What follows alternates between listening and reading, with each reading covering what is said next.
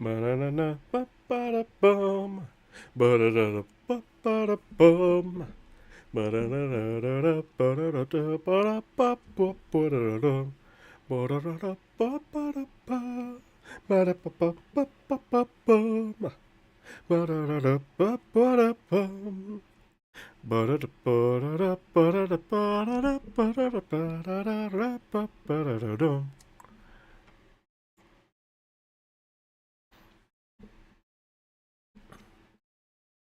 Bum bum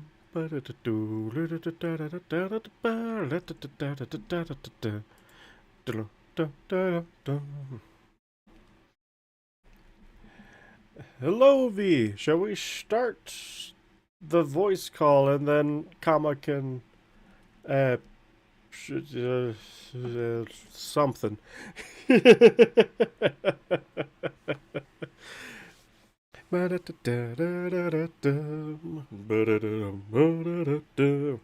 Welcome, V. Welcome, Ryan. Welcome, Warlord. Gosh, everyone's just flooding in tonight. Oop. And I still have a squeaky chair. Oh, different account.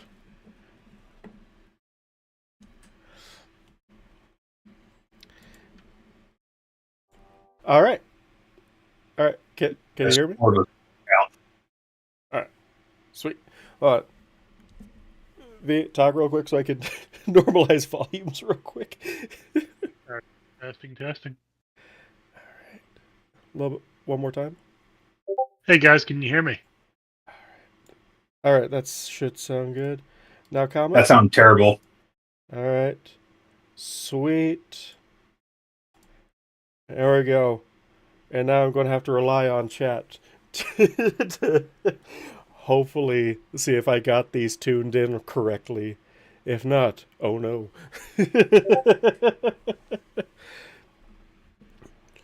Hey chat, can you hear us? They should. That was the one thing that I wanted to make sure was working before stream happened, was to make sure they could hear you. Dodo says yes, I trust Dodo with my life. Woo! You guys are echoing. Okay, hold up. Hold. Carmen, make sure you don't have the screen playing. That shouldn't matter. Oh yeah, yeah. If they're playing it on there, and really. Let me see. All right. Oh no, I did a thing. No, get me out of here. I backed out. Oh man, I can't. Gosh. Oh, I can't watch it. Well, you can watch it just muted. You can watch it just muted. Oh, okay, perfect. Because they're going to be hearing everything we're saying because we're saying it here. Yeah, we're all here. Let me just do not disturb my account real quick, so you can tell I'm not used to this type of stuff. So, oh man. Just so you know, BHS wanted me to apologize that he could not be here today. He was he has some business going on, and he can't be here. Yep, too busy trying to recruit people to watch the Apple and more Shattered Skies. Yeah, I can't. Listen, I muted the stream, and you started breaking up. I accidentally knocked off my headset for a second, so that could be why. Let me try it again. Say something. Hello. Testing. Oh, perfect. All right. I don't hear this like how would you say Doctor Strange time fluctuation? Like, oh my gosh. You're my gosh. Dumarmu, I've come to bargain. And it seems like we all got our bargain this time of year. We all got a little New Year's present from V here. Listen, I had to post it. What's what? I was actually surprised you went on ahead and did it. I thought you were going to wait. I wanted to see if I could get a whole bunch of people hyped up for this live stream because it's usually a lot of fun. Oh, it is always a blast here. And I mentioned it to you in the chat. Sorry, yeah. Go on. No, you go. I'm just filling words. I mentioned to Drake in the chat that I had said something in a previous stream of yours, like last week. No one said anything about it, but I was telling him that I had something planned for this live stream. Oh. And It's not officially done. It's still in the final editing stages, but I got proof of concept back that I was going to wait and reveal once some more people show up. Ooh, this is gonna be a fun, spicy stream. Like, I barely just told Drake like an hour ago, and I have not said anything about it or sold anything to anyone. Man, everyone brought surprises for this live stream, and I'm like, I'm going to do something, and then I ran out of time. I saw what you're going to It's do. That's fine. interesting. It happens. Oh man. Oh well. Did you? Need I was not sure I was going to be able to pull off this chapter by tonight, so It was good. No, like I was planning on at least releasing the next chapter of the audiobook, but time got away from me. What? My phone is going off, and I don't know where I placed it. There it is. Shush, and now be gone. All right. So, shall we introduce? Do we even need to introduce the people in this call? First off, welcome, chat. Pensive. I'm so happy that you dropped your friend to come join us. Oh, you dropped your fridge? A whole fridge? Sorry, I was eating ice cream. Oh, nice. He dropped his friend to come. Oh, dropped his friend. Come join us. Oh, Yeah. I heard fridge, and I'm like, I kind wait, of heard wait. fridge too, and I'm like, you know what? If you dropped a fridge, then there's other problems going on here. yeah, There there's was a a meme lot of about things that. going on if he dropped a fridge. There was a meme about that in the city I live in. The DOV over here posted a picture of like a washing machine on the highway, and it said, "If your fridge is running, it might be over here." Amazing. I got all my friends with a great pun this morning because I was chatting with them while I was driving up the canyon down here. And I was like, oh, there's the wind, because I'm in a work van. And I'm like, you could almost call it a Wednesday. And they immediately kicked me from the call. As well they should have. I would have had you change your name before you get rejoined. There is not like, if your pun is not so bad that it makes everyone disassociate with you, then it it's really not good wasn't enough. a bad pun. Yeah, you need to make it even more worse. But I've been It's kicked either- out of a game before for having bad puns. Oh, that's Nice. great. Also, welcome. I forgot to welcome Buddy Dodo. of mine broke his Risk of Rain 2 run because he's like, no, that was bad. Booted me from in-game. Oh, that's fantastic. But yeah, welcome Dodo. Welcome John. I would Welcome say- Pensive. either you wait a little longer, or just officially, just for the sake of it, just announce everyone. Because I don't follow your live streams too much, and I see some names in there I don't recognize. Yeah, I don't see. I only recognize a couple of them from the Discord, but and regulars. But it's great to have new faces. Greg's, I've only got a few so plan far. worked. But you're cross-posting this on Twitch or something too, right? No, this What do you is just YouTube? straight YouTube. I could cross post it to Twitch. I wasn't sure if you did.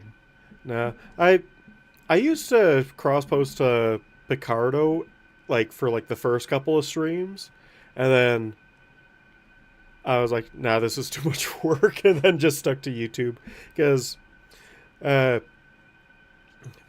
mostly because everyone's already on YouTube anyway for the live reading. That's true. So might as well just keep it on YouTube because I don't need to grow an audience. I'm pretty much piggybacking off of your audience anyway.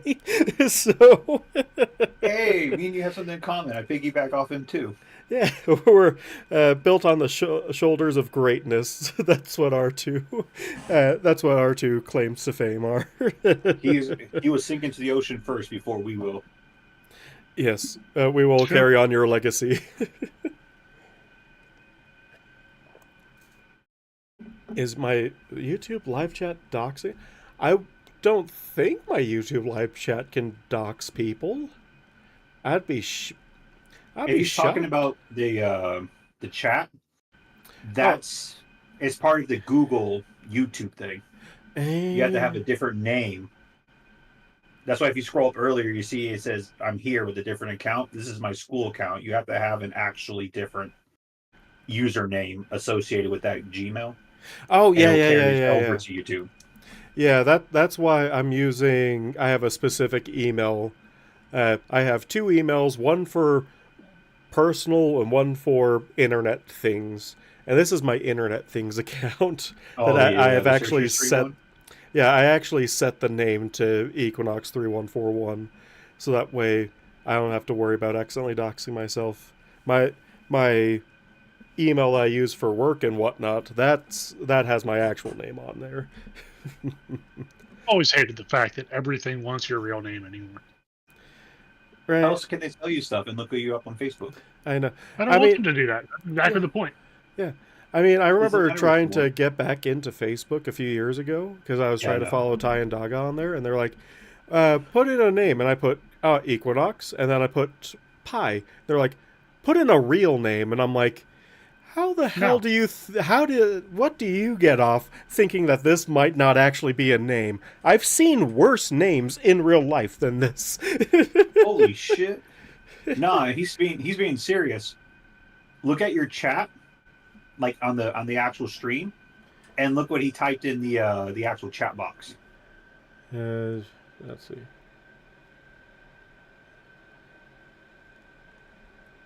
Uh, wait. You see on the chat box it says Witken44, but look what it says on the stream. I was thinking his name instead of his username. Oh, oh, okay. So I was confused because I have two different chat boxes that I look through.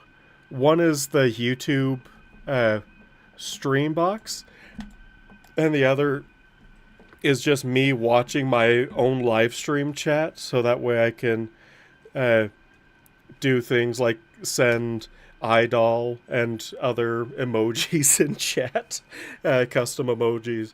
So, oh, that. Oh, why is it doing that? Is that Oh man, something I can. Is you it. just got this guy bullied. Huh. I'm pretty sure it's I didn't notice that before. I wonder if there's something I can do to change that. it's probably using his name that's tied to his account. Maybe? But that's the thing is though, you look up on further up on mine when on both chat boxes, my name's the same for both, but then his is different on. Yeah, you can give yourself a channel name. He might have just used his real name. Oh man, you're if you get bullied, man, sorry, buddy. Yeah, yeah, but my bad. I'll see if I can do something to fix that. I hmm. I'm not sure how I would fix that, honestly. I mean, I could switch chat boxes, but uh, I Heads up don't on know. that, Queek. What? On World Queek, it's because part of it too is if you put any basic information or like search something, there's cookies that get saved. Oh So yeah. suddenly now when you're browsing, you have those cookies. The dealership though, I mean, that happened to my folks. They were going to try to look for a truck. They decided not to go with it because they were going to get basically scammed. The dealer, they wanted a Santa Cruz. He's like, yeah, you're going to have to trade in your fully paid off 2021 Honda Civic and your near paid off 2024 Jeep Wrangler. Not Jeep Wrangler, excuse me. Just a basic Jeep. And then you had to pay us an additional 16,000 to get the Santa Cruz.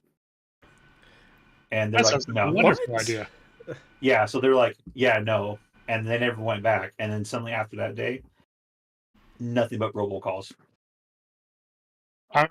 I'm currently getting emails about trading in my 2020 Nice. for a new 2025, and I'm like, I could either do that or I could not make payments after this year. This truck, this Jeep my dad had, it was like a $44,000 Jeep, and he had almost paid it off. He had like 16,000 left on it. Gosh, trade-ins are like some of the biggest scams, aren't they? Well, this was I forget the deal, like Chevy dealer. Was it who's the Chevy Cruze? Santa Cruz from? I don't know who makes it, but that's the truck. I am not a car guy, so whoever. If you look at my digital footprint, only full of false info, I'm fair. Although, technically, my digital footprint also leads to a government job, so I was going to say questionable things. Yeah, full of questionable things.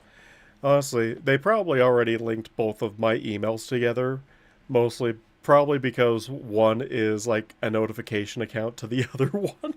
Oh, man. Well, because like Google's like, oh, do you have a recovery email? I'm like, okay, use this as the recovery email. And to the other one, I'm like, use that other one as the recovery email. So they probably figured out already that I own both accounts. I actually had a Gmail address before this one, the one that I currently use. Yeah. My recovery email was my school email, which I lost access to when I graduated. Oh no! So I'm like, how do I get access to it? Like, yo, you need to reactivate you need to go through this other account. I'm like, that account doesn't exist anymore. Dude. Too bad? Yeah. I'm like, that sucks. That happened to me back. You remember the 360 and 360 days? Yeah. I was still new to emails. You had to make an email for your profile. The blades, when they had the blade system. I eventually got to the point like I want to actually log in so I can start downloading,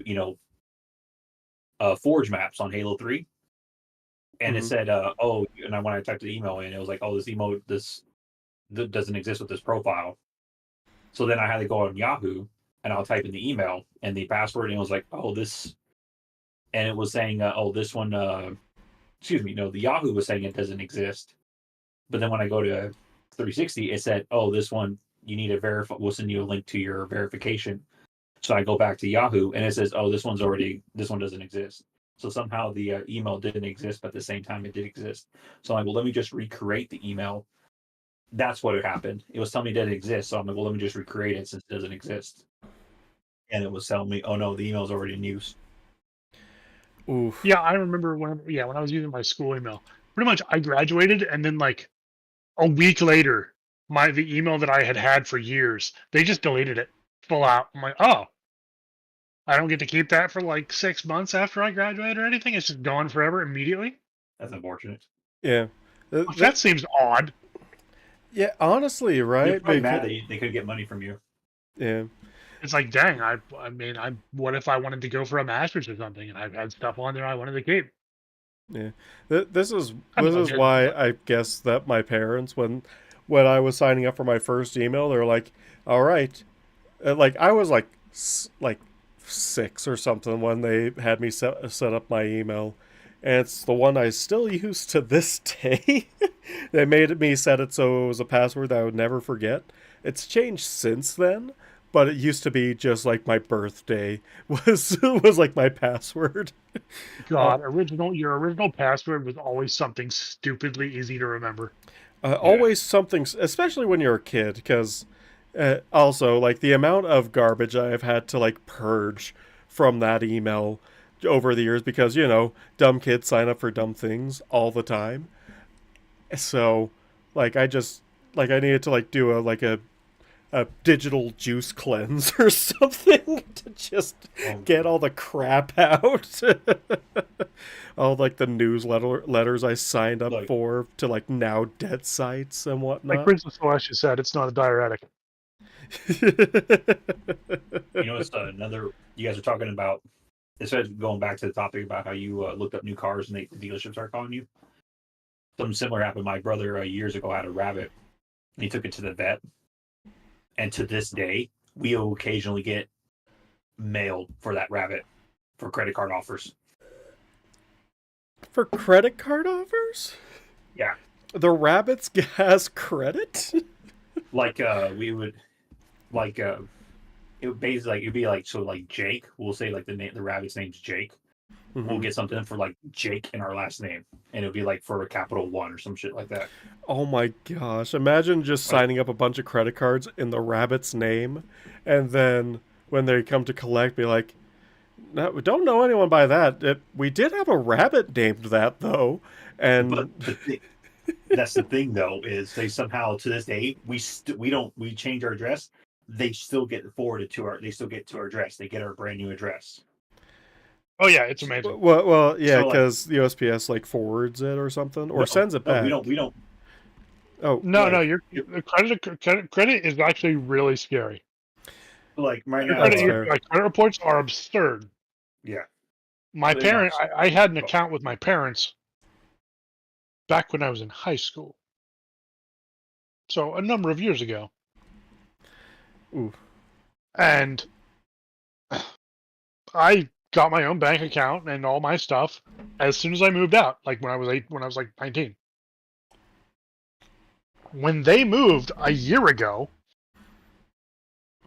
I got a whole bunch of pings on my credit because they're like, "Oh, hey, these people you used to share an account with have moved. Did you move? We're assuming you moved." I'm like, "No, I didn't move." Gosh. But they're like, but for me to say no, I didn't move, it also basically says, "Hey, these other people didn't move either because you said you didn't move." And I'm like, "That's not how this works." But okay. Yeah, you For can sure. believe in that delusion if you So- want to. Man. Actually, Also, like, Like, welcome when you really look into this Seth. stuff, it's like this stuff is so disconnected anymore. Yeah. I mean, Yeah. look at phone numbers. Whatever phone number you had in the 90s or early 2000s, Oh yeah. it's still the number you got. Oh yeah, for sure. That number used to have some relevance to where you lived. Now Oh. it was whatever phone number you have. If you moved, you're taking that number with you. Yeah. Yeah, I'm for sure. Still using the same phone number I've had for the last like 10, 12 years. It's great because if I ever get a phone number from a call from the phone number that I have, like within the same area code, I know it's a scammer. That helps. Yeah. I don't know anybody who lives in. I don't know anybody that still has my old address. It's great. I'm gonna take a step back. So yeah, so far the rabbit never got one for American Express Black, but it's been for Chase and American Bank of America. But it's just a fascinating thing where it's just like this is some real scary shit. Yeah. And now that Probably we're does qualify for Amex Black. He's never been late on a payment. yeah, that's for sure. He just hops right to it, doesn't he? Oh, banned. You set me up way too good for that. You can't in give charge me of an the stream, opening too. that huge. I know. Can't give me a rabbit hole that deep. Just people in the chat, Jerick. No, I'm not upset that he made the joke. I'm upset that he stole it from me. No, we just have like 3 dads in chat to prepare for the punishment. Oh man, but yes, I do have to say welcome, Seth, because you did not sneak in. I saw your comment immediately. I just didn't want to interrupt, comma. No, you can't. That's how I talk over people. Welcome to WWCOTG. All dad jokes all the time. Not Cersis's radio station. Oh my gosh, not Cersis's radio station. I've had so many ideas for things that I want to do. It makes me the only thing that makes me so I can't fulfill these ideas is because I work 5/10s. If I didn't, then so much crap would get done. Nice. That's That's about fair. overtime. No, I don't get overtime. I get commission. What? It's commission Your old based. salary. Nope.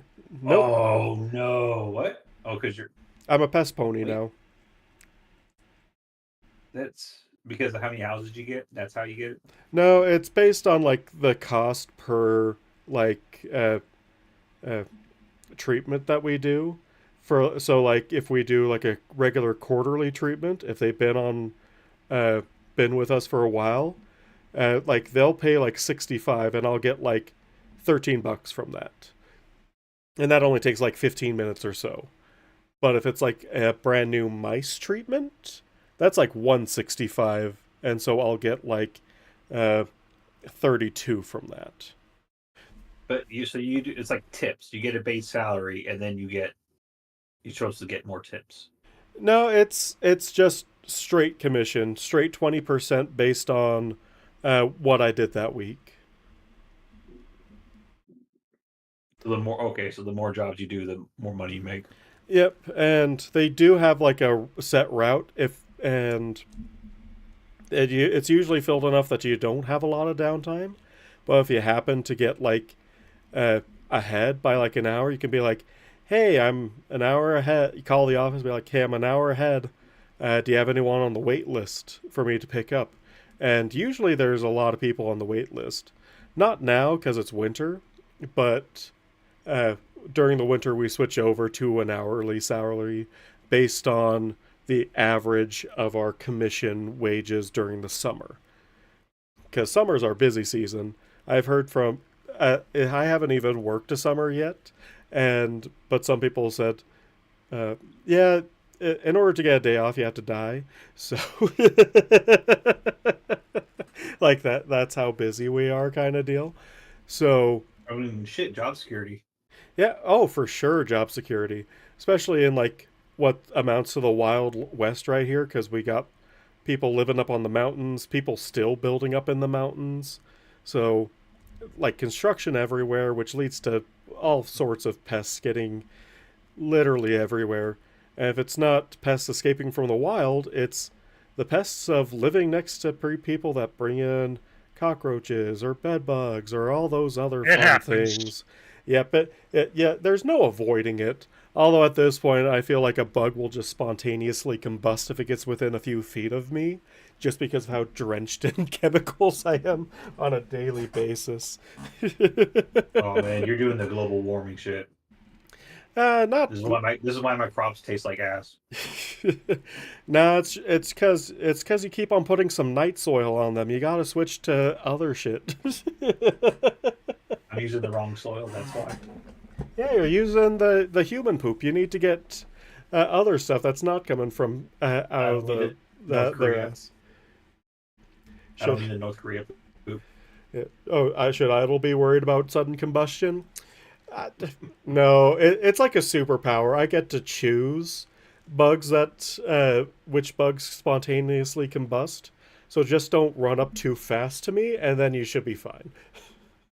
He's doing the Emperor thing. Unlimited power. Exactly.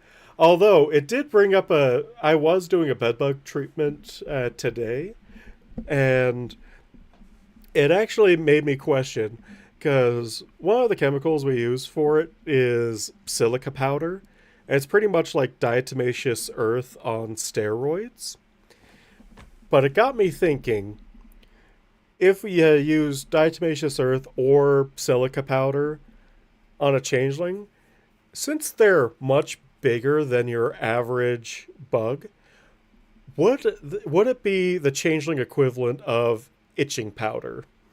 That's pretty much what I'm thinking.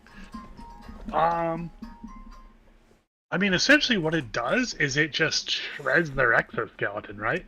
Like it shreds like the waxy coating. Maybe it gets to their exoskeleton. I don't Yeah. need to know exactly how it works in order to. The chemical works hard, so I don't have to do much. Essentially, what so- it does is it dries them out. Yeah, so 100% it would be an itching powder for something idle-sized. Maybe that can be a fun little spin-off thing. He runs into Wayne and accidentally gets covered in this stuff. To normal... At best, it's itching powder. At worst, it's probably something more like mercury. Maybe. Yeah, because Like it probably would not be green. Because it's not inherently toxic or poisonous. Like, the only reason I wear gloves and a mask while applying it myself is because it dries out your throat so much. It feels like you have allergies if you accidentally breathe that stuff in.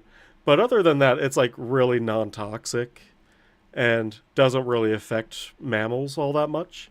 Or it doesn't really affect anything other than bed bugs. So that's why I'm saying maybe it's just itching powder. It's industrial grade strength itching powder, but specifically for changelings. Maybe this is their new changeling detection.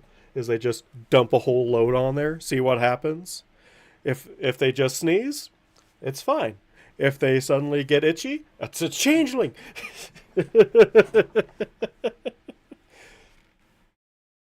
It's a changeling. Oh, what was that?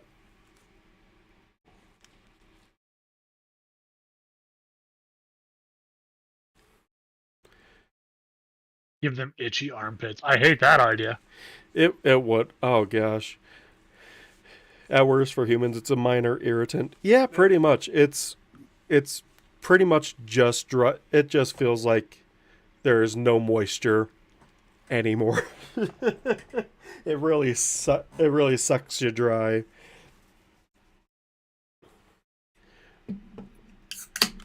But honestly, other than that, it's perfectly safe. There's a lot of stuff I want to say, but I'm trying to be less. How would you say? I don't want to say it because it starts leaning into certain topics and it gets really like, oh my god, why would you say that? Well, I'm not phased by most things nowadays because I worked night swings and night shifts for so long. But this is your YouTube though. This is your channel.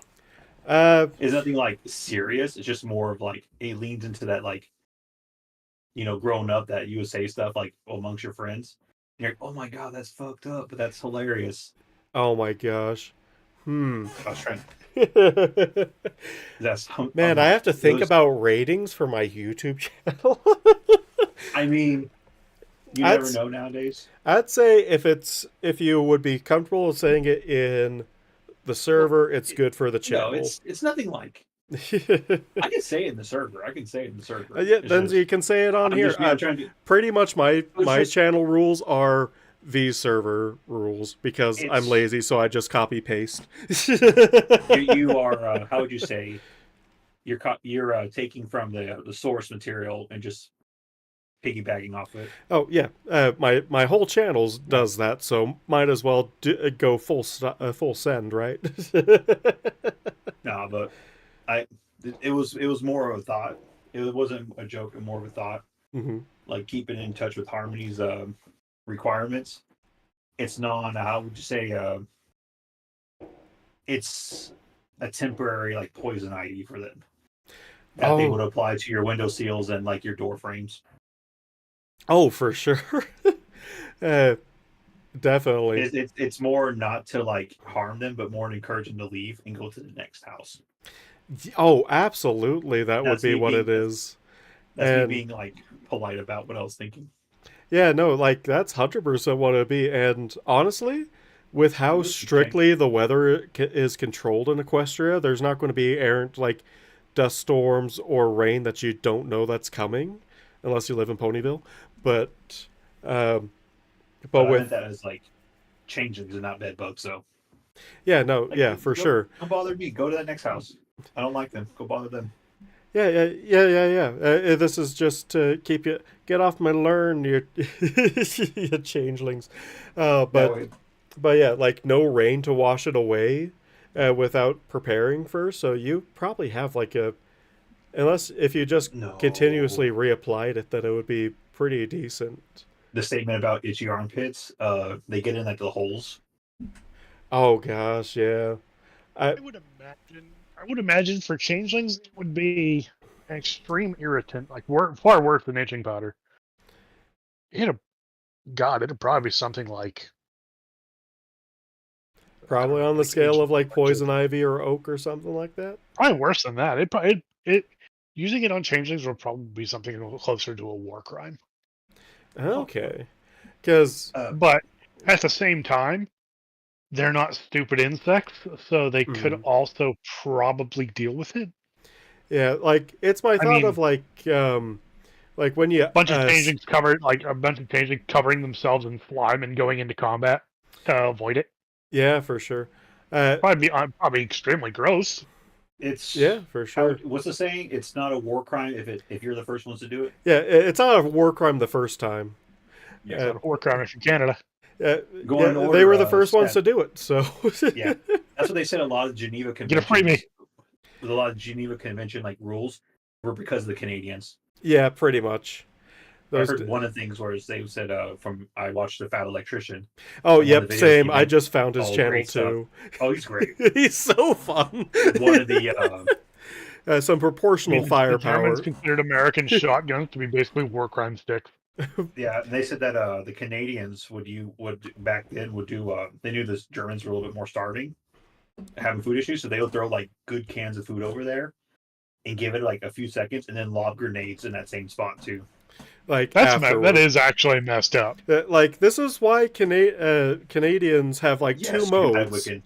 And I actually confirmed this with a Canadian friend of mine. The reason why they're so nice most of the time is that they push all of their anger and hate into their wildlife. And then in times of great need, when they need to fuck some shit up, they take it all back and it's just concentrated, let's fuck some people up. First off, yes, Wiccan's right. He's seen it. He knows what we're talking about. Yep, it's never war. Canadians are the civilization form of Australian wildlife. Yeah, 100%. I mean, have you seen a Canadian goose? Oh yeah, they're not nice. They're neither are like moose or anything. I also think it's hilarious how Moose are hilarious because people are like, "Oh, it's just a deer." No, it's a big fuck off Did you see megafauna that's the size of a small house. I don't think it was a bull. I think it was an actual like a doe. But did you see the video like the moose, the doe? I think it's a doe. Oh moose yeah, chasing the walking bear. around and just I'm slap pretty sure on the we've slide. No, it I was think we not that. discussed No, this once not before. that video. It was chasing One a of the bear. only predators of the moose are orca whales. I was about to say that it's their top predator is whales. And no, like this video was the doe was chasing this bear, like this grizzly, around this campsite. People were filming it and ran it out of the campsite until it ran into the water and had to swim up the side because they didn't want the moose to follow it. But yeah, the only reason I think that it would not be a war crime for changelings and might be a mild irritant at best is because of how much thicker and more durable changeling shells are compared to their insect counterparts. I mean, it took Shining falling like what 2 stories onto Idol's back in order to just merely crack his chitin. To be fair, changelings do have an endoskeleton as well as an exoskeleton. Yeah, that's fair, but that. but like his plates have like they were cracked. Some of them were in worse shape than others, but it's not like He his was able, legs yeah, were detaching or anything. You also have to remember he's capable of It's just this conversation self repair. Most insects do not have that wherewithal. Yeah, this is why because also like that thicker shell thing because like, especially as I especially go with the thicker shell theory because like insects you breathe on them wrong and they get squashed, whereas changelings like they can't be that fragile because Changelings have the survivability of roaches. yeah, but roaches can still get squished. I know. Yeah, I do plenty of roach treatments as well. Diatomaceous earth is very good against them. Diatomaceous earth is essentially shards of glass to them. Yeah, and silica powder is even worse than diatomaceous earth. Look at it this way. When you think of endo, it's inside. Exo, out. Exterior, interior. Yeah, changelings essentially have both. That's the easiest way to remember those two terms. We also have theorized that full endoskeleton, but it's something similar. Yeah, I always imagine changelings having just magical goop inside that's held together by their shells. They're mostly goop. It's mostly magical goop, and that's how they reform so easily because all they have to do is just burn away their shell, and So then she's like, I'm and, made of and nuts. then gets contained. Or liquid takes the form of its container. But yeah, To no. answer Seth's previous statement, so he can go to bed happy tonight. There's the joke about Cersei having the radio station. Yeah. Oh yeah, She the radio, takes the pun once radio she station. hears all Idol's jokes. Later that night, she goes into her cavern underneath Camelot, does her radio station, and tells the jokes as if they were hers. And when she gets caught, she says she was inspired by them. She didn't steal Oh them because God, she inspired by them. Cersei is an actual underground radio station. She's a pirate. Absolutely, she would be an underground radio station. I Was it? Would you say Bones? Bones would be her handyman or handy skeleton. Mr. Rattle. Oh yeah, he would definitely be her handy skeleton. We love Bones. But Mr. Rattles. Mr. Rattles. I was like, it's something bone related, but I think I think what would happen is Cersei is like as all as all children who are raised by their dads tend to be, they are infatuated by dad jokes from an early age, and are infected with the need to create. Strategy. It's a need to create even more dad jokes. So it's actually Cersei has better zingers than Idol does, but in order to maintain her silent partner. Yeah, and then Idol, in order to maintain her reputation as the cool kid, as the cool imaginary friend, she has to act embarrassed by all of Idol's dad jokes, even though she could roast him into the ground. This might be showing some age here. She acts embarrassed because she knows he expects it. Yes. This might be showing some age here, but Drake would understand it. Mr. Rattles would be her Silent Bob to her Jay. Oh, for sure. That's not that old. You give me a break. If you don't count Clerks 3, when's the last time those two were in a movie? No, shut up. Well, thing is that I don't know them from any movie. I just know them from comic book men, honestly. That movie? No, it was a TV show. I did not watch that. It went on not. Have you even seen Dogma, Mallrats, Clerks 1, 2, 3? To be fair, I didn't really watch any of those. They're fun. Go watch. I did watch Jay and Silent Bob. Yeah, that's funny. We are a homosexual couple taking our son to the thing. It's like, oh shit, they're gay. It's like, what? No, it's a monkey. Like, stop it. I don't need this on the news. Like there are so many shows that are just like, you couldn't do this. You couldn't do that nowadays. Even Avatar: The Last Airbender, I was rewatching the first couple of seasons of Avatar: The Last Airbender, and I'm like, oh gosh, half of these jokes wouldn't get through censorship today. We will never see a remake of Mrs. Doubtfire. Oh, absolutely not. The peeing standing up scene was still the funniest one for me. Fucking would have traumatized me if I saw that. Yeah. Yeah, if you hadn't watched Comic Book Man, it's actually pretty fun. They actually had a Brony episode where they actually went to a pony convention. And it was kind of fun because they were kind of like the awkward middle-aged dudes, just like they because one of them really got it, so he dressed up as like Rainbow Dash from the Rainbow Factory, but the others got into like a two-person horse suit, and they oh my god, and they did that for the costume contest. One of the things I remember from recently.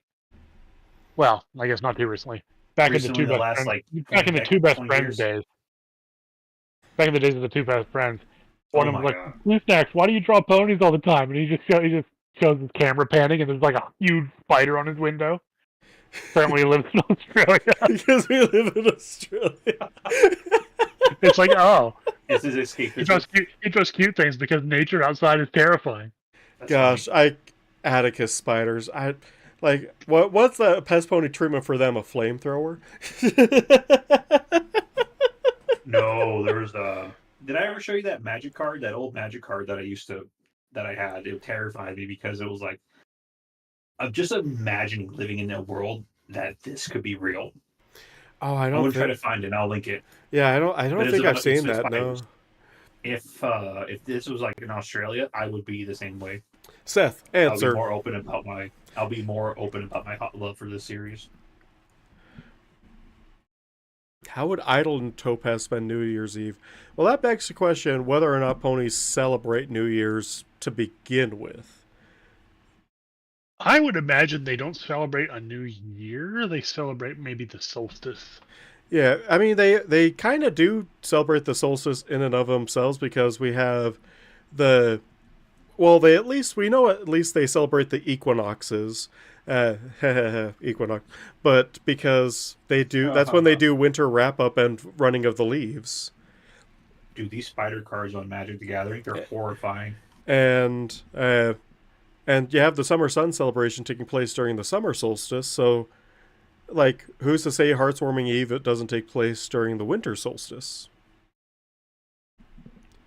That's a good question. So I think like maybe the New Year celebration is winter wrap. Topaz is a drinker.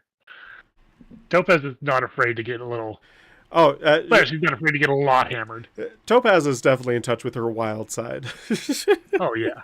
What, the Griffin? And Idle is less in touch with his wild side, but he is fascinated when Topaz does it. You know, you see, 100%. He's not in touch with the wild side because he is the wild side for Topaz. Oh gosh! That part where you. I mean, it was established. Topaz has been You said a Griffin at one point was one. Topaz That's the one I know. It's like a massage with knives. Oh my god! Topaz might be a bit of a freak. That's why Caddy was a little like. Even Katie was like, "Oh wow." Yeah. Gosh, that part that you put in the new chapter about Topaz, adorable. I just love the idea of everything of being like super serious business, and him be like, "Ooh, something for Topaz." I found a present for my rare friend. I don't know what to get for. And everybody's like, "Dude, is now the time." Dude, this is not the time. I found rare bug. I'm taking it. Well, I need rare bug for my mare friend. I mentioned that to V. I was like, that's like I'm imagining something like that's going to happen. Like he's going to tell her, and they're going to do their own little spelunking back in there. Oh yeah, here's the card. I don't know if you guys want to link it or not as related. This is the card I'm talking about. Like if this was like in Australia. Oh gosh, I mean that is practically Australia, honestly. Like, they get huge. Like look at the context. I see the context. And I'll post in the live stream chat. I mean, yeah, honestly. I mean, like, it's the same thing where I get, like, with Lord of the Rings and whatnot. You have that giant, big-ass spider. And I'm like, how do people live in this world, honestly? We only see her in, like, Mordor, but who's to say giant spider doesn't exist elsewhere in the world? And I'm not having it. Welcome back, Pensive. I don't like it. I've read comments on some YouTube channels that people were talking about soldiers during the war in the Pacific, the World War II in the Pacific, that their fathers or grandfathers, the great grandfathers or grandfathers, had experiences with certain like oversized bugs that creeped them the fuck out. And one comment was, supposedly they had seen a spider like the size of a like a big spider the size of like a big cat, a house cat but a little bit bigger. Oh yeah, small dog. And they said that they would like parade around their outline of the trenches. Again, this is in the comment section, but the topic was about like cryptic type of reports from soldiers, and that was one of the common things. Mm-hmm. So, you never know. Oh, you never know. I mean, we have scary things in nature here already. Like, we have the most poisonous tree in the world. Happens to be located in Florida, of all places. No wonder they're so strange down there. Because they got released in Florida. Yeah, that's true. Yeah, they got killed out in their native country, but they got brought over here in Florida. Yeah, death apple trees. fun times. There's also the plant that's also in Australia. The suicide bush. Gosh, that God. A lovely name. Yeah, like out of all the names for various plants, that one is an apt description, and I'm definitely not going to ever touch things related to that plant. I don't like that. Stay out of Australia. I'm gonna hijack this real quickly, just because we got 10 minutes before the first New Year's hit. Before the first New Year's celebration, honestly, just in case people are going to go to bed right afterwards. That project that I got the secret pensive reveal, or no, sorry, the secret karma reveal. Let's go. I'm going to link it into the chat, and I'll let you two to talk about it or distribute it, because it was mostly kind of a gift for V-Drake, but at the same time, by extension, for the community. Ooh, is it? So I'm going to link mass artwork. You can thank Tyscope for putting. I knew it. I knew mass new artwork. Let's go. In this picture, there's two concepts. I'm going to use the one on the left because it gives more detail. You ready to? Oh yeah, I'm ready. Oh, that's adorable. Aww. So I'm using the one on the left because they're bigger. Yeah, I do like them being bigger because on the right. I like the one on the left just because like that is supposed to be the main focus of the scene is his realization, whereas but like Celestia's exclamation, it's definitely needed, but it is definitely a background detail. That's the exact reason I gave him. Adorable Cersus. That is absolutely right? Adorable pink Lestia. I guess the exact reason I gave him, the one on the right is exactly how she would say, but the one on the left actually, is the more you can see them better. Yeah. Mm-hmm. But that's right. Like he nailed it in the first try. I told him that I gave him a snippet of the scene I wanted him to work on, and he's like, "I think I can do something with this," because he's not caught up yet. Oh, he is. So I asked him before as a spoiler. I said, "This is a spoiler." I said, "Would you be fine working on this?" He's like, "Yeah." And I said, "Here's a snippet," and he's like, "I can do that." And then this is the first concept. He gave me the line art, and then he gave me color. And I'm like, "Oh my god!" That really sticks out. Yeah, I do have to point this out just because she does look like a tiny celestial. She absolutely does. Although I do have to point out. He gave me permission to use it to post it to you guys. By the way, I just have to point out just because the perfectionist in me, and because I've read this chapter fairly recently. Don't ruin this moment. She has cardboard wings. They probably look relatively realistic. But at that point, her disguise is falling apart. They're paper mache, and yeah. Right. Yeah, but that's my only gripe with it. that's the only comment. So, it's not even a gripe; it's a comment. I'll let V-Drake, if you want to post it. I guess he gave me permission to post it to show you. So I don't know if because you got it, I will let you decide if you want to post it. Well, the thing is, he gave me permission to post it to show you. So I don't know if we should let this one, because I still got to pay for it. I told him, he said, go ahead, and he said, we'll wait until the final one's done, because I wanted something to show for tonight. All right, so I don't know if I should go ahead and just if I should post the concept in the Discord, or if you guys can screen share and just show it seems like he's here. You could ask him if he. Yeah, he's in chat right now. Welcome, shit. Scope. See him. What's up? It's his yearly appearance in the stream. Yo, Scope. Okay, that was not planned. No, I know he likes to lurk in the back of these New Year's streams, mostly because he probably is not getting spoiled on the story at all. I mean, he'd never get spoiled on the story, because when's the last time I actually read the story on stream?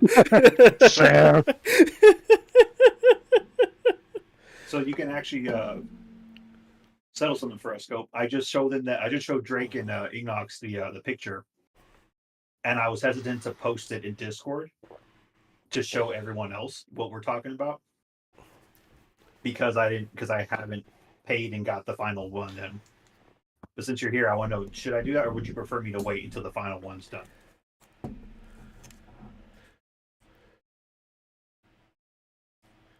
We all wait with bated breath for the clickety clack. All good. Go ahead. Honestly, all the wings would need is like a piece of tape on a couple pieces of tape Oh on my them to God. make it look fake. Oh yeah, that would be perfect on him. So Drake, honestly. like I said, this was I had him commissioned because I wanted it as a gift, like a present to present it to you. So I'll let you. That's why I'm saying you go ahead and post it because you already posted your new chapter tonight. You took away some of the steam, man. Oh, I'm sorry. Cute. I will post it because this is. Yeah, go and post it because he did a good job. Like I said, we're talking about you, Scope. We're like, you did a fantastic job with Cersei's. That's. It's going in the art and other stuff section. I love anytime we get new Don't pin it scope. just yet until I get the final one, and then you can post it. Okay, I won't. I absolutely love it when we get new scope art, and honestly, it's so good. It is always so good. And I'm actually thinking of once I get the funds together, I want to start commissioning him for new chapter art and just tell him go ham, and then just charge me whatever you would have created. Just charge me what your rates based on that. In case you weren't noticing, that's the art that I just got commissioned. We're posting in the Discord right now. Oh, yep. Hold on. Let me actually just screen share. Or not screen share. Let me just...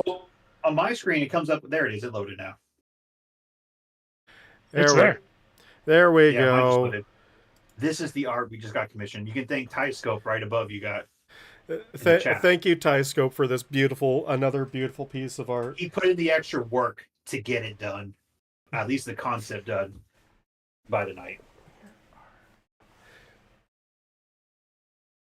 And always just super cute, super adorable stuff.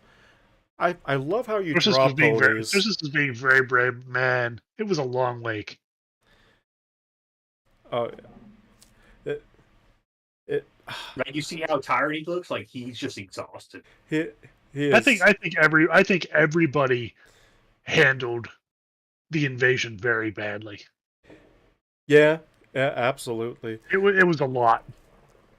It was a lot for everyone, and honestly, even at that point of the story, the reader feels tired because they just see all the crap that Idol's going through over and over again. You're like, just give our poor Buggo a break.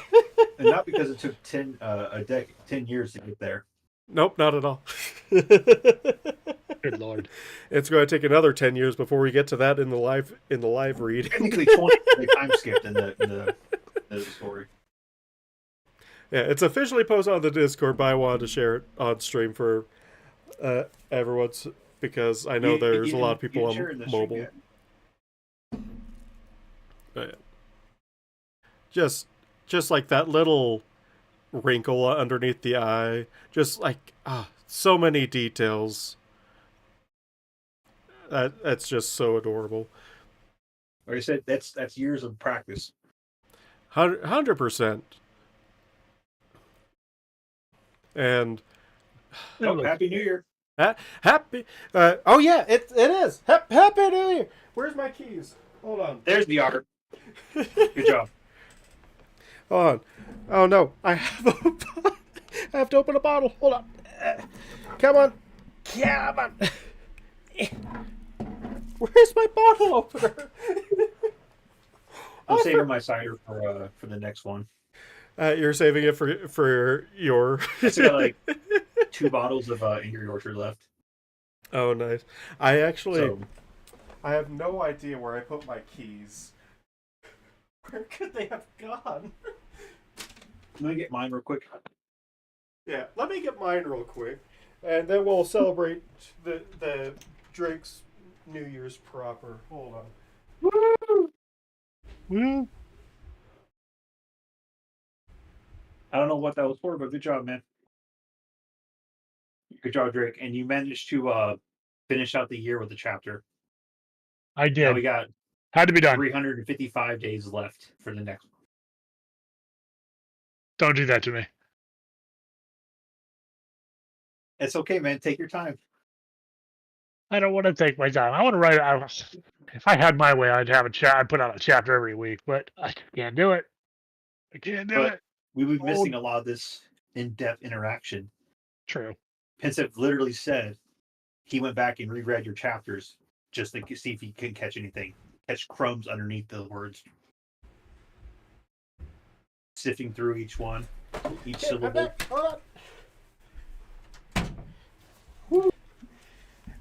Hope you're a minute too late, man.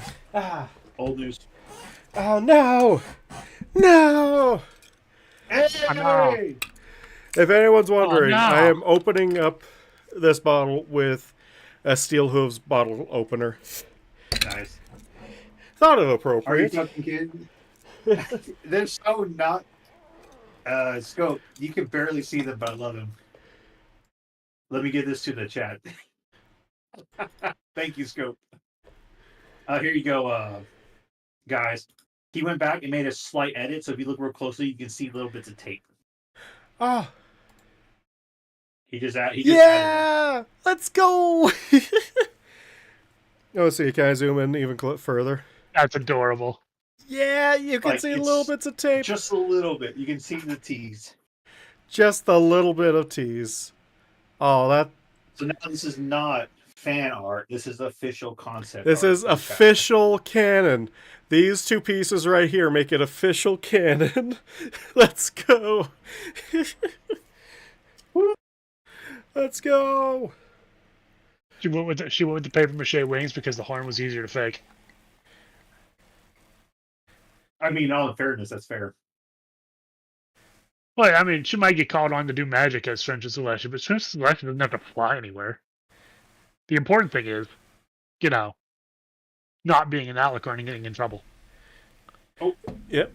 Gotta release her parental unit somehow. I don't know if you can. Do you think you can show them the new updated? Oh yeah, right here. Yeah, it is. Little bits of wing on it. You deserve it, Scope. No fake wings. Little fake wings right there. She falls with style, Pensive. That's exactly what happens. Oh gosh, like even the I love the detail of like the God, tears. I remember that the one episode where she just falls out of the sky out of nowhere. Yeah, she just pretty much body slams into a tree and then picks up a letter and then leaves without explaining shit. Explains nothing. Leave. Explain nothing. I think I used to, when that type of stories are popular, where you would have them, like the idea was this is an actual show within Equestria, and all the people or the ponies that you see on the screen on our show are actually like actors. One of the show or one of the chapters of that story, I don't remember where it was. I don't know if the guy, again, I don't know if he was deleted the story or not, but they interviewed the actress that was portraying Twilight in the show, was saying that the actress that plays Celestia is actually a Earth pony, and that's why you don't see her fly in the show. Oh, that'd be super fun. And it was just an interesting concept. Yeah, for sure. That's why you barely see her use too much magic, or if you do, it's and I've seen big Earth pony. Yeah. Although I have seen like great explanations for why Celestia didn't win against Chrysalis in the wedding, like not just because Chrysalis hopped up on love magic, but because if Celestia actually used enough power to defeat Chrysalis, she basically let off a nuke in the throne room, and she didn't want to hurt any bystanders. I've heard that one too. Full concentrated power of the sun. Yep. Itty bitty living space. Celestia is the Terry Crews meme. Oh, for sure. It gets cold, so I made another sun. And Celeste is screaming at Luna, double sun power. double sun dog. Uh, if and what episode was that? It wasn't. What episode was Celestia falling out of the tree? It might have been. No, it's not Grand It had to be Gabble. like what, season 1? It was season 1. My first. It was definitely. It might have been the one where Twilight got the tickets. I was 'Cause thinking I that, don't- but she. I don't think she showed up at that one. Because She I immediately haven't sent it watched back. the sh- At first, I thought 'cause it I might haven't have watched the been show since Lesson season 0. No, way earlier than that. Because I haven't seen the show. Whatever since season it 3. was, So- Spike was about to send the letter, And and then Celeste just drops out of nowhere. so sorry, Grazin just flies off. I didn't learn anything. I was right all along. I mean, I always love the idea that Celeste gets that letter, and she's like, "What the hell is this?" No, it's gonna bug me for the rest of the night you see, until I find out Seth? which episode that's from, because it's I definitely don't season upload 1. those. You have to ask Tyscope if he uploads them. But if and the chance that once I get the official like final version of the image, if you want to post it on Drooper, you're more welcome to. Yeah, I don't think Derpaburu is up to date with all the new stuff, anyways. Because No. I don't think anything from Colonel Hooves is on there. I don't think any of the. There's a couple. Oh, there's a couple. The recruitment poster, Oh, nice. Yeah, I don't think. but I think I'm gonna give it because that's kind of cool actually. I don't think there's anything for any of the Christmas that? carols. I don't think any of the Christmas Carol artwork made it up there. Which one of them is me, so I wouldn't feel too bad about uploading it. I just don't upload that. I just don't upload in period. I don't care if anyone uploads any of the art onto it, as long as it's Credit. it's the official, like, and yes, and it's credited to Tyscope, because Tyscope does have a tag on there. Yeah. A small one, but Credit as long as it's Tyscope. credited properly. Credit the rest of the changeling of the guard tag, so that way everyone else can find it. But Yeah. definitely, I said- absolutely and- credit Ty. And especially with, like, if I get art commission like that, wait until it's the official one. Like what we're showing right now, It is he gave me sneak permission preview. he gave me permission because the one on the left is the one I'm choosing, because their Idol and Cersei's are bigger. Ty, I'm just waiting for the final version. yeah, Ty just posted. I haven't uploaded pics very much at all recently. If you want to post it anywhere, I'm fine with it. So I might have And I a said, and link it to Tyscope. yeah. Just link it to Ty. I'm going to give myself that job to upload all the artwork Ty's done for me over the years, and get That that. means you're gonna have to off. put your readings on hold. What? Oh, I get. okay. Oh man. The episode where Celeste just shows up out of nowhere, it's feeling Pinky King. Oh. Where It there's makes always the so feeling that much something's going to fall, and then it's just Celestia out of nowhere with a steel my chair. God. It makes so sense. That makes so much sense. That episode's so weird that of course it would have a little visual gag like that. That's funny. Yeah. Okay, so the whole concept is they can't explain it, and Pinky's like, "No, something's gonna happen. I just don't know when." They think they solved it, and it's just Celestia almost like nails Spike. Yep, pretty much. Oh, And- okay. Oh man, I forgot about feeling Pinky Keen. It's like That was a weird episode. season 1 and 2 always love doing their little end gags, for Ghostbusters, where Pinky got her muzzle removed. What was it, Ghostbusters? I feel like it's Ghostbusters. Where Pinky got her muzzle removed so she couldn't talk, and then she gets at the end of the episode, she takes a big breath, and then it cuts to black. So I don't think Pinky talked the whole episode or something Well, like we've that. all heard the stories about that, about why that was. It's unfortunate because I really do think, while the other seasons were pretty fun, first two were There was some Perhaps. magic in the first two seasons. like there was more of that, like slice of life, comedy stuff, and everything else after that was grand adventures and shit that you're never going to use again. Like I said, I stopped watching. I haven't. I got them all, digitally, but I haven't watched it. I stopped watching when they're live after season 3 ended. I only caught like snippets of people talking about what was going on. What's really And funny, I have not watched the last season. I watched the last episode, by clips. I've been trying to avoid it because I want to get more caught up to what's going on before, I don't know that Changeling's gonna follow all of it, but yeah, like I said, I only know because of YouTube clips, and I like I said, I got them all digitally now, and I might rewatch it, in order, season 1 to 9. But from what I understand, is like the rainbow power shit. Like, come on. yes, season Like what? season 4, funny enough, is like one of my favorite seasons. In the show. Fight. What? The ending fight. Not the ending fight, but just like the whole vibe of the season itself. It honestly remains funny to me that they never released a complete series Blu-ray of that show. No. I wonder why would you not? Like it's there. Like the money, just do it. Make the money. It's probably like a rights issue. Like I can't imagine it is. Well, it probably is now. Netflix has season 9, and then Hulu has like seasons 1 through 6 or some shit like that. Yeah, it's like distributing rights got like split up or something like that. So the Hub did kind of cease to exist. Yeah, Hub ceased to exist. Discovery Family owns some rights. That's why, like, I want to say, Make Your Mark? I honestly think that they never expected the show. They never expected the show to take off like it did. First off, no, hell no. And then, I remember before I joined the fandom, I went to a convention, like my first anime convention, and I saw someone like this, like the classic Netbeard looking guy. He was dressed up like Pinkie Pie. I mean, not Pinkie Pie, Fluttershy with the wings. I was like, what the fuck am I at? Like, I almost left because I was supposed to meet friends there, and I saw that, and I didn't know who the fuck that was or what that was. I'm like, oh my god, what the fuck did I walk into?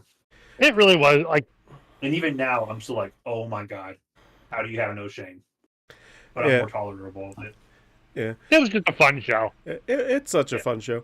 Honestly, like, it's kind of funny how I've watched the show because I haven't finished the whole series. I think I stopped watching regularly around after season 6. Yeah, season 6. But how I watched it was I watched it as like a background thing because some of my brothers were into the show, and I just watch it because I'm one of those people where if the TV's on, my attention's going to slowly drift to it no matter what I do. And so that got me interested in the show, but I really just fell in love with film fiction in general, just with all it's so creative. And then so I was just reading them for the longest time, and then suddenly I'm like, why is everyone writing Twilight as a alicorn? I mean, it's a fun twist, but so many stories are doing it. I didn't realize I wasn't part of Wingate at all. It just blindsided me. Like, man, everyone's using alicorn Twilight. I wonder if something happened in the show. I think Idol would be like one of the biggest proponents of alicorn Twilight. He's gonna be like, yes. Everything I've ever believed is justified. He's that Mike. Obviously, Shining has always been meant to be a prince. His sister is a princess. There's only one way that's possible. He would be that Mike Bison meme, the yes, or whatever. M Bison. That's what it is. Oh man, back whenever Carapace and I were like working on like sort of a collab thing where it was gonna be like Discworld themed. Mm-hmm. Like his version of Idol's entire reason for serving Shining in with Chrysalis was to try to convince him to make Twilight his commanding officer. No, I know that I can do this job, but she can do it better. Oh yeah, the Guardlings short that you did ages ago, that was fun.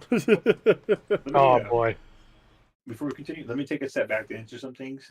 If you do want the complete series, you have to get him through like eBay, because some other countries make, unofficial. Oh, of course. Seasons. I don't want to do that though.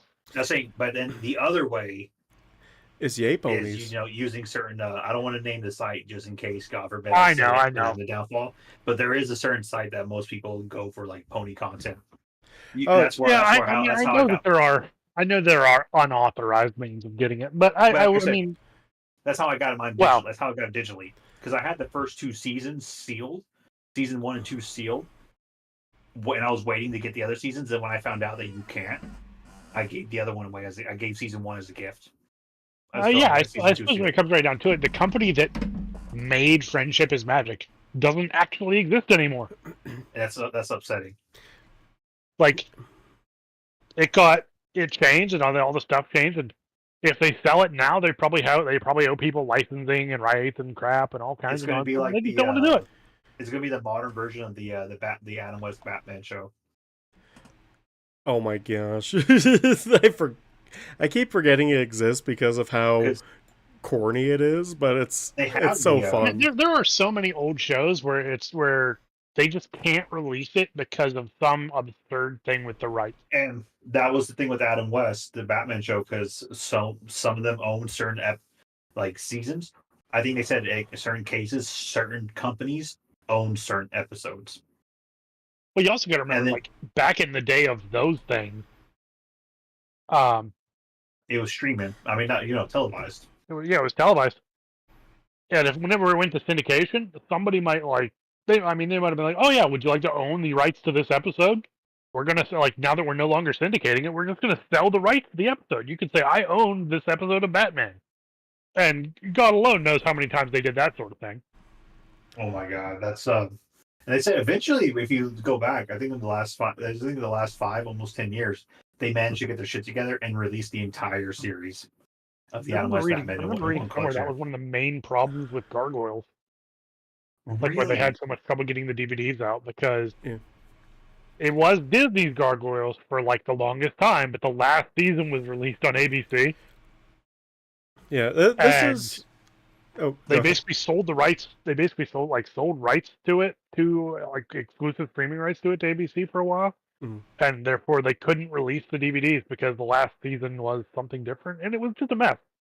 Yeah, honestly, I'm of the opinion of as soon as you're not as soon as it becomes abandonware, or if it becomes not available to be able to be purchased, you shouldn't get a say in people pirating it, because the whole point of the whole point of digital rights is so that no one else can make money off your work. But if you're not profiting off of it either, then what's the point? Part of the reason they don't do that is because they some of the stuff. If you're selling it all the time, it'll only sell for a while. That's why Disney used to do the whole Disney Vault thing. Oh yeah, for sure. But they'd release a movie for release a movie, and then for 10 years they wouldn't sell it. Yeah, and then they'd be like, "Hey, look, we're bringing this out of the vault." Yeah, it's once every 7 years, I want to say. But at least Disney was still making money. They were still producing things. These other companies, they're not even attempting to do anything with the rights that they have. Back in the days of the Disney Vault, you could still find the things because it wasn't only digital. Yeah. Now it's oh hey, we're taking like Gravity Falls. Yeah, Gravity Falls. I think they did put out DVDs for Gravity Falls then, but plenty of these shows, they just vanish and they're gone forever. Yeah, lost media. And this is why I'm such a huge proponent of being an archivist. Media. Yeah, you would think some of this stuff would just never be gone forever, because why would it? But it's so easy for them to just say, "Oh, hey, we took down all the copies of this one show, and then we never put it up again, and now it's just gone forever." Yep. All right. Heads up. I'm going to go back. So apparently, I had the stream paused. So when we're talking, I was wondering why. I was like, "How come you never showed the fake wings?" And then I found out that it was I had paused it. So I just found. So I'm going to go back and actually like look at that. Second, um, for the ones that like haven't like, I'm going to take a step back and say, for those of us who haven't watched a lot, the actual seasons, only heard of it through clips or fan fiction. The comics are a good source of material too. Yeah, uh, I need You're to good. get into comics because every time I'm like, oh, I should really get into comics, and then I never do. It's hard. You have to find the right one. That is very, very true. Uh, The There's a lot of stuff that it's just it never really got the releases it should have. And then what happens is, you have a lot of exactly. So I'm going to say the comics are a good one if you want more source of information or, you know, you know, interesting story ideas. Check out the yeah, comics for it. And I, then now going back to our I, the current topic about the DVDs and stuff. The most recent example of that's happened to me is who is the 28 Days Later movies, oh yeah, yeah, because the third one's coming out next year. 28 years later, 28 years. yeah, I got excited. I'm like, hey, I've been wanting to pick the two movies. I haven't seen the movies in a while. The first two. I'm like, hey, now the third one's coming out. It'd be nice to go back and watch them. Same thing. They've been out of print for so long. The first one, especially, is owned 28 Days Later. Is owned by a different company. So the DVD, and then apparently the DVD version of it has an alternate ending, and there's a Blu-ray option. Those have been out of print for fucking years. So when I was checking eBay, they were $50-$60 minimum. And the second one, you can still find it more available, but that one's owned by a different company. mm, And there's on Blu-ray, there's a dual pack with both of them. And like last week I checked, and there's bidding for like up to $100 and something. So yeah, it's like, do you want to pay $100 for Blu-ray double pack, or pay like $18-$20 for the second movie, and then go pay $60 to $80 for the first one? yeah. I only have the So that's second the other movie, thing. honestly. That's the other anything you encounter. You may get like one or two seasons released, or like one or two, the first two released, and the third one doesn't get released, or it does, but it's so low print that you can't find it. Yep. Which is why I've started doing like because my family is slowly starting to migrate away from physical media, much to my chagrin, because there's just been too many times where streaming services have said, "Oh yeah, we got you in with these.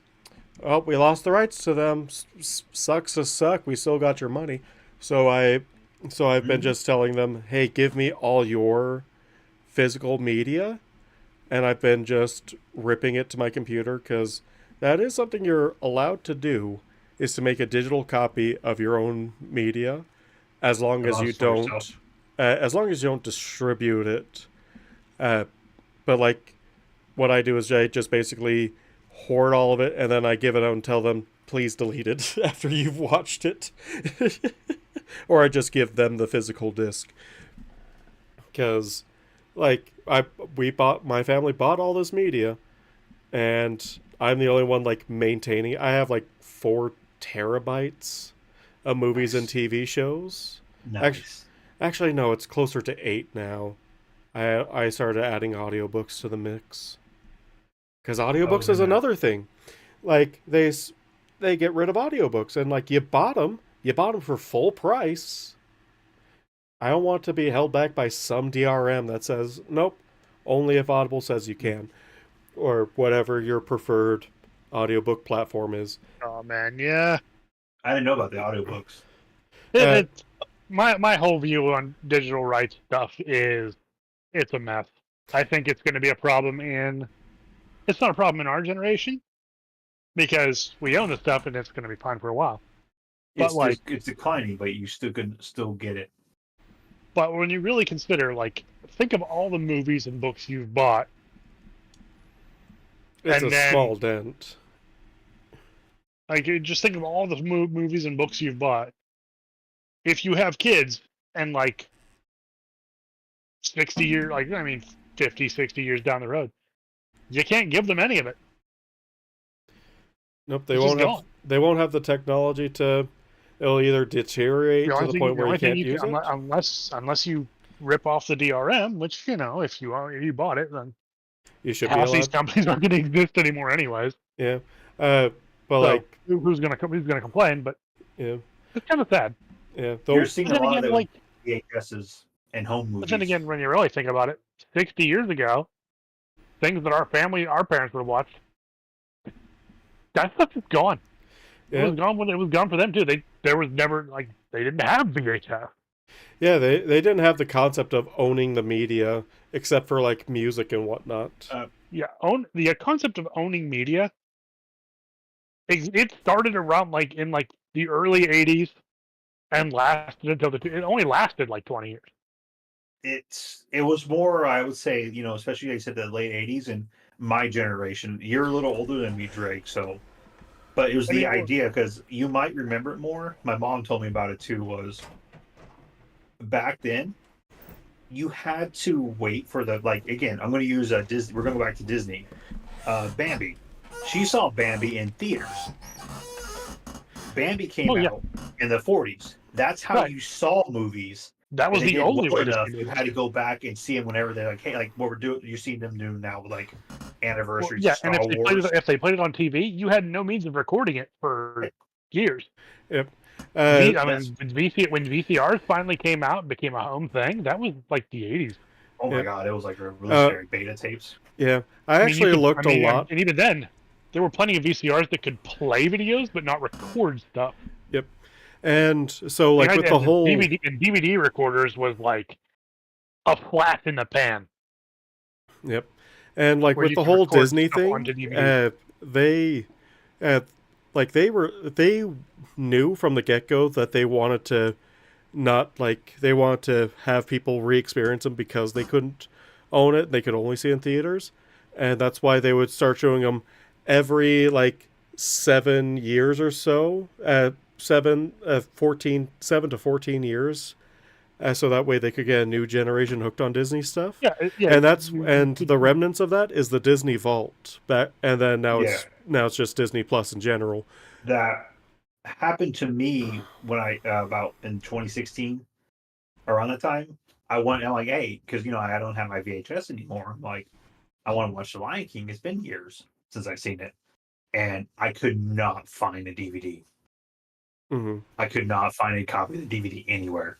And I saw this is in an eBay you had a couple listings, but people wanted back then, $60, $80. Yep. You just could not find the DVD for that thing. So I eventually just gave up and I waited. And then I think whenever the first time they released it in Blu-ray, all 3 movies, it was 2019, 18, 19 range. They came out all in Blu-ray. I went out and bought them. I had them all sealed because I had yet to watch them. Yeah.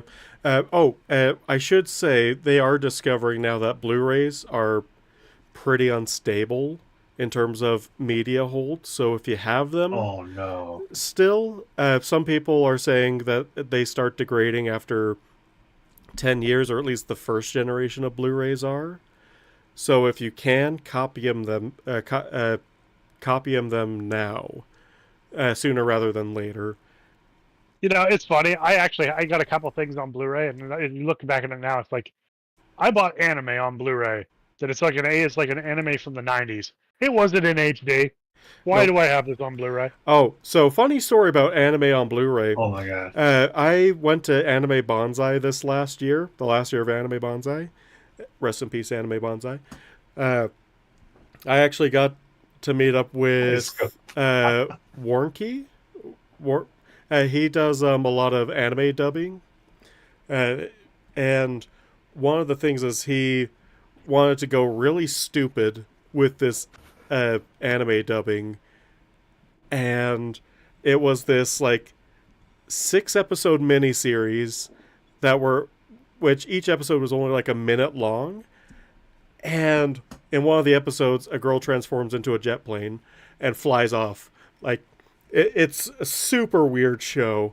And I loved it. And he put it on Blu-ray because he was he got the rights to distribute it and whatnot. So he's like, okay, That's crazy we can cool, put it on actually. I like DVD, that. but how do we make this stupider? And so he managed to We're gonna convince them to we're do gonna it on we're gonna put Blu-ray the 6 minute series on Blu-ray. with whole minutes of extra footage and audio commentary, and oh, it's just it's I just know You can so be for funny. absolutely stupid about it and have fun. Oh, there's a couple of Owning the disc is a meme by itself. oh, that's funny. 100% it's a meme by itself, and There's he absolutely admits that the meme is the fact that it's on Blu-ray. I need to go watch more of his videos, and I think he was taking a slow, he was taking a step back and just released them slowly. There's this channel I watch called Serial at Midnight that does a lot of like, he's big into the preservation, hmm and I think one of the last big videos I saw, which was months ago, was he was going to take a step back and only start buying stuff that he's really enjoyed, and he's trying to figure out how to store all this stuff, and that was the big thing he was having because he would talk about these different distributors that are coming out, and they were releasing like shows from the 60s and 70s that you may never heard of.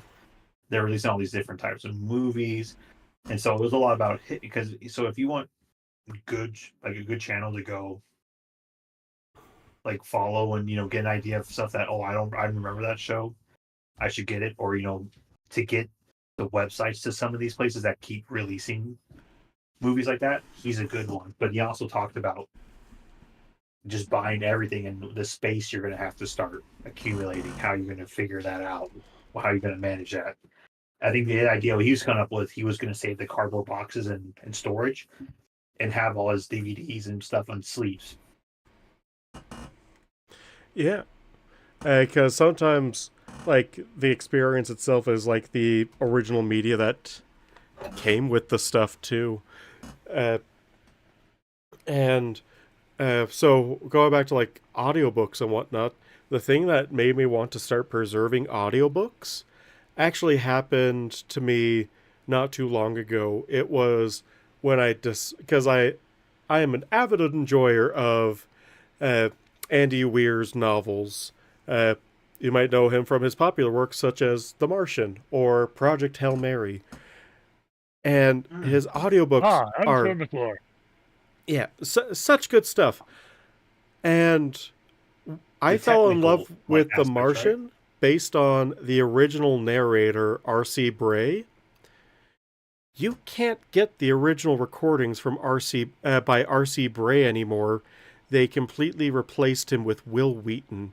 You can only buy the Will Wheaton version on Audible right Ouch. now.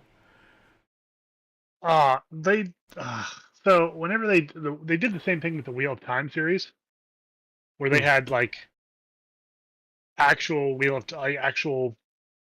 professional audiobook readers read Yeah. it. But then the Wheel of Time TV show came out, No, I know what you're going to say. and they Let you go. replaced the audiobook readers with the person who played Moraine. Damn. And it's like, and I don't think the TV show did very well. I think it's getting season 3. I think it's getting. I think they bought 3 seasons from the get go, and Amazon is not someone to Oh, have a let good us say night, Wiccan. no. Yeah, they gotta beat that dead Did you, horse. Steve? Oh, night looking. But yeah, Man, I was looking forward to that show so much, and I was so let down by the first season. I didn't even watch the second. Oh, I didn't get to answer Wiccan's question. I didn't get to comment on Wiccan's stuff. Let me do it real quickly. That way he can come back and watch it later. Then we'll continue the Wheel Time stuff.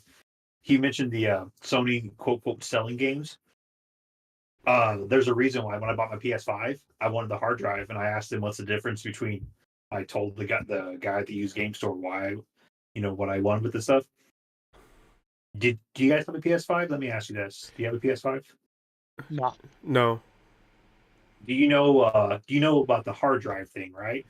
I do know that they wanted to try and make it like a proprietary or something.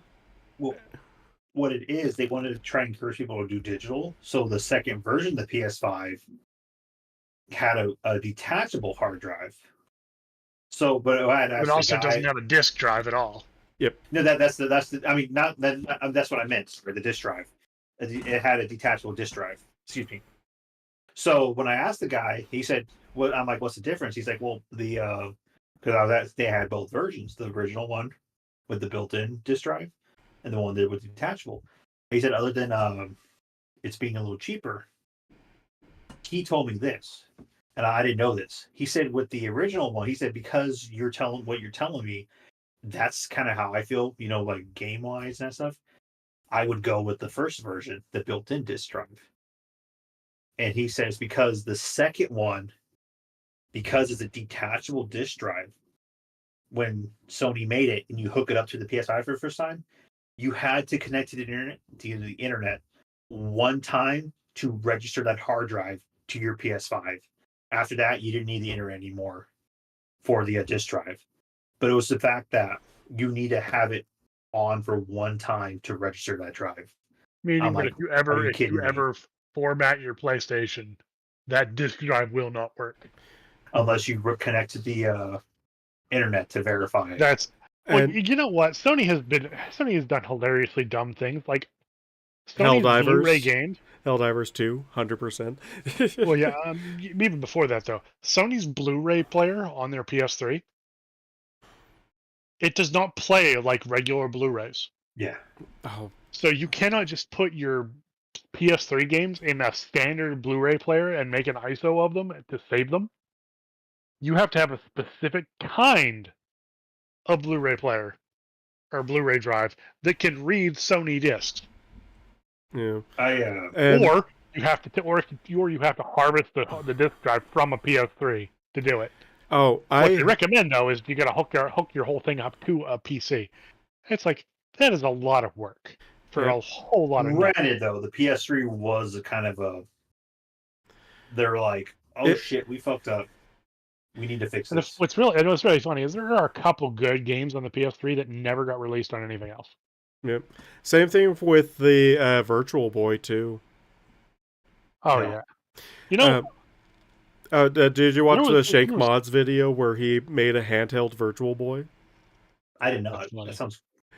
It's See, great. I'm He interested in actually stuff like that. he actually used original Virtual Boy hardware and cut it down to the size where it fits in the same like shape of a PSP, but just like a bit chunkier, and it can still play like the original games straight off the cartridge.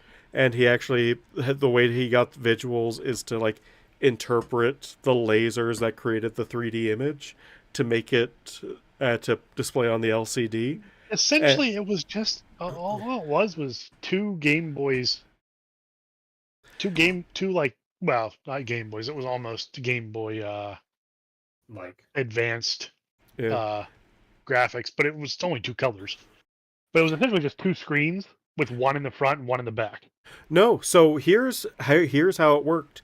Is it was actually a laser pointed at a mirror that flipped back and forth thousands of times a second, and it drew the image, and that's how the display worked with the Virtual Boy. And the reason why That sounds incredibly stupid. it was incredibly complicated, and it's because it was a rushed sale. They wanted something in between the SNES and the 64, and they're like, well, we got to have something. Oh, we're working on this. Let's throw this out way before it's ready to come out of the oven. So that's why It it was was one of their biggest flops ever. Yep, and it's because they rushed it. They did what Nintendo shouldn't have done and rushed it. But now Nintendo's a weird company because they have so much nostalgia games, but they absolutely despise their fan base. It feels it feels like they just hate everything their fans do. I feel like Nintendo in the Wii era completely lost the plot. Oh, 100%. They lost the plot. And then the Wii U came out, and they're like, "Okay, we want to go back to being a games company," and nobody cared. And the Wii U tanked. Wii U did terribly. Yeah, well, Wii U But tanked then the for Switch many came markers. out, and Nintendo has been batting 1,000. Yeah. Anyone else feel like the Wii U was just a prototype Switch? It kind of was. I'm kind of wondering what's going to happen with the Switch too, because it's coming soon. Suppose I haven't been keeping track, but supposedly a lot of those images that have been like, recent are supposedly actual like leaks of the console, Oh, Yeah, and cool. just looks it's like the apparently coming. Switch. It looks like a Switch, but a little bit more souped up. And supposedly, again, I don't know. I haven't been paying attention, but from the few videos that I watched people talking about it, they were talking about it supposedly been able to like PS3, PS4 style power or something like that.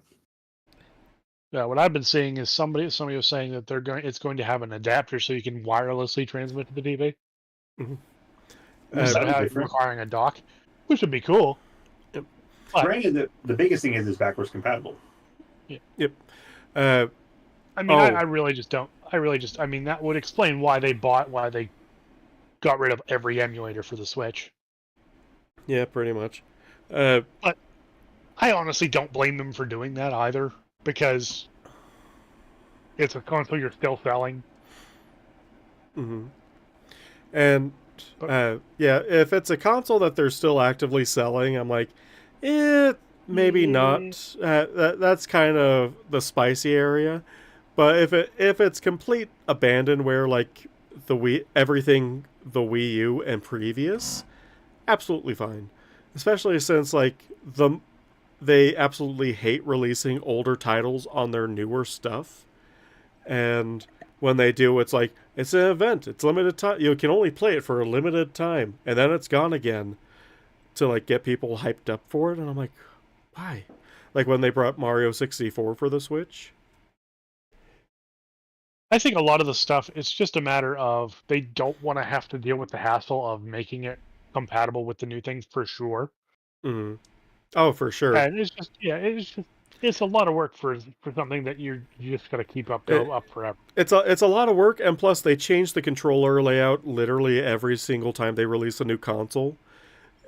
So I can understand it from that point of view, but at the same time, just like don't be so hard on piracy when you yourself are doing nothing with those IPs other than releasing new games. Let the community at least enjoy the work that you put into these titles that we would pay you All for. I'm asking for is if all I'm saying is whenever you're done with making a game, just put it on Steam. Yeah, 100%. Like Just put it on Steam. 5-10 years down the road, you're not releasing it on your console anymore. Put it on Steam. Done. Mm-hmm. Yes, not everybody's going to buy it, but you know what? There's going to be a few people who are going to be like, you know what? I'd like to keep this on a console thing I can play. I would kill for every Vanillaware game ever made to be put on Steam. I don't know why they don't do it. Well, I guess I do, because apparently they're under the belief that the company that makes them is like, oh, PC players are pirates. Well, they're only pirating your games because you don't make them available. You don't make them available. That's why people are pirates. Like that's why Spotify pretty much killed music piracy, because it was easier to get new music than it was to pirate it. And, although now it's swinging in the other direction because Spotify's doing some stuff. But still, like it's what's happening with streaming services. Like, well, I mean, they're forgetting their place. Crunchyroll for a while made it so piracy wasn't even like didn't even need to pirate anime.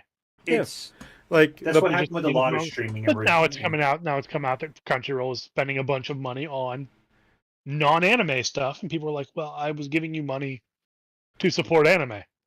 Yeah. Why are you spending it on not anime?" Yeah, honestly, that's not like what I wanted you to do. Piracy died with Netflix, and then suddenly David has everyone always been right about this. And then everyone started getting everyone piracy wanted their own is streaming a service sim. issue. Yeah, yes, 100%. Pirate Software was 100% right. Like it's an economic issue. It's like a availability.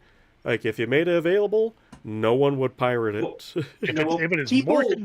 If it's more convenient to do it legitimately, people will do it legitimately. 100%. Except for like the weirdos like me.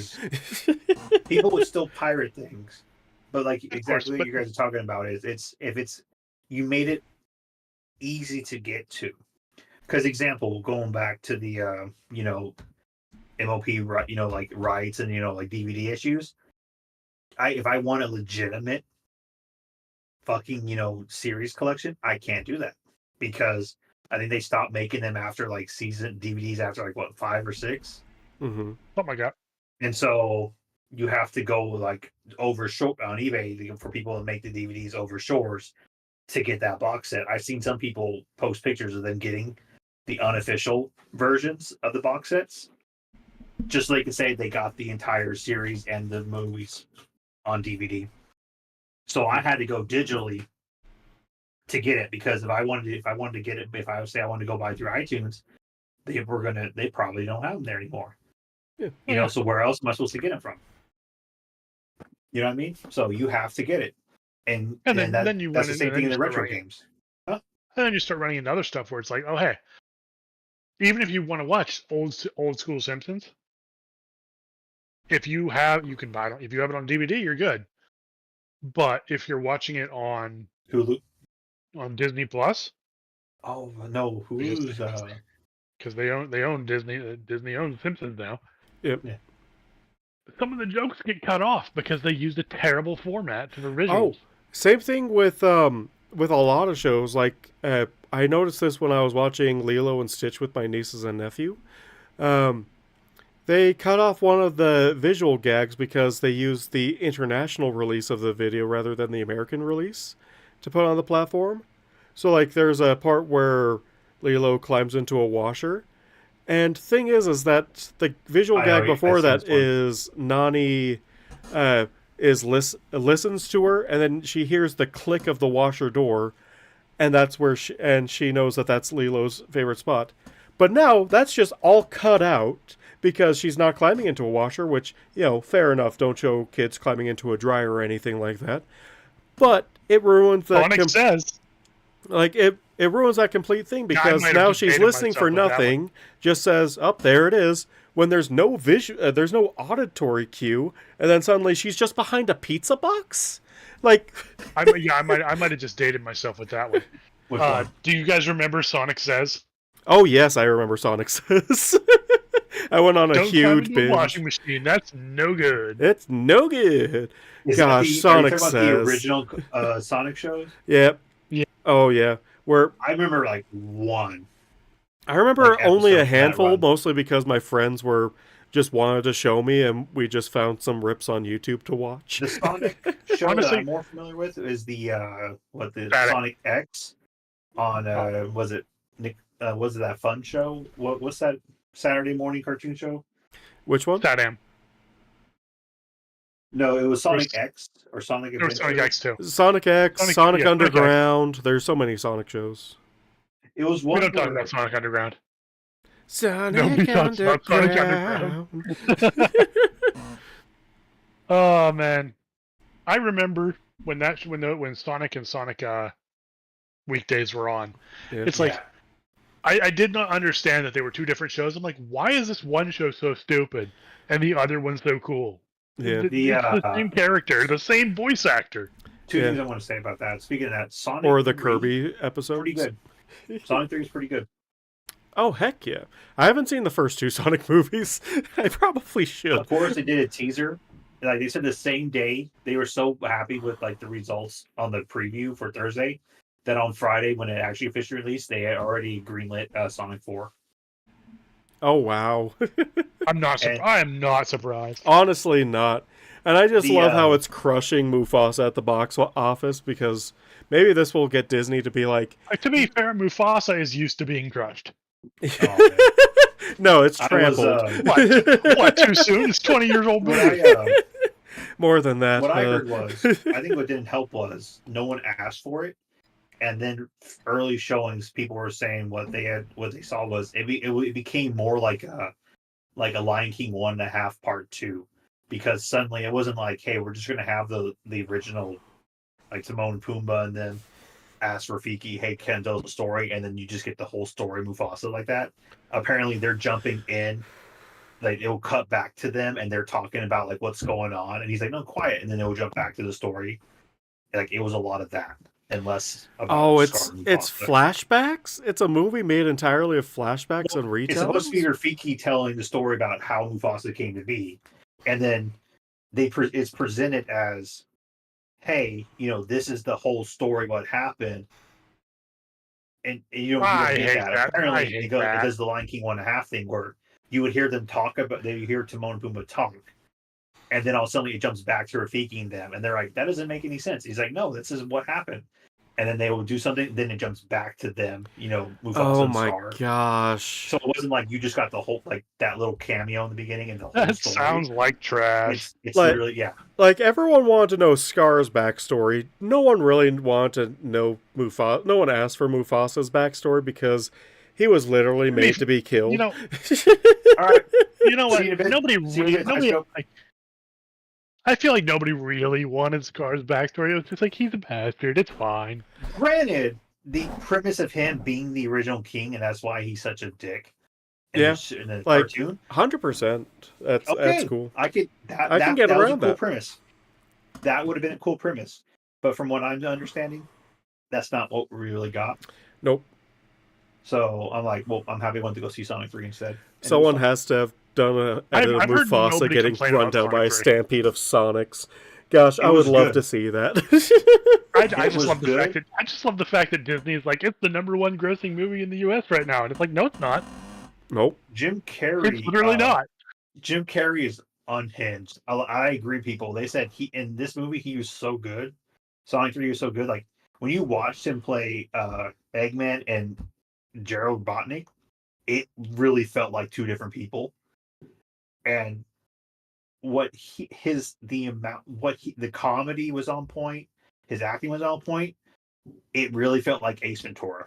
Like it Oh, really felt nice. like, This is like the first time he's done a trilogy, isn't it? yes. Mhm. You know why he did a trilogy? I Money. found this out. He did a lot of renovations on his house, and if they said that apparently they said so. What he did a lot of renovations on his house, yes.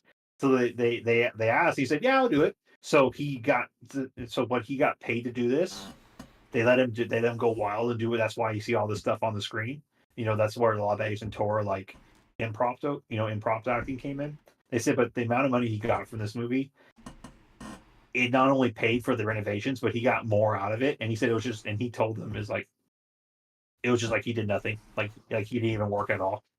He just came in, had fun, and left, and all his renovations were paid for. Those are always so much fun. But it was worth it though. He was amazing. Like Yeah. this show, like I was impressed. I could not believe. I'm like, this is so funny. Yeah. Because you remember Ace I'm Ventura, glad. right? Like the original. I'm talking about like Ace Ventura 1, and someone I forgot the other movie someone mentioned, but I'm talking about that era of Jim Carrey. Dumb and Dumber, Ace Ventura, The original Mask. Dumb and Dumber, not the sequel. The How Mask. the Grinch Stole Christmas. Grinch. Someone said I mean- Grinch, but Oh. I think Ace Ventura is the closest one. Just I the amount of, like, maintain that they saved a whole bunch of money on the Mask's special effects because Jim Carrey could just do that. Could just do that with his. Yeah, I love how he tells that story in an interview. And it's like, oh, I thought that was makeup. I think that was for the Grinch, actually. Yeah, for the Grinch for sure. He could just actually do that stuff with his face. It's hilarious. yeah. But But if you're gonna want to go see a movie, Sonic 3 is a good one because the teaser they did, I might go see that tomorrow.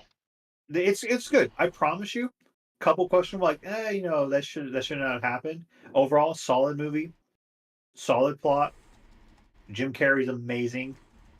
I'll tell you right now, if you ever played a Sonic Adventure Battle 2, that's literally our movie. This is literally the movie. You get the classic scenes from the game in this movie.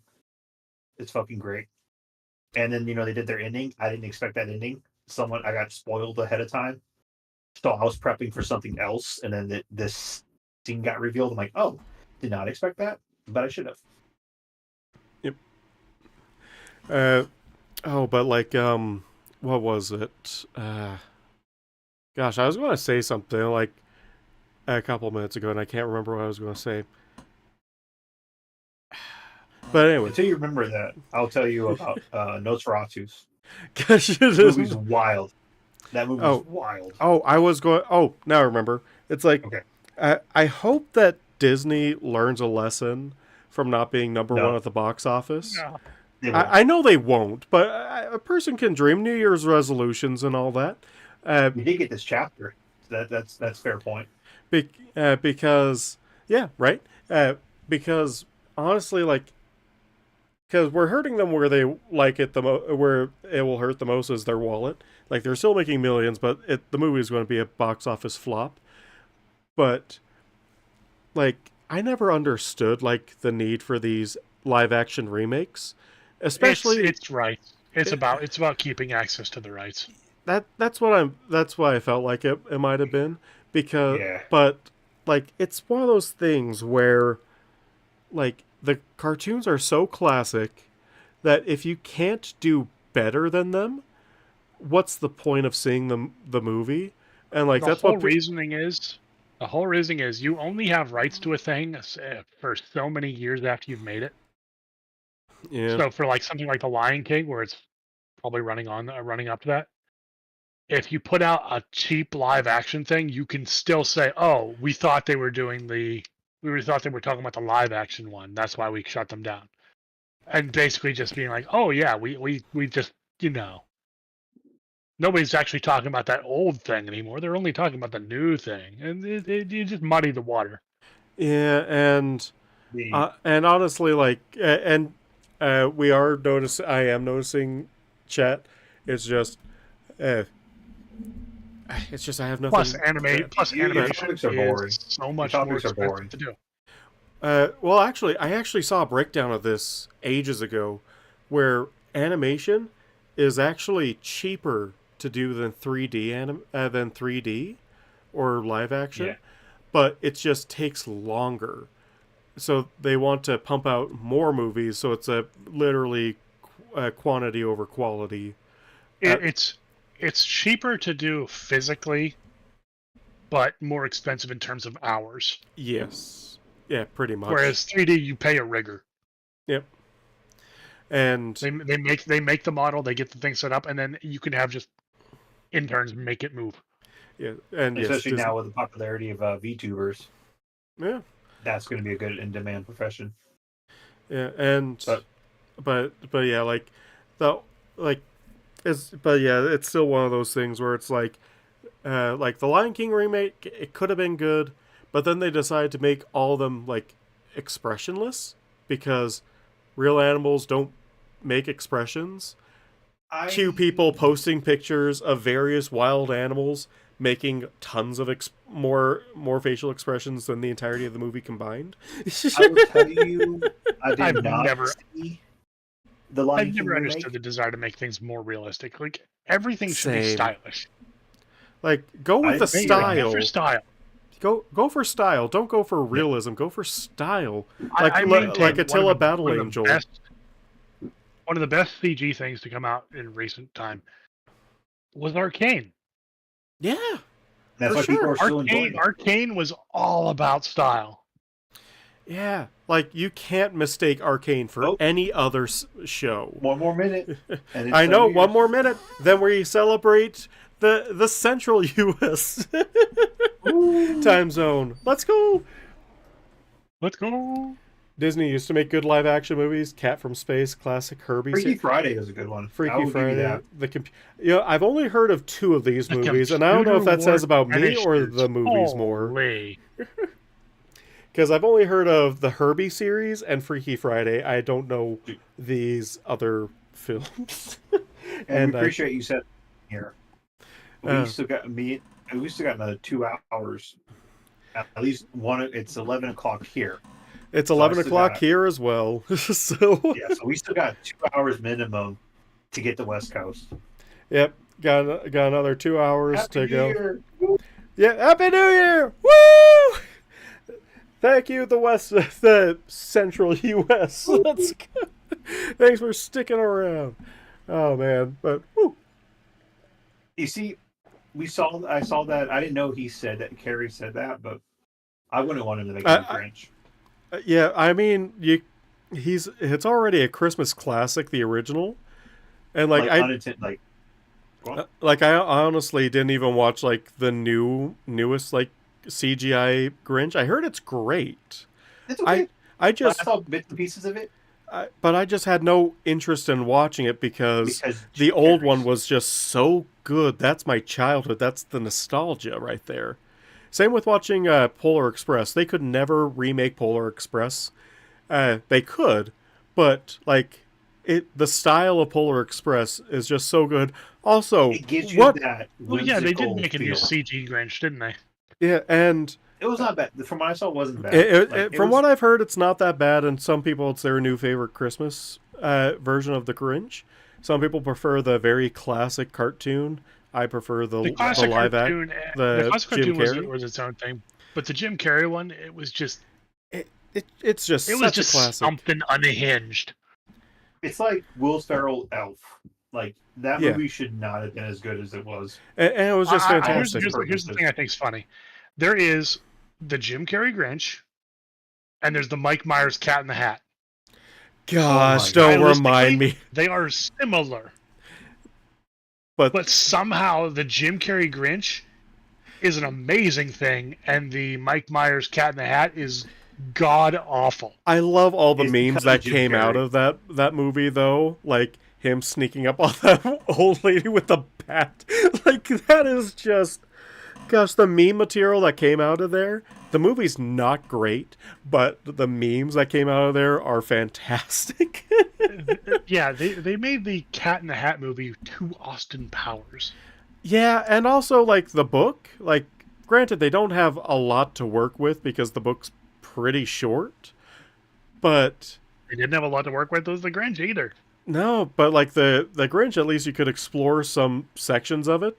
The most you could do with like the Cat in the Hat is either explore the twins or explore the cat themselves, but they decided not to, and decided to just throw in even more wacky hijinks. The whole thing with the Cat in the Hat is that he is this bizarre trickster that shows up, gives you exactly what you think you want, and does weird stuff.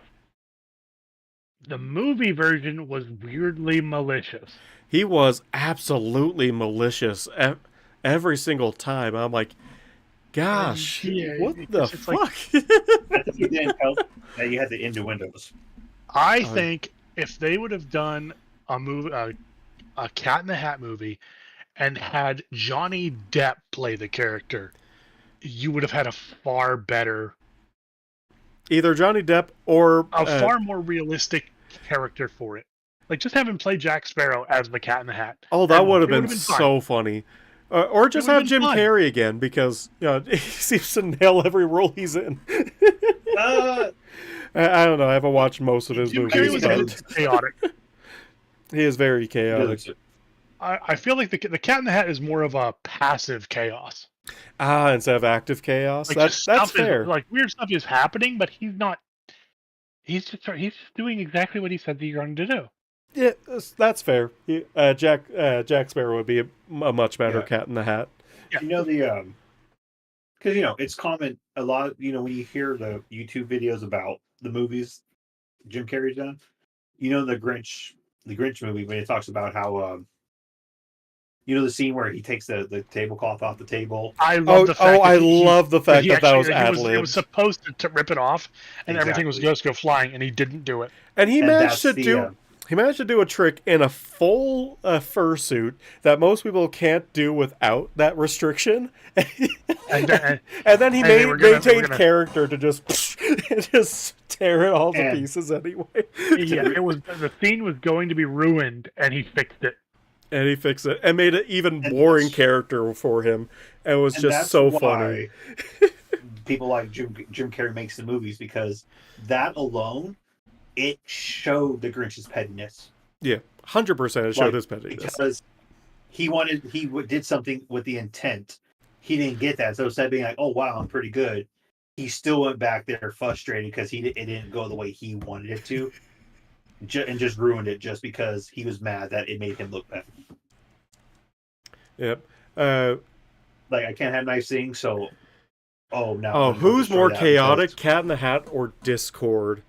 I feel like Discord would one up Cat in the Hat just because Discord has the power over reality, whereas Cat in the Hat kind of does, but it's very limited. in its scale, whereas Discord can pretty much go all over the world.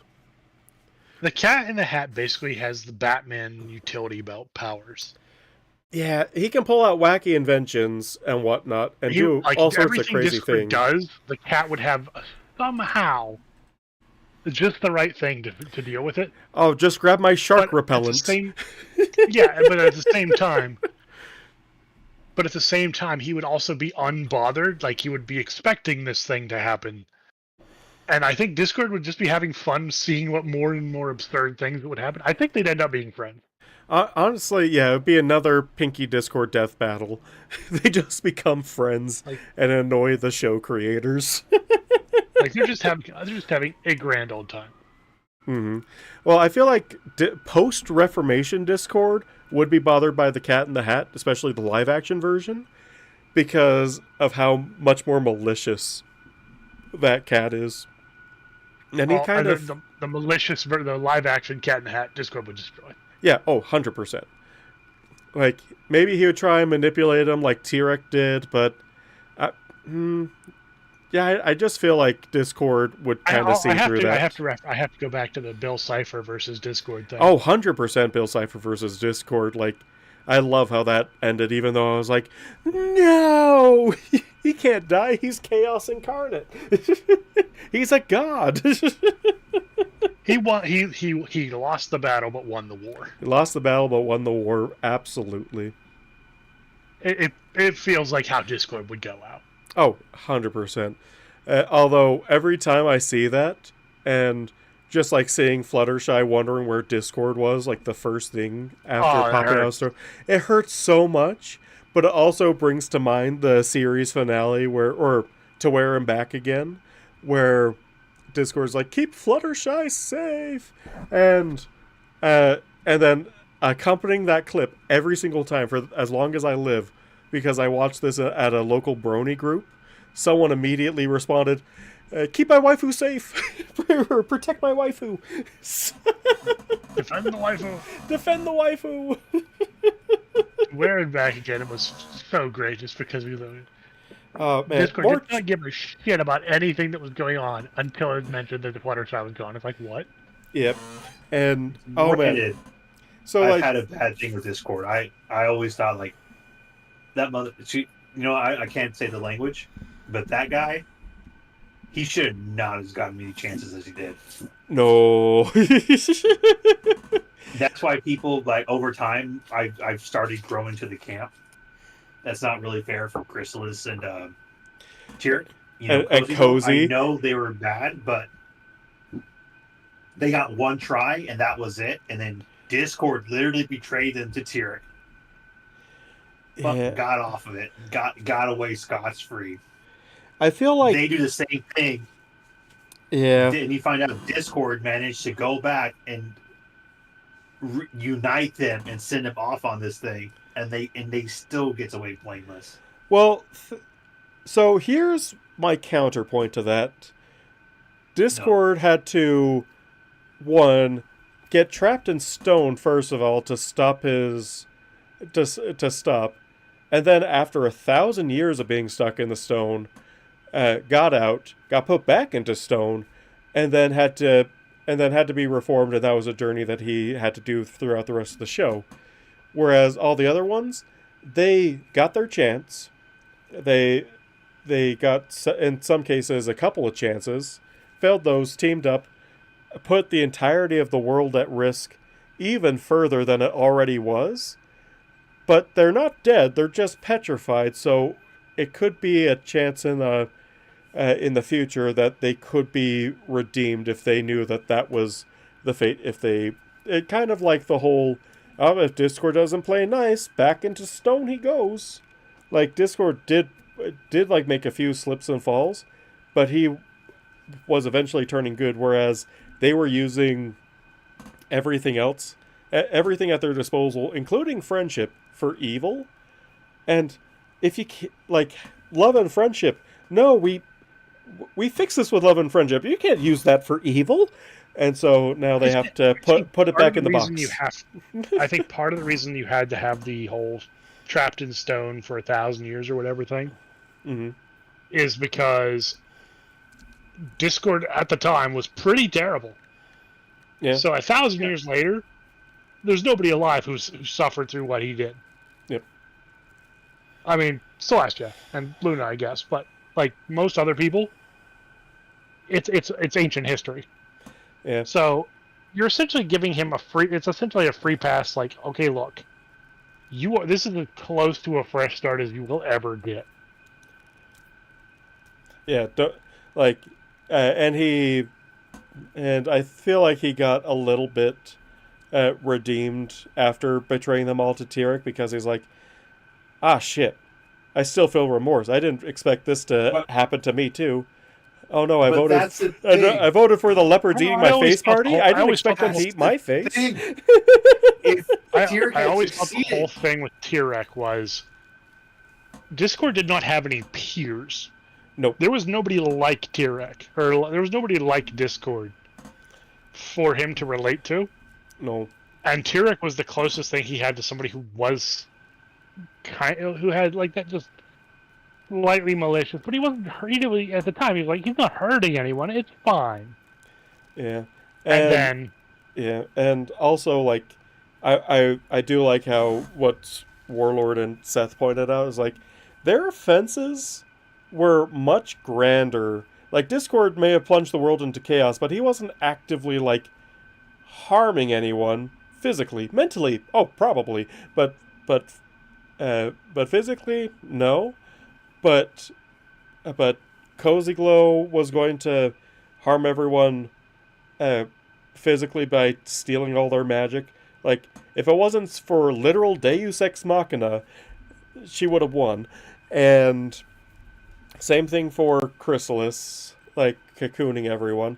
And, like, seriously, the only way they defeated all three of these villains, including Discord, was Deus Ex Machina with the Tree of Harmony.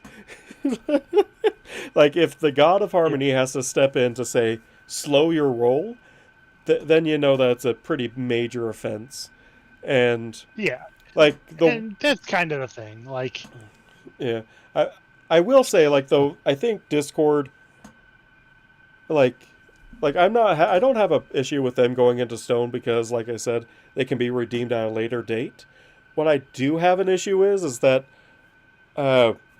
Discord didn't really get punished for freeing them and bringing them all together in the first place. That is my biggest thing.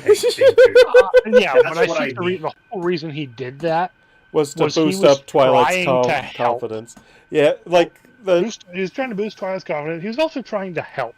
Yeah, in his own twisted way. Because he saw that this way helped him. He would have them be friends with each other, and that would help them see things from Twilight's point of view. I mean, it just didn't work at all. No. Nope. Road to Hell is paid. They got the wrong message. It's just that they got the wrong the other two things.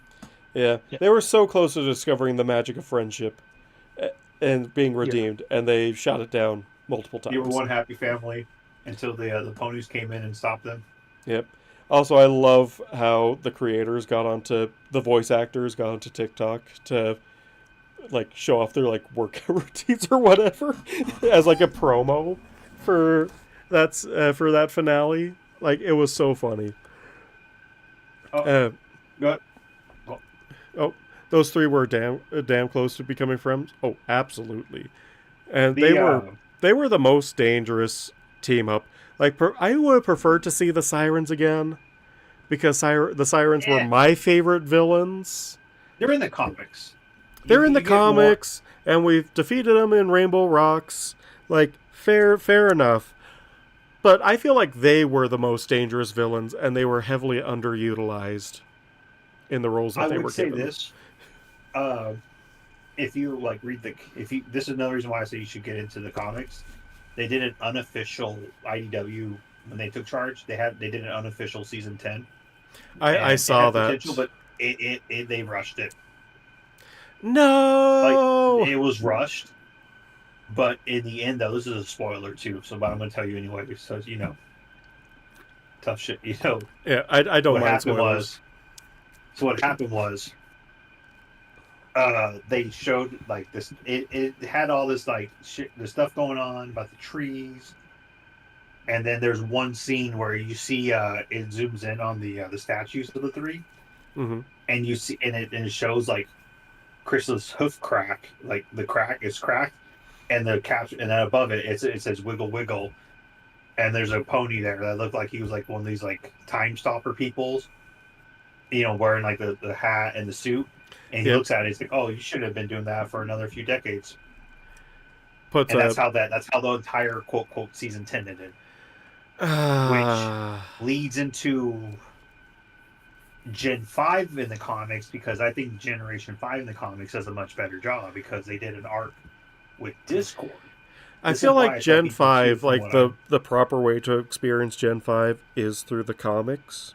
yes, I need to read them I s- personally, but like I feel like the issue with Gen 5 is that it tied itself too closely to Gen 4. well, If it was to be if it could have grown on its own without the heavy knowledge of all that lore, it would have been fine. But now suddenly they have to answer the questions of where did all these things come from and what the hell happened to Equestria and Twilight? I've only seen the movie, but from the snippets I've seen, the biggest thing is it's fine to have it tied to Gen 4. It's just the way they went about answering is you said we're going to be part of Gen 4.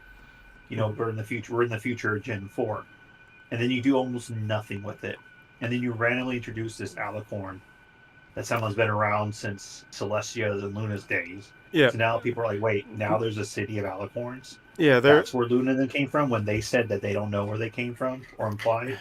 yeah It they're should have went a little more into the alternate reality route, like maybe somehow hinted off that this is an alternate reality, or do yeah, the theory where this is one of the timelines that Starlight fucked up, or excuse me, messed up, yeah.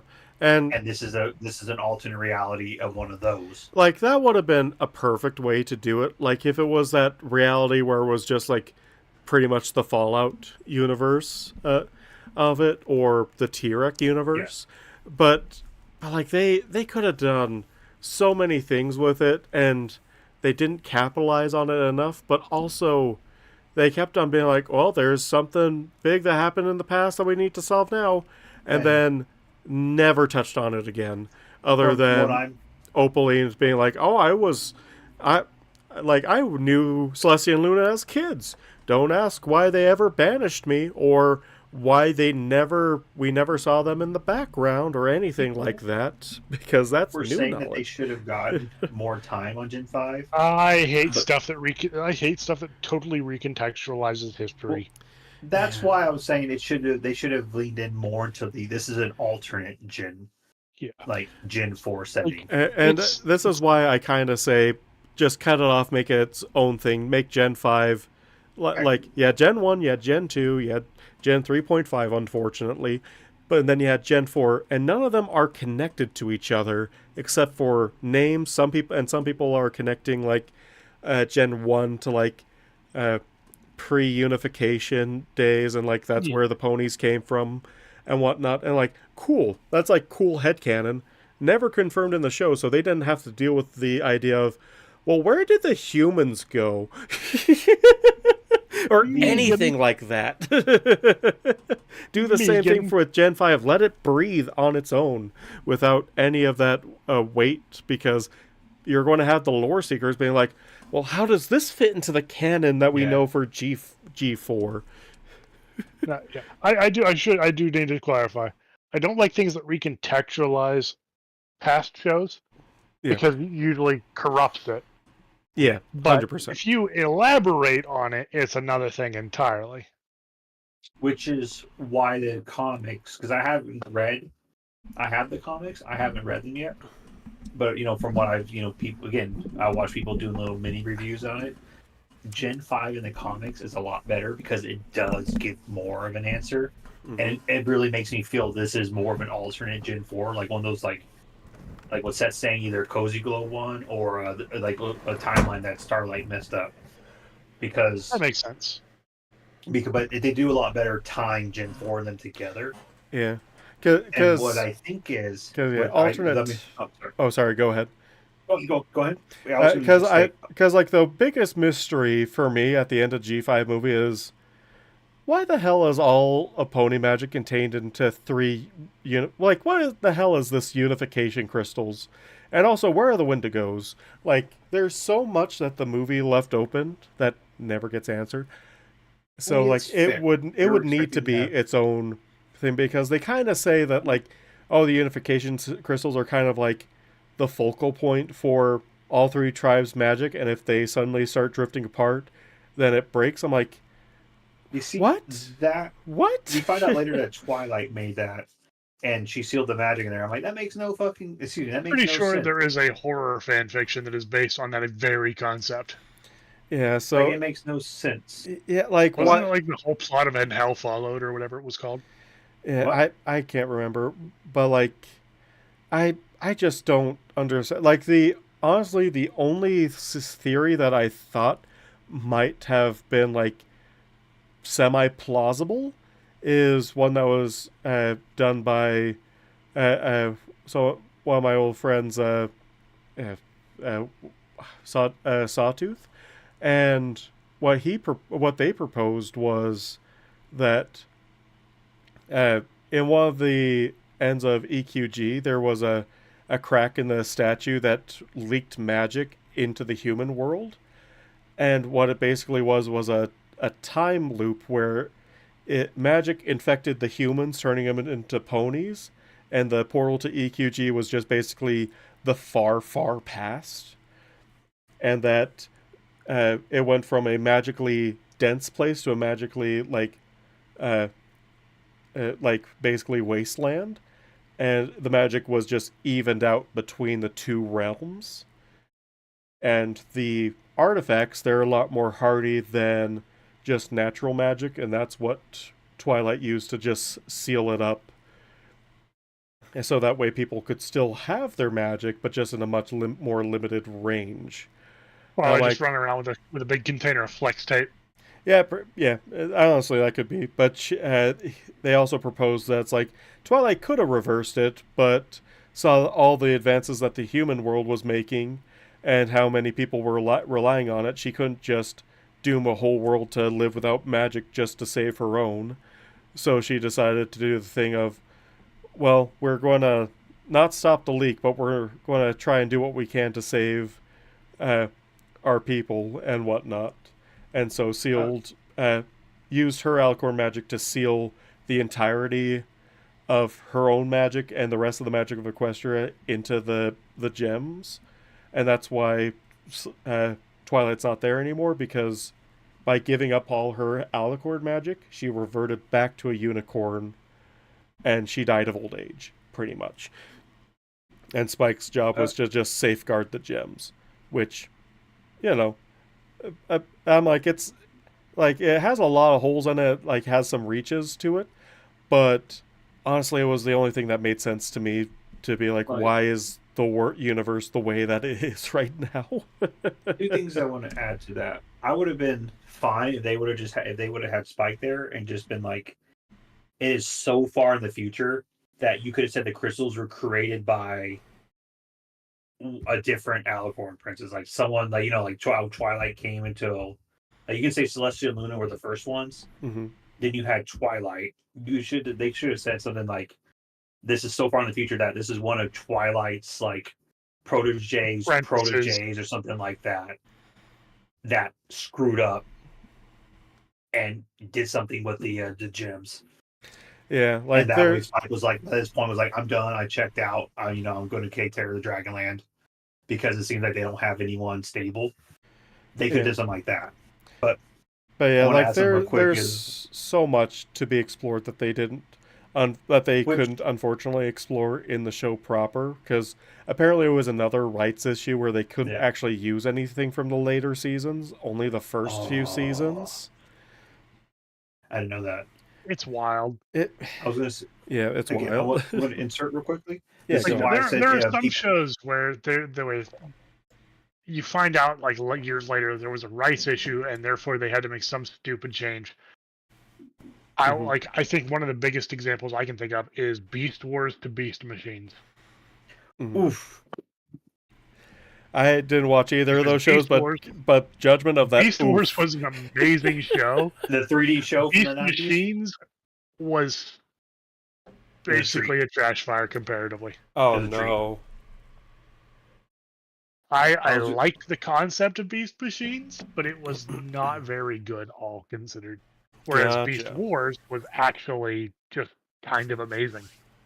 I want to say, I'm going to insert this real quick, and then I'm going to take a step back and let you guys. I want to say, going back to the previous conversation about Gen 5, that's why I said you should follow the comics, because from my understanding is not only did they do it, but I think they do a better job, but they're realizing that they will get more use out of using Gen 4 characters, because right now they're doing like one shots. They kind of ended quote volume 2 of the MLP comic, and they're doing one shots with like the Gen 5 stuff. And the biggest one shot that I'm keeping eye on right now that's coming out is they're going to do a one shot of what happened to Cadence, like Cadence's story. Oh yeah. Like they're like starting out with her, her early years.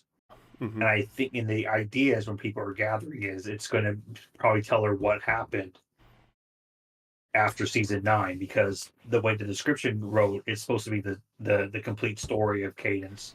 Mm-hmm. And then the alternate covers they're having is showing the Gen 5 characters on the front, like they're learning this. Because, so I'm saying is if you're interested in more Gen 5 and Gen 4, the comics are, I think, are leaning into more of that alternate reality, because in the new one, they introduced another Gen 4 character. Again, it was I know Discord shows up at some point. He did in the Gen 5 in the comics. Yeah. There's a whole arc with him. Like they find Canterlot, and you find him there as some old like get off my lawn type of character, and then he gets magic back, and he's like, because he didn't agree with Twilight. Apparently in the comics he didn't agree with Twilight. So when he gets his magic back, he kind of just goes on a mini rampage, like his pre-Reformation Celestia Luna self, pre-Reformation self kind of deal, because he's just like so fed up with everything. He's like, you gotta screw all you ponies because I did your rules and you did me dirty type of thing. Yeah, I did everything you asked of me, and you still stabbed me in the back, and I had to watch Fluttershy pass. I think what it was because Fluttershy died. And he was mad at that. I think he felt betrayed. But so if you're interested, go check out the comics, or however you can buy them. Preferably, if not, check them online. Yeah, because they're doing a lot better job of tying this stuff together.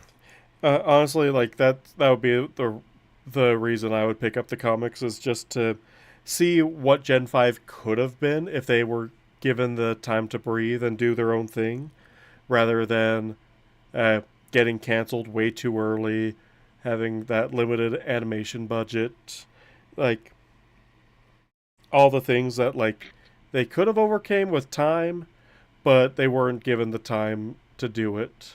So, and one of the theories that I heard, one of the story concepts I heard about G5 that would have been such a cool episode was another one of my friends, where basically Twilight did the Twilight thing and automated the day-night cycle, because like she's actually given an artifact imbued by Celestia's and Luna's magic to raise and lower the sun, and Celestia even tells her, just make sure to change it when it's at sunrise and sunset. Like, it actually controls the day, and Twilight's like, you know what?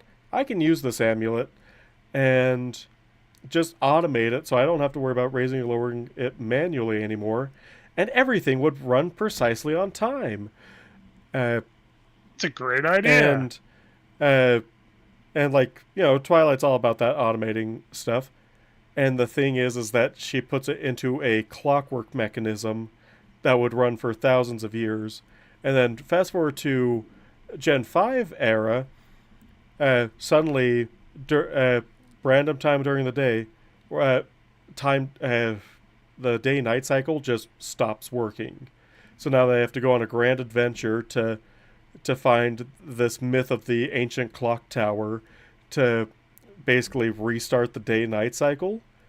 And in the heart of this ancient clock tower, of these masses of gears and pulleys and things that made it work, is Spike curled up as a protector of this ancient mechanism. And he acts just like Spike from the show. He kind of acts like Watcher from the Fallout Equestria universe. He's big, but he's just as big of a nerd. Yeah, that sounds like Spike. Yeah. And Seth, what you said reminded me of it, but it wasn't it was a different because it didn't cause the magic drain. It was just one of the ancient artifacts that survived the magic drain. But it would have been such a cool story beat, and then it would have been a good reference to where Spike's been all this time, rather than him just being, he took a nap and he's a Dragon Lord now. No explanation what happened to Ember at all, or why he looks the way he does. The voice, they nailed him on the voice. The body, they definitely ran out of animation budget to actually make proper dragons. but yeah. Gosh, there was other things I wanted to talk about too, but I can't remember them for the life of me. Dang cider getting to my head already.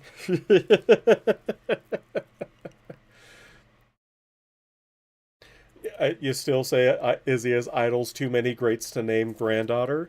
I absolutely love that idea. It's a great idea. It's an adorable idea that I especially love because he would absolutely panic over the idea of his line one day, him having a line in the first place, but also that his somehow intersected with the pink demon at some point. Like, why? Why would you allow this to happen? What? I must have done a great disservice to the princesses to deserve a punishment such as this.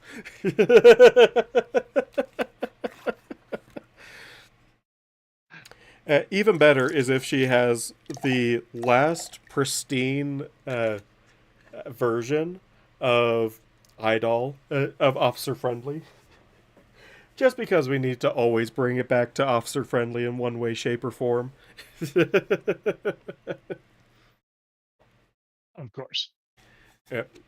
Man, now it makes me wonder, is Officer Friendly going to make a comeback as the face of the Crystal Empire military? So apparently I've been muted this like the last 5 minutes, and I've been wondering why everyone ignored me. Oh, you were muted? Oh, no. I was trying to talk to you guys. I was like, everyone's ignoring me. Everyone's just ignoring me. What the heck? So the Izzy thing, I still like the idea that he would be horrified, and then he would still blame Thorax and just be mad at him. Oh, 100% he would blame Thorax. His meddling in being not a changeling. Yeah. For the idol thing, I like the idea. I still like the idea that despite everything, she might have the last original, which if people or ponies found out in any of the tribes will go bananas because for it. But I like the idea that somehow, despite everything, Idol is still so popular that the three agree that's the only thing that they share common wise besides being ponies is they like Idol. And there's different iterations of it, different reboots. Yeah. So they have all these different toys, but she has the original. And if people found out, it would cause oh my god, I must have it. And they'll make pilgrimages to her house to see it.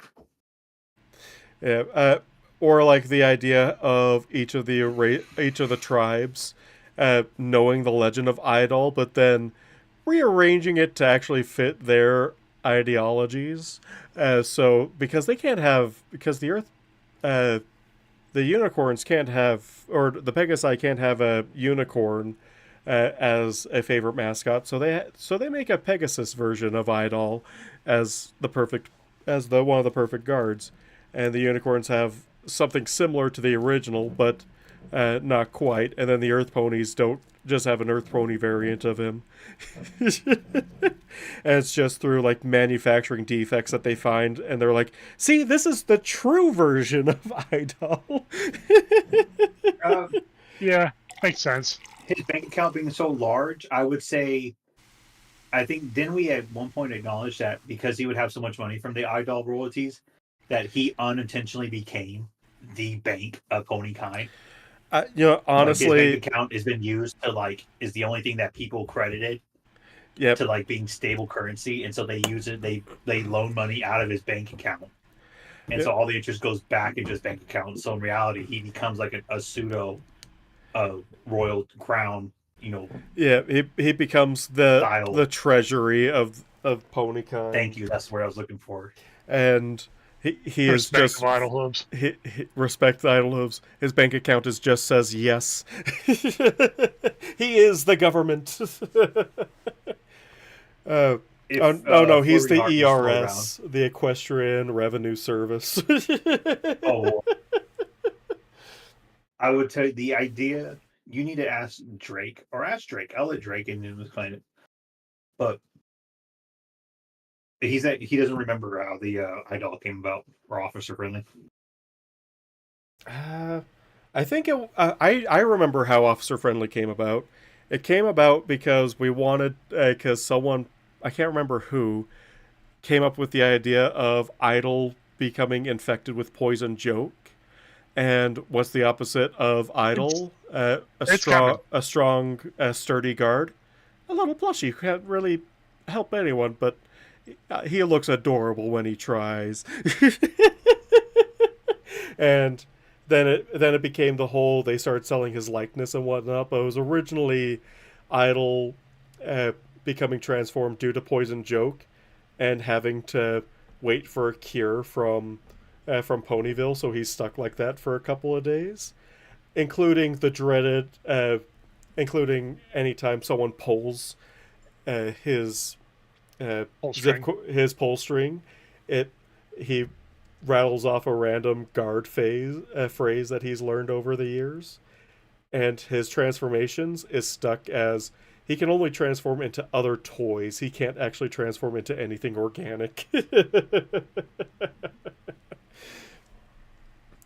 And that's I lurk a lot, but I try and pay attention when I can, especially when concepts like these crop up. It's silly but fun. It's there's so many ways you can play around with Idol, because he is the definition. Like, move over, Blackjack. We have a new definition of a background character. Or move over, Applejack.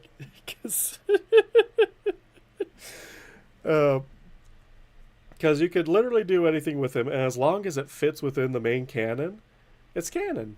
Even It's fine. it's fine. Like, you can't really break his character like that. You might break him, but you can't break his character. Yeah, as long as the canon itself does not change too much, and you can keep it in there, do whatever you want with him. Have fun with him. Have fun. He's your plush to play with as well. And, Exactly. I just wanted people to have fun. You're going to release like a April Fool's chapter to be like the last chapter of the story, and it's going to be a little filly playing with a version of Officer Friendly, and the whole entirety of the story is just basically Toy Story. The opening scenes of any of the Toy Stories. Fair. Idol was canon all along in the background.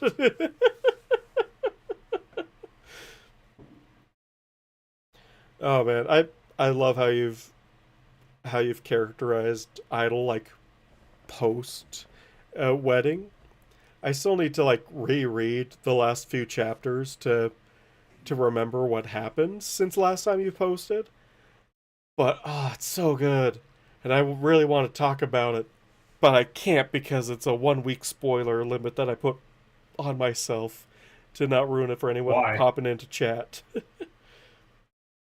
Oh, Well, like, yeah, I mean, I could, But if anyone here hasn't read the chapter yet, then they would get spoiled on it. Even I mean, they should have read it the moment it came out. I mean, yeah, that's what I did. I literally dropped everything and uh, opened up the tab to read it as fast as possible I'm not because I gonna was make that a thing people have to do. You did make some people's nights. I'm glad. yeah, it was great. And you didn't make anyone do it. I did it of my own free will. I'm definitely not addicted to this story whatsoever. Ignore my plush collection behind me. Just you don't see Showing off all that anything. YouTube money. You don't see anything. Don't pay attention to any of these plush collections. It's fine. Everything's fine. You're showing off all the. I don't YouTube have a money. problem. You do. Like I absolutely do not deserve the amount of love this fic has gotten. Oh no, you absolutely. I mean, I literally just looked at the thing. Do you know how many comments this story has? I'm looking at it right now. I'm checking out the new comments, but you have 190 pages worth. Oh my gosh, that's so many. Oh, all well deserved. Congrats. It feels like I'm tooting my own horn when I say this, but It says I'm viewing 9,451 through 9,486. Oh my gosh. That's just such it doesn't even feel like a real number. I was going to say, because it feels like I'm tooting my own horn when I say this, but sometimes I get random notifications of people adding one of my V Drake stories, and I get like to go check out what library they put him in, and I always see his stuff in there too. Mm-hmm. Oh, I'm like, that's sure. how they do it. And then one guy I saw, and I'm not saying that's a bad thing. I'm saying because they're finding it because they're going around. Like one guy I posted, I looked at, like, oh, they added my story. That's different. And they said that they had just made the account on the 12th of this month. Wow. And they have like 3 libraries, and one's for changelings, and it's all idol related stories in there. Oh hell yeah. Like the classic, it's like idol related, and then one of the big ones, 1 or 2 of the big ones, and then I'm like, oh my god. Like so Drake here deserves like everything because it's still a pillar of the community. I have seen And one occasionally I get people asking if they're allowed to do an idol story. I'm like, have fun. But have we seen any so far? Yeah. I mean, you're pretty much like the Freddie Mercury. Be like, whatever you do, just don't make it boring. You can do whatever you want, just don't make it boring. yeah. I really would love to see more idol stories. That would be cool. It's so much fun to see stuff, and I still have like some of them that are like close to my heart. Like Idle Hooves Are the Devil's Tools is such a fun one. That's so. Yeah, and some of these fics to get written, it's just like, this is so much fun. I'm reading one of the comments right now. Idol Moth Chaser, like poor Moth Chaser. Yeah. Poor Moth Chaser. Idol is going to become a folk hero of the Crystal Empire at this rate. That's the one I'm reading right now. Especially once the guards that were in the tunnel start telling about the story. Oh, and I won't read the rest because it's a spoiler. And I don't think they can see the dark magic. I just think only Idol can see the magic. Maybe. I mean, you guys did catch on what happened to Idol there, right? Oh, 100%. Okay. Oh, yeah. As soon as I saw that in bold letters, I'm like, oh no, he's not doing this. He's doing this against, well, not technically against his will, because he's the one that put that on him in the first place. Yeah, I mean, you told me. But I was going to say, okay, that's another thing I was going to say is, I was like, who is going to who is going to write these stories? Because Seth brought up the point, Fort Nowhere still needs a story. You guys talking about the Izzy. I fully support somebody else writing the Fort Nowhere thing. We need people. That's going to be a lot of fun. It's going to be so much fun, and it's almost kind of Fort Nowhere's kind of evolved to the point where no one really wants to write about it because it's too big and there's too many deviating like canons to it. The fun thing about Fort Nowhere is it's not even an Idol story now. It's just a story that Idol shows up in. Yeah, Idol is the perfect background character for a lot of fun ponies to interact with. And I love how it just started as a way for him to get out of the Crystal Empire, or to get out of the wedding, and that's just kind of evolved from there into its own beast. Like I love the fact that Idol has actually shown up in a couple other stories where he's not even a main character. He's just there. Yep, he's just a reference. You're a cameo. He's in the Iron. He cameos in Iron Pony, where he actually does stuff. He's actually part of the plot. Yep, he cameos in Hearts of Iron. It's a blink and you miss it. Yep. In Iron Pony. Whereas if you didn't know it was him, you could just be like, oh, this is just some guard pony who's weirdly capable. And it's like, oh, how's he mimicking people? Because it's Idol. It's Idol. Yeah. And then I know you meant it in jest, Princess, but I shall endeavor to build the best snow fort.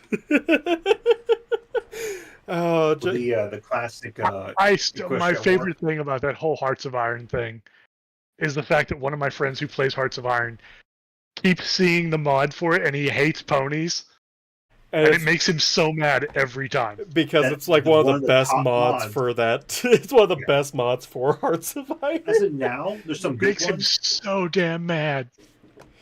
Don't underestimate the ponies. Last, year. Or at this rate, the furries. I haven't played the mod last year, but there's so much hidden stuff in that game. I know one they do a lot of hidden secrets and paths they don't tell you. They meant one of the last updates they did, which, like I said, I haven't played in about a year, is there's this random ass like backwards country that you can pick, and it has like a small, one of those little small mission trees. Apparently they had mentioned that this path was in the game. No one knew where it was, and someone managed to find it, where if you hit that backwards country, pick certain decisions and kind of ruin yourself, you could actually bring back Tyrek. Oh my gosh. I mean, not Tyrek. No, not Tyrek. It's Grog. What's the Grogar. The fucking Grogar? He becomes the leader, and you actually get a different mission tree, and you try to recreate his realm. Oh, you try to recreate Tamberlin? And it's like one of his the dark paths. Oh, that's so cool. They do a lot of hidden lore like that. Yeah. I need to watch someone who plays Hearts of Iron, although I feel like I'd immediately get lost watching someone play Hearts of Iron. One of the earlier paths was they had I have tried playing the game. It is not for me. We need to try to play. Godspeed to anyone who does enjoy it and understands what's going on. I don't. I'm not a professional in it, but I can at least help you out. I was playing with a hamster for a little bit. I feel like if you're somebody who actually enjoys, like Shining Armor would love it. Oh, 100%. It's that kind of nerd military game that he would absolutely enjoy. If you like military history, it's all for you. I'm not huge into it. There is some crazy paths in that one. Like, I think one of the Easter eggs, it was like a Dune reference where you had the zebras and you had to do a bunch of random stuff. And your guy you could call sandworms. They're basically sandworms. Oh my gosh! But you had to get your character or priestess to do a bunch of certain actions, and if you didn't do it right, you just basically kind of failed the. Your country gets done, but if you do it right, then it does like a Dune where she merges with the sandworm and becomes like the queen, the god queen, and you get this cult, and you have to conquer the entire world. And you do this, and then someone posted the ending of it where once you conquer everything in the entire map, you get one little thing saying, basically talking about you did your path, and then you click the button, and then all the countries just disappear, and there's nothing. It's just all empty wasteland in the game because no one survived. Oh wow, amazing! And it's like they do paths like that. It's so deep, and I just love how anyone finding Hearts of Iron is just like, why the hell is the pony mod the most extensive thing for this? And that makes the game so much better. I think they said the developers were the same way too. The developers were, if I remember right, it was supposed to be they thought it would be funny to make the pony mod for the war game, mm-hmm. and over time they became like pseudo bronies or be a part of the culture because it just became so much of a joy for them. Oh, for sure. It just became fun. It just became fun. Like it's kind of And then like they started loving the idea that, like, oh, people, we're the best mod on the game, and so they started became a badge of pride with them. That like we got people who don't like the show playing our mod because it's just so damn good. Yep. And the lore is just so good. Lore's great, the story is great, the mechanics are great from what I've heard from one of my friends who is absolutely not a brony, and he only knows about bronies because I am his friend, and he's like, and I convinced him to play it last month. And I was like, God damn it, you even infected my favorite game. How did you do this? I blame you. Likes it. That's the only reason I play Hearts of Iron. Like even like the few times I played it, that's the only way I played it is if I had played the mod. I don't play the base or any other. Granted, the only other expansion I would play is the Old World Blues Fallout mod. Oh, for sure. That sounds like a fun one. Those are good mods. Those are fantastic mods. Fort Nowhere is basically a equestrian version of MASH. Oh, that is 100% accurate. That is 100% accurate. That sounds right. Especially when it's just middle of nowhere. Like, it's the fort's now here. Even that little detail of how the fort got its name, rather than literally just being in the middle of nowhere. Oh, assuming Idle somehow wound up in the time of G5, post G5 movie, and ran into pseudo Alicorn Sunny, would his guard status dictate he serve her as a guard? I'd say no, just because while she does have the power of Alicorn, he swore fealty to Celestia, Luna, and Cadence. And none of them said that she was royalty. Yeah, he swore allegiance to Equestria, which I'm not entirely sure G5 is in Equestria. It's heavily implied. They do say that it is Equestria. I think they said they're technically like broken. Like it's not Equestria as a whole nation. Yeah, it's like they're broken up into different like they're broken back up into tribes, yeah, and city states and whatnot. Yeah, I don't think he would actually consider himself to be bound by those. And we're close though, because didn't he would also be looking that, up? Yeah, sorry. I think he would be looking up to see if he could figure out what his last orders should have been, because those are what he would follow for the rest of his life, but I think he'd be very upset by the whole situation. Oh, for sure. Like if he ran across a cockatrice or something like that. Didn't you or someone say that he would actively not like Sunny because he thought he would assume she's like a false like prophet kind of thing? Like, I don't mean it like in that literal sense, but in the terms of like context of, I think you may act like flaunting around that you have Alicorn powers, but you're not an Alicorn. You're a fake. I think. Well, I don't even think that Sunny herself sees her as an Alicorn. Cadence herself, in my canon, considers herself to be not a full Alicorn. Yeah, and like with he would. I mean, it depends on what he feels from her. If he feels like she has Alicorn powers, then she's an Alicorn as far as he's concerned. Why she's not always an Alicorn? Doesn't know. Not his business. Yeah. But at the same time, if she doesn't feel like an Alicorn, then she's not, as far as he's concerned, no matter how many wings or horns she has. Yeah. Like pretty much you're a faker. He has like he can tell like the role of Shadow the Hedgehog for the rest of the show. Yeah. I feel like Idol kind of has like the ability to sense like the power of other creatures, at least when they're very powerful, because that's how he pretty much fell in love to not in love in that kind of way, but just swore fealty to Celestia in the first place, because he could just pretty much see how much power she was aiding off of her. It's not so much that he can sense power. It's that Celestia actually loves all of her subjects. Mm. And to him, he can feel that. That's a lot. So anyone But bathed Cadence in that much is power. literally powered by love. Yeah. The Princess of Food is the ultimate power source. So Yes. I still that's a whole different thing. Yeah, I still want to see Idol accidentally slip now that he's a little bit more casual at accidentally calling her the Princess of Food. Like I said, I haven't reread the Yes. Me and Changing Princess the Garden Wild. Lunchbox over here. Didn't you make Cersei say that? I can't remember. Like I said, I haven't read the story. I haven't reread the past chapters. The Cersei chapters. I don't remember if that was me or if that was one of the Did I fans. do that?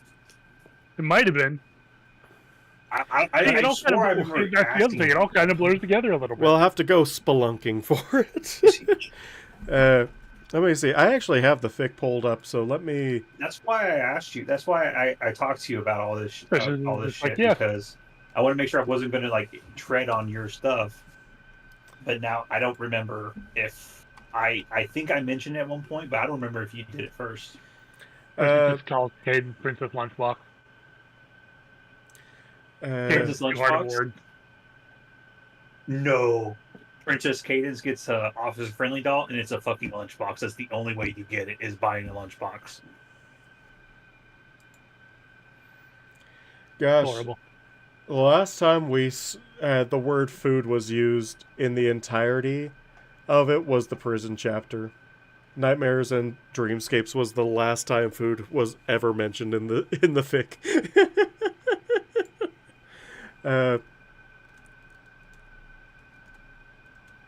But yeah, no, Princess of Food isn't in here. Not even the word lunch is in here. Then I must have got permission from you, and I must have used it. Because like I said, I don't know if I told you it wrong or not. That's why I talked to Drake a lot as it too, is because I didn't want to use something that he was going to use. So I had to write the story about around the ideas that he wasn't going to use. Mm-hmm. So that's why I'm confused. Like sometimes half the time on if I use something first or did he use it. Did you use it or did he use it so you knew how to avoid that bit? I don't think Idol has ever called her the Princess of Food. Yeah, Idol's. I thought Cersei did. I don't know. No, I swear. But I said I haven't read the story. I haven't read the story. Princess. It might have even been something I did in the that I ended up cutting. So. Cersei would absolutely call her that. Cersei. It is specifically in Colonel Hooves that you call her Princess of Food. It's in Chapter 24, Part 2. When you're the full sitter for the Princess of Food and Snacks, you learn a few things about preparing food, is the exact sentence. And it's when Cersei is talking to Thorax. So, that's where Princess of Food is. Yeah. Because like I said, what I was saying is, I thought Drake had said it first. Unless he said it in Discord. Princess of Food. I know everyone's kind of joked around with Princess of Food. Oh yeah, we're just trying to figure out who used it in the story first. Oh, it's never been used in Changeling of the Guard. It's only been used in Colonel Hooves. And even then, it was like 24 chapters in. Yeah, let me check the Discord then. Princess of Food. The first person to use Princess of Food was Craze. Of course, it was Craze. I feel like that feels like something Craze would do.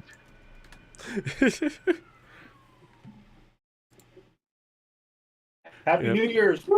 Oh yeah, Happy New Year's to the mountainous regions of the U.S. Let's go. Okay, Princess of Food started with a different. I remember people mentioning it before, especially on chat. Yeah. But yeah, It is part of Hiver's stuff, apparently. Oh, okay. But yeah, Everyone's going ballistic over here. everyone's shooting off fireworks right now. It's going. They were doing it all like for the last like 3 hours over here.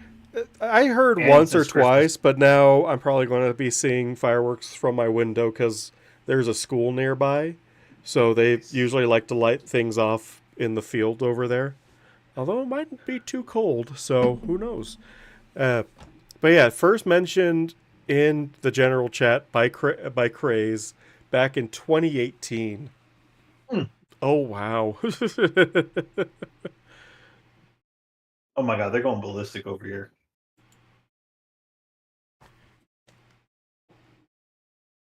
Yeah, there's a few going off. None of the big fireworks, which I'm actually surprised by, funny enough.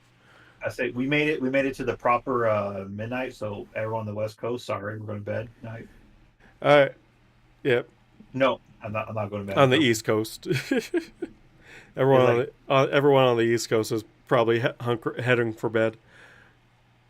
I was about to say because we have to stay up to at least 1:00 here. Yeah, I'm planning on staying up till at least 1:30 because I don't want to just celebrate the end of New Year's and be like, okay, bye. And just pass out. Then go pass out. I mean, I probably should because I wake up at 6 now. I used to, but since I stopped working for the last couple months, I used to get up around 4 or 6 o'clock range. Yeah. But since I stopped working for the last couple months until I get a call from my new job and my apprenticeship. I've been staying up till like 11, 12, and I've been waking up about 8. Gotcha. And then I get upset because I feel like that my whole morning's gone. Because by the time I wake up, I make breakfast, I chill for a couple hours and watch a video. Mm-hmm. I look, it's 10:30. I'm like, I'm upset because before I would wake up around 6, do all that stuff I mentioned, and it'd only be 8:30, and then I'll go start my day. Yeah, in my case, I'm on vacation until the end of this week. Yay! Which I needed. Doesn't know what he wants. Doesn't know what to do with himself other than eat and type. Yep. Back to the writer's desk. Impatient Buggo is going to make a comeback in the next couple of days, unless it's already made a comeback. Dingaling, the return of Dingaling. We were talking earlier, and I told him, I said, you can't just post like a lore chapter like this and expect people to be fine with it for like 6 months. I didn't say it like 6 months exactly. I said people are going to want a new chapter immediately because that is that's some lore that was dropped. It's some good lore, but also it's like it's enough, like, not slice of life, but it feels slice of life enough with Idol's antics, and then you leave us on another cliffhanger. God damn it! You keep doing. That's why I said I can't. You can't keep getting away with this. That's why the comment I posted. That's why I said in the comment I can't wait for this adventure arc because we are officially in the new arc. We are before like the transition period. Yeah, we're out of transitioning and into the new arc themselves with Idol honestly acting a lot like Shining a little bit. It is 10 years of being friends with that guy. Oh, something for sure. Was going to come off. Yeah, he's a little bit of a doofy nerd.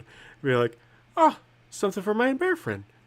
That's why they play their Catacombs and Spiders game all the time. Yeah, ogres and oubliettes.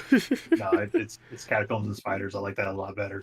It is so much better because who can pronounce oubliettes? But it just sounds more like the D&D, Ponyfied D&D. We don't, because dragons exist. Yeah, there's probably some sort of dungeon. But being scared of real big spiders and diving into like catacombs that no one wants to go into anymore. Okay, I could see that happening. Yeah. Absolutely. Maybe or at least Catacombs and Spiders sounds like a magical comic that Spike would get sucked into for sure. There was because have you seen that classic picture or that setting where it's a bunch of like D&D monsters playing humans, Oh yeah, and yeah. they're role playing that they got married or they have to go back to their wife and explain Oh yeah. It's where they were. or it's like I roll for small talk or something like that. It's uh, You didn't pass your con save or yeah. your charisma. Excuse me. Your Oh my charisma's bad. gosh. Yeah, there's so much to do. Oh, there's Dragons more? roleplay what it's like to not be a badass. Mm-hmm. I mean, is it uh, is it really being a badass if it's just your everyday? But yeah, I love that. I love that setting. And Okay. although, who's to say that there aren't giant spiders in Equestria? There are weird spiders, like that one episode, Castlemania, where they specifically called out like the star spiders or whatever, Yeah. and then they never do anything with them. I mean, yeah, There's a- there's that. That's a negotiation. That's a 14 negotiation. see- Did I get the Let me see if I holiday can find bonus? let me see if I can find the picture. There it is. There's the picture. My buddy sent this to me on Messenger, and this fits the whole thing better. Like dragons. I'm gonna post it in the Skype chat for you guys. Man, I'll have to download Skype if you're posting in the Skype chat. No, thank you. I meant the. I'm so used to things. I haven't used Skype in ages. I used to use Ventrilo. Hey, you want to throw it back? I'm not sure Aim. anybody's used Skype in Aim. ages. I used to use Ventrilo. Gosh, I haven't even heard of. I've heard of like AIM and whatnot, but not Ventrilo. Have you heard of it, Drake? Come on, man. You're my lifeline here, man. Please make him not feel as old as he's aging by the second. V, say something. Bones just crumbled to death. Did you? This is the logo. This is the logo right here. Want to throw it back? Apparently, I'm that old. I recognize that was, face. I never recognized the name, but I recognize that icon. Never So used what it. it was the way it worked was. Thank you. Thank you. The that way is it accurate. Was did you ever use LimeWire? Or you at least know what LimeWire looked like, right, Enox? I know of LimeWire. I never. Have you ever seen old pictures of it? Not really. I No. remember Napster. I mean, I used to watch videos on it. My- I downloaded what is it, Devil May Cry anime and watched the videos off of it. Oh, there was a Devil May Cry anime. But anyway, Yeah, so it's not bad. But no, I never got a chance to use any of those. But my sisters did, because that's when all this stuff was happening. Was when they were in high school. And then I came along 18 years later. Getting a virus through FrostWire and LimeWire, it came with the territory. If you told someone you never got a virus through it, either you knew what you were doing or you never used it and you're a liar. It was one of those. Either you got a virus or you just didn't know you had a virus. Or you kept on trying to download someone and someone would answer or pick up the phone and make a call in the middle of your downloading. And just completely cut you off. Yeah. God. Yeah. I was going to say Ventrilo, the way it worked was, it was like, the reason I say FrostWire and LimeWire is because it operated a lot like that technology, where instead of you downloading something, you would open it up and you would have like your dedicated like channel, like Discord has, threads. Well, it would have like a designated channel that only you guys and people or you invited can see, but there would be like public channels that you can go into, and depending on certain things. It was something like that. So it was like this little box that would pop up application on your screen, and then you pick your channels that you're going to go to or the ones that you wanted to show, and that's how you did it. It wasn't like Discord where the app will pop up and you can navigate through everything. It was just, here's your fucking channel.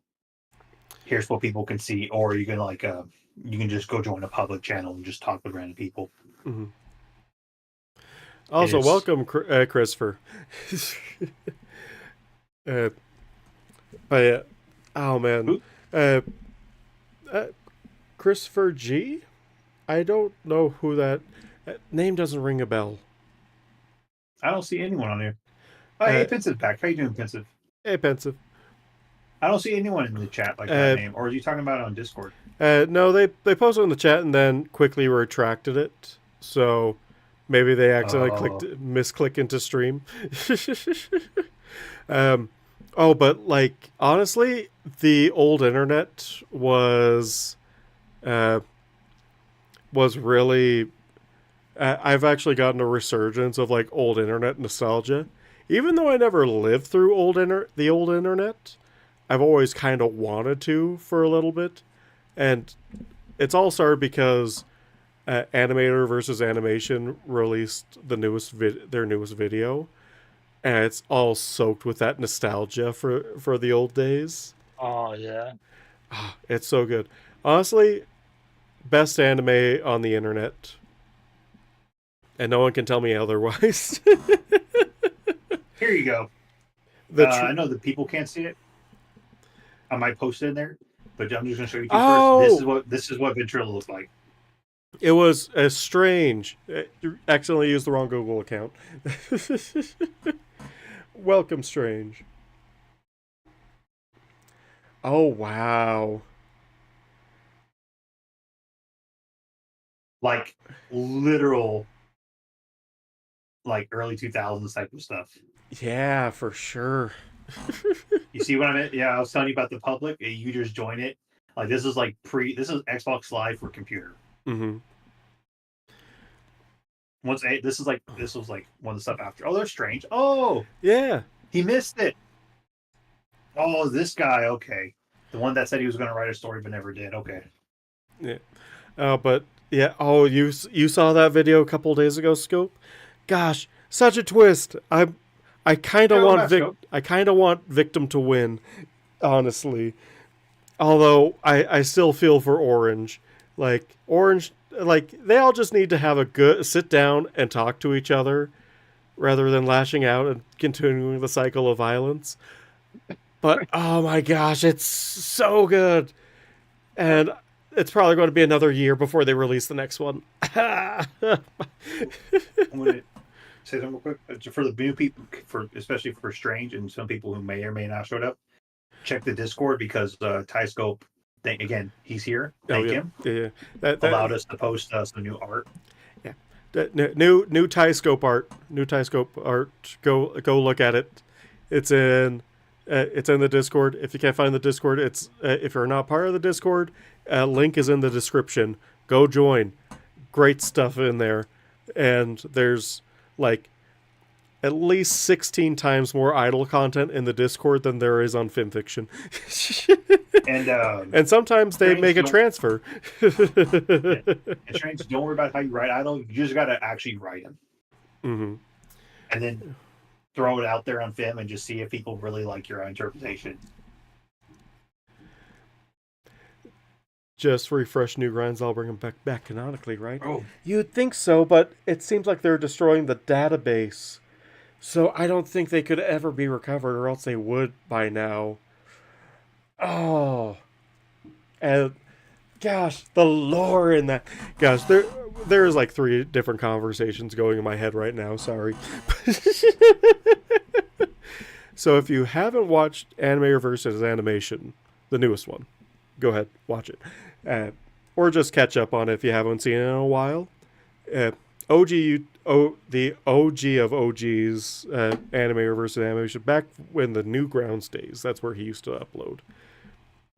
And he uploaded a new video a couple weeks ago. It's so good. Anyway, we're talking about Heresy. Oh no, that's what pensive does. All hail the ascendant pensive. Uh, Everyone always upvote anything that pensive types out because that is the only true way to pay respects to the ascendant.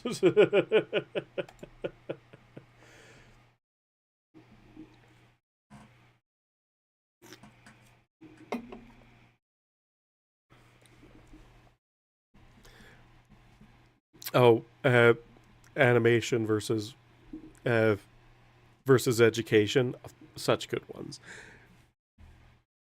Uh, uh, There's uh, just so much crazy nonsense. why is that with pensive? Yeah, it's because pensive joke. is the ascendant, so we don't know why he's the ascendant. He just is.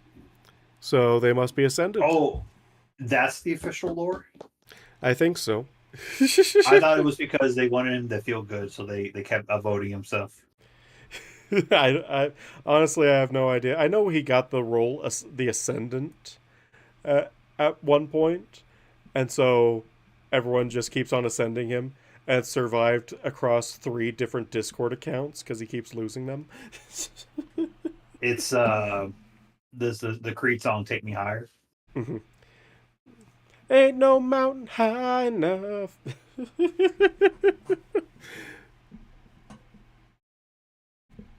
But I rambled on long enough. We need VJ to answer some questions. See if he would spill some beans. Oh yeah, oh yeah. Spill the secret lore beans. We still got about like an hour. Yeah, We can pry knowledge out of him. yeah, An hour. Oh my god. yeah. Oh, A whole lot. Yeah, just got to get. Hopefully, we won't be distracted. Yeah, just got those little nuggets of lore, especially with the newest chapter just being released. We gotta get And this more. time, I will actually flex. I know a lot of shit that's going to happen, so I'm going to not say shit. So I'll let you guys answer questions. Oh no! You gotta lead me down a rabbit trail, a rabbit hole. uh, I how would will Idle say react if he found a town that was named? How would Idle react to a town named after him? It would be. he would think it must be the worst town ever. Yeah, I would. He would probably. I He would probably. wonder what they had done wrong to be named after him. Yep, that's fair. Honestly, I was just could be like, well, why would they name a town after Idle? Because it's not nearly old enough for him to be, and he's been in the background enough to not be really famous outside of guard circles or Canterlot circles. Anyway, The irony is, it's not named after Idol. It's named after his devil hooves.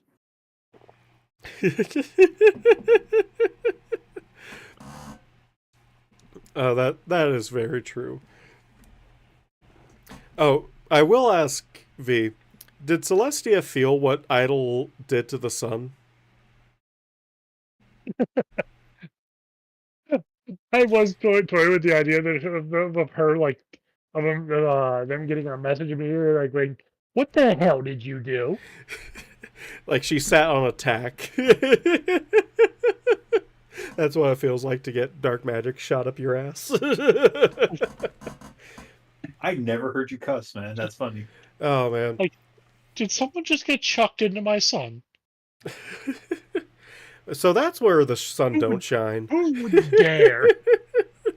And it's like, that felt like it came from the Christmas. It's Idol. Idol did it. I I don't know how he did it, but I'm sure he did it. yeah, I'm sure he's responsible for it. Gives me a headache even after all this time. That said, she's not going to know for a good 10 minutes. Pensive, if you can get good, you could be in the YouTube video next year. Yeah, sure. Oh, for sure. I still want to try and bring back Here's the question. more Which is Idle worse? sings. Which is worse, if he sent this energy into the sun or if he missed? I feel like Luna, that would be more Luna's territory, and she would be like, "What the hell did you do to space?"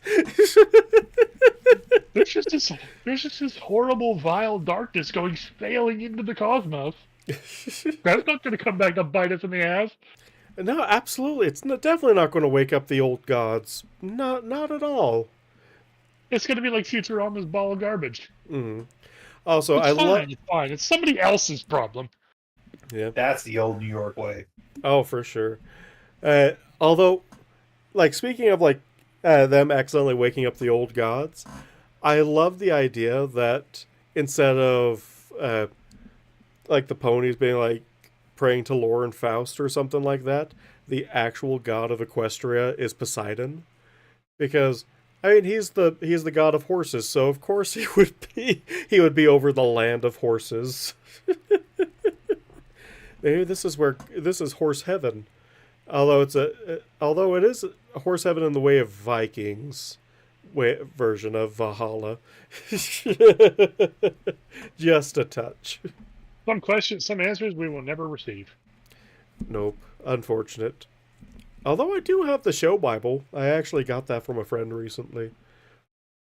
He also managed to Some answers salvage. only Equinox will receive. Yep. And he actually also managed to find a copy of the original Derpy Hooves episode before they censored her. Oh, Derpy. I just That don't know was a- what went wrong. I still can't believe how much of a disaster that turned out to be. Yep. Just because a couple parents groups got upset. Not the kids, not any of the kids who that was focused towards, but someone being upset on their behalf, even though they were perfectly fine with it.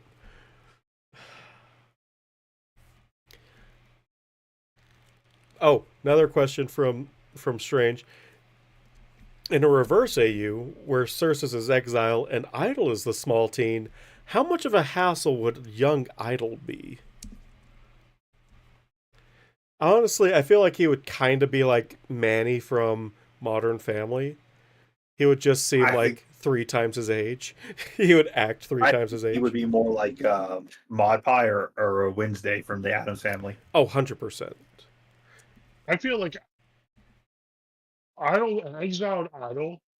First off, Circe would have escaped the hive long before. And But yeah, I'm wondering, is the because you mentioned in the first chapter that Idol is considered a trickster amongst his kind. Does that just come out with him being his sass and dry humor in his pretty pony form? much. Because imagining, most changelings are completely literal. yeah, because They don't have a sense of humor. They don't have a sense most don't have a sense of humor. They don't have a sense of curiosity. I think the best example of this is actually when they become changelings and you see them later on mm-hmm. in the episode with Pharynx. I was about to say They're though, complaining about everything, and it's like, my soup is too hot. The idea of just waiting and letting the soup be cold doesn't occur. oh my gosh. Thing is that That's anytime funny. I think about changelings, the first thought is Idol bullying Thorax mercilessly. But the second one is just like the Christmas episode where they take all the pony traditions too literally. Like, we sit around a fire and sing carols. Carols, carols, carols, carols. Yes, the changelings were, up until very recently, almost completely without personality. Mm. I still like the idea that Ponies like Thorax and Pharynx are extremely uncommon. Ones like Idol is kind of a bridging state where he has a personality but doesn't like that he does. Mm-hmm. I still like your interpretation of Idol being like this mystical, like messiah amongst the new exiles that And they want he's- to mimic him. They just And- can't and- comprehend how he's doing so well. Yeah. Like, And it's really just that he was in the right place at the right time. he has a daughter, he has a wife, he has friends, a great career. He doesn't have a wife yet. He hasn't put a ring on it. I know, Yeah. unofficially. Where do ponies put a ring, are they just bangles?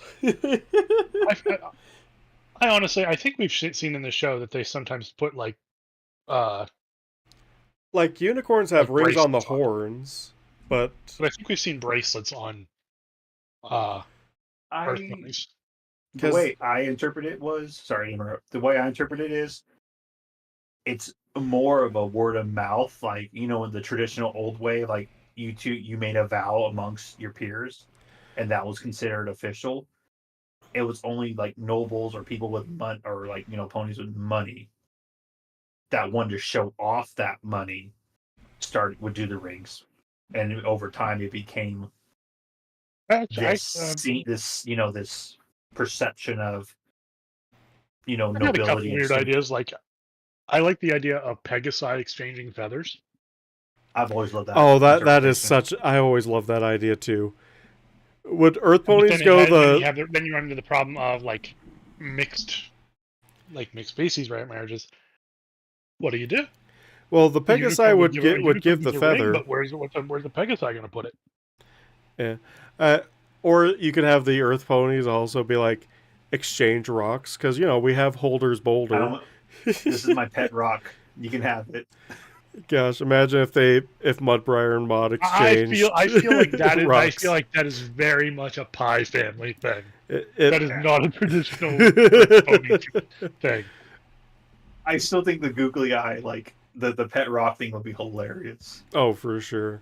Like it's just the pies for them. It's because of their like I would almost say argue the pet rock thing was an Earth Pony tradition, and it's just that the pies are what you would call the Puritans now, and they're the last like branch of the very traditional Earth Pony like living from all that dates back all the way to the pre-unification.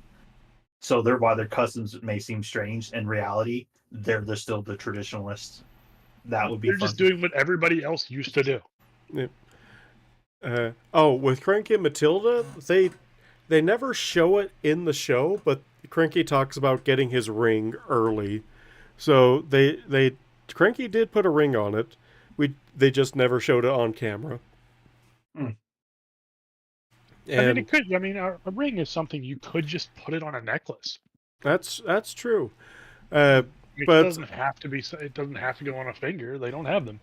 well, it makes because it makes in a world building sense. It's like Or even you could just make them earrings.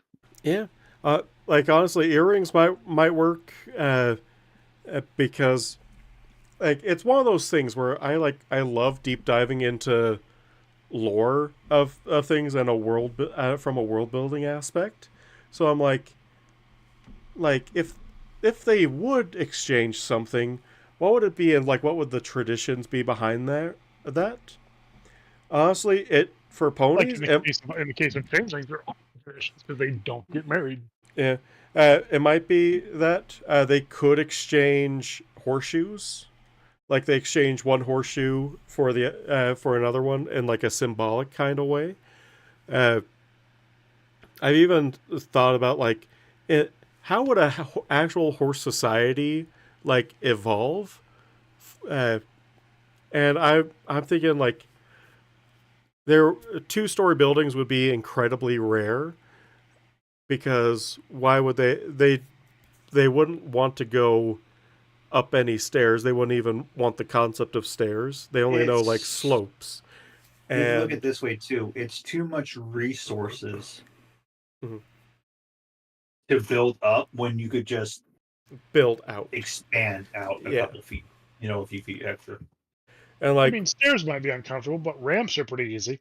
yeah, ramps are pretty easy. Like they might develop elevators, but like ramps would be the main way between floors, but they take up so much space. So why not just build out instead?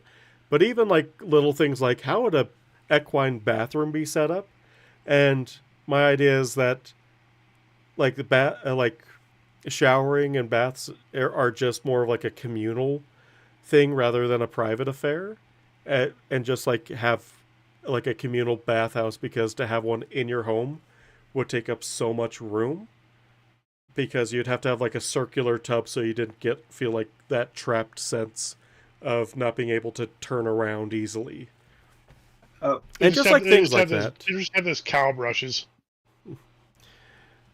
Oh yeah, Pensive, the to cow answer your brushes would be question, fun too. Fun innovation as well.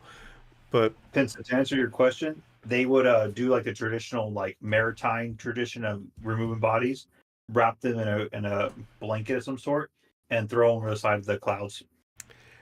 yeah, just don't be under any cloud cities at all. Just oh man, that's Like we got returned into the great wind. uh, well, I feel like Pegasi might instead of doing like a burial at sea like that, I feel like they would do cremation, so that way their ashes could get The carried away in the cremations with wind. burial at sky. No, Pensive got the idea. It's to show the Earth ponies below that no matter what, you can't escape us. Deep bodies onto the earth ponies. I mean, but then you would be giving the corpses of your fellows to your enemies, so that might not go. They might not enjoy doing that for that reason. I could see them doing that, but I also feel like they would I do. find something else to do. I'm Maybe just park talking the. smack. Maybe they just hold up like a bunch, and then they fly over an ocean to yeet them all into the water, so that they're far away from Earth Pony and unicorns prying hooves, I and always then just found just the move the idea cloud funny. back. Like I always found it more. I always found that I found that idea funny. Mm-hmm. Right now, I was imagining like a Rick and Morty style episode. Oh, it would definitely. Something like that happening. Like, all right, he's done, Yep, and they just his keep him over done the ledge. yeets off the cloud. It's super funny. Yeah, ponies do have human bathtubs, but that's because it's human animators trying to make something that's visually similar so we can recognize what's going on. I'm thinking Full of about it hot in water, good. That's all there is to it. what I'm thinking, the way that I think of this world building is like, how would an actual like equine society evolve like modern fixtures, and how would that like reshape how their society looks and functions? I'm talking to a couple authors from Finn right now, and one of them, and because I enjoyed their story so much, and I was chatting back and forth with them about because I like the world building aspect, and that's what I would recommend one of them. I would recommend one of the stories to Oh, check out because oh, it's the I think it's pronounced truancy. oh! I think that's popped up I on. recommended it before, and the artwork is just like Pinkie Pie painting a picture, and it's Luna moving the moon around. He's gone back. He's one of the guys that will.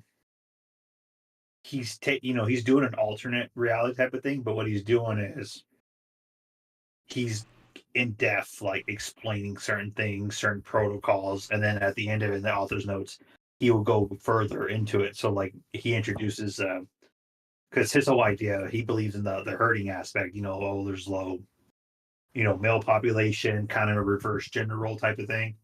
Uh huh. So when he introduces like ponies, like they're the herds and they're the children, then he will on the Arthur section will talk about this is the full names, this is the relation to so and so, this is where they come from, this and that. He does a lot of world building the way you're describing it, like will the bathtub be this, will be this. One of the things he did was because the main character is an alicorn, is a human reborn as an alicorn foal, Mm-hmm. but he doesn't really remember. He just knows that his horn hasn't protruded enough from the underneath his mane, so people think he's just a Pegasi foal. He is one of those things where he's like, I swear that I think I did something before, but I don't remember. And they Oh. mentioned and you find out later that his mom, the mayor that takes care of him, one of her friends is a Pegasi and her daughter is Spitfire. And they mentioned, well, let's take him to a cloud park. And then and that one or two little sentences explain a cloud park is because Pegasi that usually were up in the clouds. It was, they kind of, the old way was to push them off the cloud and make them learn how to fly. Mm-hmm. and because there's mortality rates now, they don't do that. But for Pegasi in the city, they bring clouds from the sky to these little parks, so the Pegasi foals can practice jumping on the clouds and jumping off of them, and spreading their wings. Oh, that's adorable. I love that But world building, he Eric. does. We're building like so. That's so. I would recommend if you want some world building, that's the kind of story that I would recommend. Because another story I'm talking to the author about, he's starting to get to that point. Mm-hmm. But the truancy one's the one that's already like he introduces something, and then in the author's notes, like all the compendiums you'd ever want. Like, Yeah. have you ever read Dune? You ever read the book Dune? Yeah, I listened to that. That was The such a audiobook? long listen. I listened to Yeah, it, like and it if was you so get the long. I listened to the first 4 audiobooks. I want to say his stories reminding me of that because of the compendium and glossary, like Mm-hmm. the actual like edition. Gosh, Oh, remember this when is fantasy books had a compendium and glossary in them? Like, I'm specifically thinking back to Levin Thump series and things like that, where they would have like terms like they would have a glossary in the back where they would actually explain like, oh yeah, this character, what their deal is, and their brief backstory, and like, what does this mean? And I'm like, not enough fiction books do that, see when honestly. you saw that, you knew you're getting into something. You knew you were getting something Whether it was big. good or not, whether it was good or not, is a different story. You can never be quite sure of that one. Yeah. You just knew that, like, okay, there is potential. Cross my fingers and hope I didn't waste my time or my money. Oh, yep, for sure. Knock on wood as well for good measure. My phone actually has a wood back to it, and I place it so the screen is always facing inwards. So all I have to do is knock on my pocket, and I'm immediately knocking on wood, so I can jinx myself as many times as I want. And I have Wonderful. and it's actual wood too. It's not like particle board because there's some people who are like, oh nope, that's not actual wood. That's like fake wood, and I'm like, well, nope. This one's actual wood. They actually CNC milled it. So, but yeah, like world building is always so much fun to explore personally. Like that's one of the reasons why I don't write too often, is because whenever I write something small, it's either a small one-off idea that I'm like, oh, this seems like a fun thing, and I can't really think of how to put in the story, or it gets turned into, this is what you see, but this is just like it's actual like tip of the iceberg. What I actually post versus the research I did into that post. Like for example, like one of my my second story I ever posted to FimFiction was based on a random thought I had way back in like junior high, where I was like, well, if crystal ponies are actually made out of crystal, how do they get like ready? Like, how do they like uh, get ready and look good for like big events and whatnot? And so that kind of expanded into, well, if they're made out of actual crystal, it would be very unconventional from like a regular person point of view. And then it turned into, well, what if a spa used a giant version of a rock tumbler? And that's what that whole story is two crystal ponies try out the spa version of getting prepped for like the equestrian games or something like that, and they find themselves in a giant rock tumbler. And it's just like little things like that where it's like, oh yeah, that would have an impact on their society. How would they go about that? Of course they would. Pony Tumblr. Yep, pretty much. Tumblr. Yep. One of the few social media sites that I still interact with on a semi regular basis. Mostly for the art. great art still posting up there that you literally can't find on any of the other sites. I've tried. They're not even on Derpy Boru sometimes. What was this website? Tumblr. Oh, Tumblr. There's a lot of legacy pony artists that survived the purge. The Great Purge. It's kind of a tragedy, like how many websites eventually get purged. Like, I'm going to eventually put Changing of the Guard on AO3. Oh, nice. Oh, I just have you wanna- tried that other site? Oh, what's it called? That's Are you kind talking of about like archive, what? archive my own or something like that. Archive of Our Own is AO3. AO3. Oh, okay. It took me way too long to realize that why it's called AO3. And it's because it like 1A and then 3 O's are Archive of Our Own. I can't believe it took me like 4 years to finally notice that detail. So it was something kind of like AO3, but it was made by people who looked at FimFiction and looked at AO3 and was like, why can't we have a nice looking website like FimFiction, but for everyone? Fim was like the gold standard of those early years. Mm-hmm. Because going off of like fanfiction.net to Fim. Yeah. Oh, for sure. Oh my god, I used to do on fanfic.net.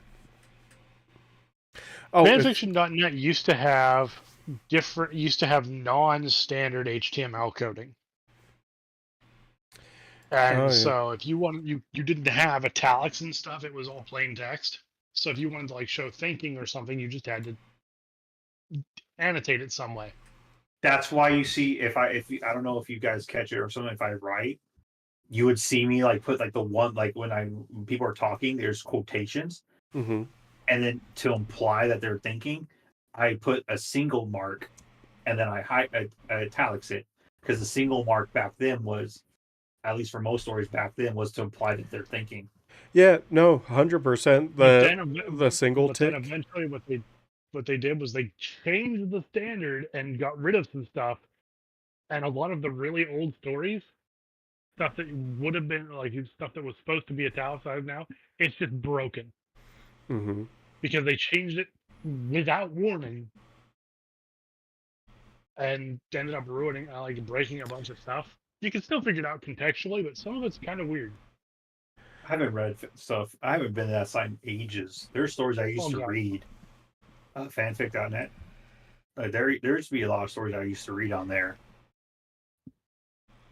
Yeah, I found it. It's called Offprint. Offprint.cafe. It was on like a closed beta for the longest while, but it's finally like in its like full form. I think the only reason I know about it is that I'm in a lot of book publishing. I'm in a couple of book publishing Discords, and they talk to other and people in there talk to other book publishing Discords, and this was like a project spun up by a couple of people in one, where they're like, yeah, no, we want to have like a nice looking formatted page as well. Why, like, let's bridge the gap between FimFiction and fanfiction. Really nice. Yeah. And despite how old it is. And like, yeah, there's a lot of My Little Pony stuff in there, but it's also, but they have a ton of like, they have a ton of like, that's not the only thing on there. Like, in the top of the For You page, or in the top of the new page, there's Gravity Falls fan fictions. Some aren't even labeled, and I think that just might be an original story. There's some Final Fantasy stuff, like it's just there have been a couple different fan fiction websites. Mm-hmm. Fanfiction.net has always been pretty bare bones. Yeah. There was Yep. Media Miner or Media. It was Media Miner, and that was better, but it never had quite the same reach as fanfic.net. There was a couple others. I mean, in the bad old days, people just ran their own websites, and you had to like Google search to find fan fiction. Yeah, and now we're kind It of could be anywhere. yeah, and honestly, we're getting that way with artists now because so many art websites have gone downhill that most artists are now starting to just self-host their own stuff and no longer posting to other platforms, which Because makes it yeah. insanely hard to discover them or keep up with Or they them. post it all on Twitter. Oh Or Twitter gosh, is X the now. worst place for storing Yes. art because there's yeah, no way to 100%. search through it. Strange is right. DeviantArt was the big one. Like, it was a gold standard, and I used to read fanfic stories off of there too. I Yeah, used to read Spyro stories off of there. There's one artist or writer in particular. He wrote like a really good mm-hmm. like AU type of thing from the Legend of Spyro, and I used to read it, and then just eventually, like everything happens one day. It's just like DeviantArt did a bunch of weird, years stupid passed, and things. nothing happened. Never again. After it got sold and they reformatted the whole site, it's just been downhill from there. And now they're DeviantArt all did a bunch of into weird, AI and stupid things, stuff, so it's just ugh. and a lot of these art websites get into this weird idea where they're like, "Oh, we don't allow you to post fan art anymore," and it's like, okay, That was the whole point of it. like that's 90%. Well, I mean, when YouTube first came out, the entire purpose of YouTube was essentially posting clips from movies. I remember that stuff, dude. Yep. I used to. This is going to date me. I used to watch this The back in whole 2008. original content thing was years after the fact. Yeah, I used to Watch this watch. movie in 17 different parts. Yeah. And One of the now, first big ones. that stuff got banned, and then it came back, and now they pretend that they uphold the rules. Yep. And then they keep on marking things that are not children content as made for children, even though the creator themselves says, no, this is not made for children. Like especially Tridashy got hit super hard by It's a the scam, yeah. by this. And it's like A lot of the film videos got taken down. mm-hmm. Like The fact that if your stuff gets marked as not for children means that you no longer can make money off of it is the stupidest thing ever. Well, if it gets marked for children, it's like no comments. Like you can't do anything. Like you can't really do anything with it. You can't even like minimize it to like a mini player on mobile, which I think is the stupidest thing. Like I can get like not allowing kids to interact in certain ways on the platform, but why not have? But why I limit hate the picture in dumbing down of picture? the internet. Like Because like Crunchyroll got rid of comments because they're like, oh, people are being offensive. It's like, yeah, there's idiots on Crunchy. There's idiots on any comment website, but like the comments are half the fun. but in reality, what it was, people would call out certain things, and that was a big no-no. Yeah. Like that's why they hit the dislike button. They didn't get rid of it because there's an extension, and I got it. And I got it too. Like, oh, this is to stop Bring back review YouTube bombings. dislike. Yep, And it's I like, got that you literally too. hit it because what happened was, this is back there, and this is going to get a little political, was when Biden took office and people were calling him out on things. A lot of their videos that they would publish on their official channel got disliked. This is what happened. They got their channel, like some of the videos on the official White House channel, got so disliked. People were noticing like a lot of their stuff that they're putting out, like, oh, we're hearing this, doing this and this. What you call ratio bond was, and the next thing you know, about a few weeks later, they're like, oh, well, to save harassment that's been going on, wild harassment going on the platform, and protect smaller channels, we're going to hide the dislike button. You can still see it on the channel, but only for the creator. Yeah, it's really silly. Like they don't want to get rid of that stuff because people need to know hey, is my thing popular or not? But at the same time, they don't want you to know what's not popular. Yeah. Yes. And what my friend has on like the dislike thing is like YouTube got rid of it because creators complained about it, that they didn't like it, and it literally did nothing to keep people on the platform. So, and keep that watch time high. So they're like, yeah, it's not doing anything uh, for the user that we want the user to do. And it's only for the creator, so let's make it only for the creator. What I think is funny, as soon as they got rid of the dislike bar or dislike button, a whole bunch of scam stuff popped up, and there's no way to be sure that it is. There's no way to know. Mm-hmm. Like there was a lot of those home do-it-yourself hacks, Oh my which were gosh. super unsafe. But because you couldn't see the thumbs down, it's like, oh, this has 1,000 thumbs up. And if you look at it with YouTube return dislikes, it's like, oh, this has 50,000 thumbs down Yeah, because it's like actually super unsafe. You But would Yeah. there's no see way to that know. because I have the like I said, they have because on this platform, this account that I have on the laptop I'm using doesn't have that function. So when I watch YouTube videos, I only check the channels out that I know, but I will see the likes, but I don't see dislikes. I go to my other computer, my laptop that has it. So you may see on this the new laptop I have, I may see channels or videos that's like, okay, this has like we'll say 5 or 6 thousand likes, and then you go to my other laptop that has the extension, that same video will have 5 or 6 thousand likes, but fucking excuse me, will have like 20, 25 thousand dislikes. Mm-hmm. It's like, And then oh, so that's considerably different. yeah, so it's like, oh shoot, so this is so I was like, oh, this seems like okay, a positive video, 5,000 likes, and then that's why people don't like that change, because they're like, you're not doing it to protect single creators, just because this is back. The reason I say that the White House stuff is because it was around the same time Disney was putting out a lot of the YouTube stuff, and their stuff was getting bumped. I think it was Disney, not White Yeah. House. Well, It I just also. remember the White House like doing that as well, Mm-hmm. and then the next day I see comments like that. But I know Disney was doing that with their Star Wars stuff, Yeah.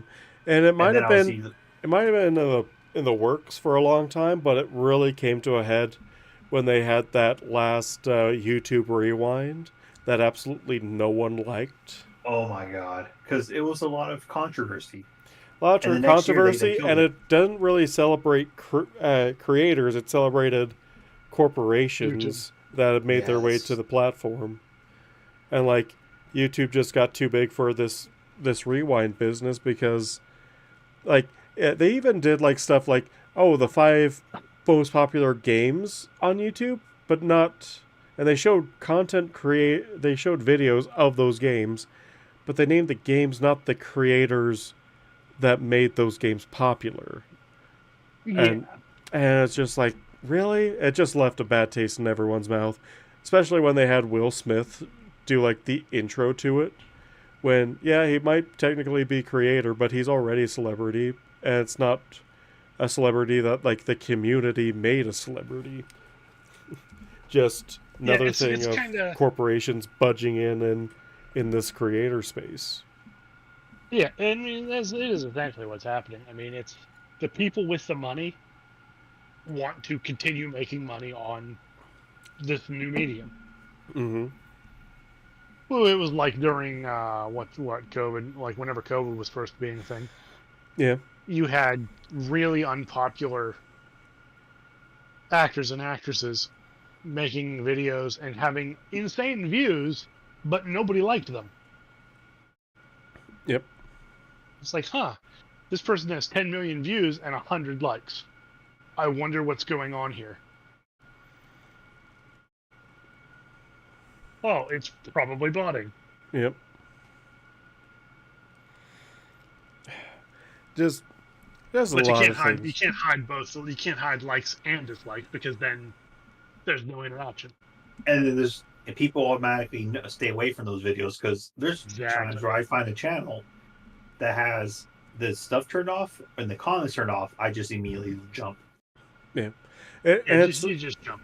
and they're doing the same thing with like shorts now too, and it's like, gosh, I don't want to see shorts right when I open up my app. I already have a hard enough time Mm-hmm. with concentration and whatnot, and getting lost in shorts is not helpful in any way, shape, or form. This is why I never even got onto TikTok ever, even at the height of when everyone was on TikTok. And, and it's like, shorts, like, they're great, but they are literal, like, like, I will spend hours watching. This is why I'm not on Instagram either, because they started shoving reels uh, down your gullet every time that they could get away with it. I have to just spend hours doing that, not get anything that I want done. And that is what I'm blaming me never uploading more than one chapter this year. That is absolutely what I'm going to blame it on. but but like and like even when they're playing shorts, it's like now a misnomer because they keep on shoving live streams in the shorts feed. And every time I do, it's almost good in a way because I hate seeing those live streams because they're usually just a bunch of brain rot. And so I immediately do is say do not recommend this kind of stuff to me ever again, and then I just delete the watch history from my account because I'm like I don't want to keep getting recommended this stuff. It's like changed my algorithm so much uh, when shorts got introduced because I used to be able to like get stuff that I wanted to watch, and now I'm getting a bunch of random stuff because like the shorts feed isn't optimized at all. It's always something. It's always something. This is why I've been trying to like migrate to like alternative apps like GreyJ and things like that. But unfortunately, it's still in beta, and it doesn't have one feature that I absolutely need it to have before I make a full switch, which is to play the next video on prompt. Because it doesn't have an automatic like queuing system of what you should watch next, which for a lot of people, that's fine. I need it because I'm driving a van all day, and so I just want to quickly say skip to next whenever I'm getting to the end of my current video, so I can start listening to the next one without having to uh, play with my phone in the middle of traffic. Yeah, I get that. and and it's not autoplay either. I absolutely hate autoplay. I want to choose when I watch the next video. I don't want some algorithm choosing when I watch the next video. Nah, I get that. Mm-hmm. And yeah, it's just a huge thing. Also, we're almost there to Pacific Times New Year's. Woo! Yeah, we're almost there. We're almost there. 2 more minutes. But yeah, let's see. What other changeling of the guard nuggets of info can we squeeze out of V while we still have him? While he's still chained to the writer's desk. Will we ever get a proper Hayu like chapter? Oh yeah, we need another Hey You chapter. Or at least a meetup. It is pronounced Hayu. Push his glasses up. No, it's pronounced Hey You because he was always pronounced. He got the name from people calling him Hey You. Yeah. I always found you're not going to push up your anime glasses around me. He could go by Hey You or Hayu because he did try to make it like it's the traditional Japanese name. Yep. Hey You. Yeah. So man. It could be really however. Mm-hmm. But He's just kind of chilling in Dodge Junction Happy New and Year's. loving life. Happy New Happy New Year's. Year's! Happy Woo! New Year. Yay! He's been living in Dodge Junction and just kind of enjoying life. He'll probably still be there when Applejack shows up eventually. I know. He'll probably be very Because upset your when stuff Pinky is eats a whole bunch of connected. cherries. Sorry. Yeah. What? What was it? Oh, he's breaking up. VJ was breaking up. You okay? Oh, sorry. Yeah. He'd probably be there whenever Applejack's there, and he'll probably be upset when Pinky shows up. I Oh feel like Pinky gosh. is a traumatic event for every changeling who meets her. Pinky is a traumatic event for everyone in Dodge Junction. She literally single-handedly started a war, and then explained nothing, and then let others clean up her mess. She really went whole Celestia on that show. Cause I maintain problems, that, do nothing about it, and leave. Pinky showing up in that episode was like, Rarity Catch Me was the best. Because it was completely in character. Mm-hmm. And Oh no, yeah, that wasn't during that episode. That was the next time they were in Dodge Junction when Applejack ran away. Applejack, yeah, that's what I was talking about. Oh no, I was talking about the Buffalo episode where The pie one. Yeah, the pie one. You gotta care. Yeah. You gotta share. It's a good thing to do. Gosh, that song. Just the fact that both sides agreed that the song was terrible. Terrible enough to literally go to war over. But yeah, whenever she did the Rarity Catch Me thing in the Applejack episode, and Rarity's just like, "What, Pinky?" And still managed to get blasted. Yep. Chimichurri, cherry tonga. Chimichurri, cherry tonga. Chimichurri, cherry tonga. Just on one of those Using old Pinky hand as an carts. element of torture was the best. It was so good. But will a transplanted limbs thing be addressed in the future? Will Pharynx and Idol be friends? And will Idol ever skittle on purpose? Honestly, I feel like Idol will skittle by complete accident, or he'll never skittle because it's not changeling to skittle. Idol will not be part of the initial skittling.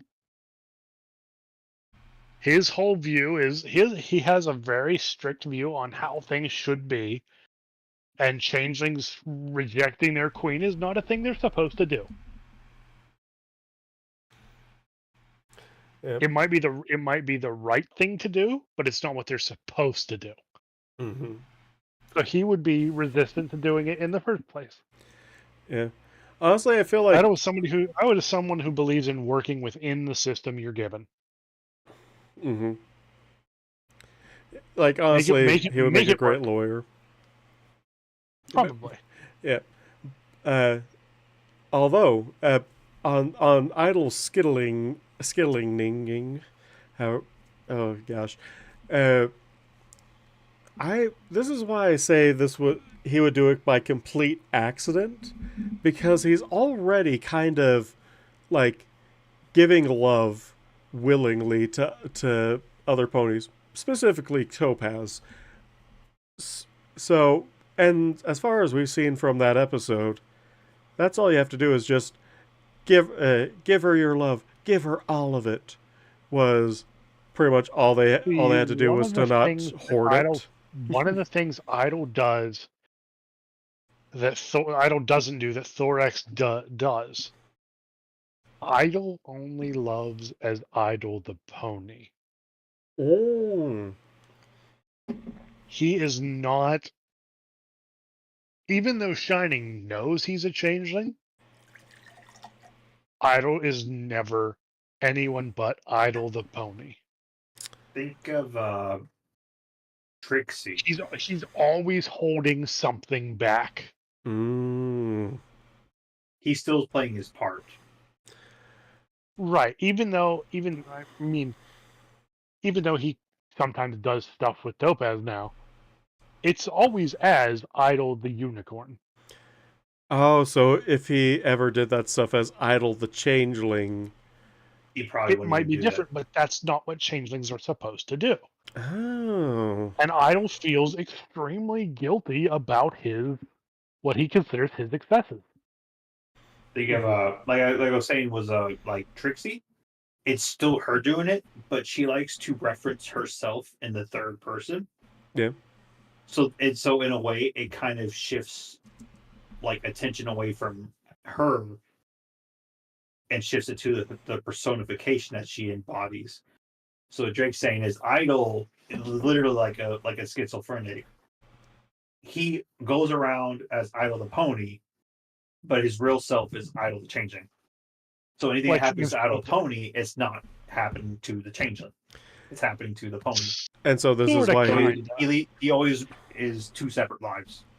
In the Okay. case of Thorax, Thorax goes around the Crystal Empire just as Thorax the Changeling. He is completely open with who he is, who and what he is. It's different. Mm. It's just different that way. Uh, He's holding nothing back. And Okay. Idol it is just not in Idol's nature to do that. Interesting. Because it's not a thing he's kind of supposed to do. So he doesn't want to do it. And I'm guessing this is why he didn't. In the case of Topaz, Topaz should be with a pony. His like the fact that she is with him does it feels Does like not he's compute. taking it feels like he is taking the place of someone more worthy. Gotcha. Is how he feels about it. Like there is a perfect pony out there for Topaz, and if he ever finds them, he will step aside because that is the right thing to do, and it will kill Because him if to he do was it. still in the hive, she would be beating someone else. Right. And So yeah, he's always treating himself as the one that doesn't belong. He considers himself an outsider regardless. Yeah. And is this why he has always considered himself to be that failed exile of a drone. gosh, Idol just has major imposter syndrome, doesn't he? He absolutely does. Gosh. And because of it, he has not naturally skittled. Yeah. And I'm guessing the reason why he didn't skittle during the changeling the wedding incident is because he wasn't a changeling. He was a pony. He just forgot about the whole changeling. So he can't to actually do the skittling thing, you have to know what you're doing. Mm-hmm. You have to be doing this willingly. Yeah. So you why don't have hasn't to know that you're doing it? You just have to know. You just have to be doing it willingly. I'm curious then, why hasn't Cersei skittled? Because she obviously loves that one little bat pony, and it's more of a crush. Okay. And not actual. How would you say? It's not. Think of like even she may have a crush, but she hasn't acted on it. That again, like Thorax loves the pony. He loves the way they do things. He loves them, and he just became open with it. So it becomes more. Idol could never do that, and he will never tell Cersei to do it because that is so completely unchangeling. Interesting. So it's also different. I'm going to go political. Be like those people that sit behind the computer and saying, "Oh, that's wrong. You should feel bad," versus people that go out there and actively try to make a difference. Well, not even that so much. It's just that I don't want Cersei to be a proper changeling, so she can eventually go back to the hive and live a fulfilling life as a hive drone.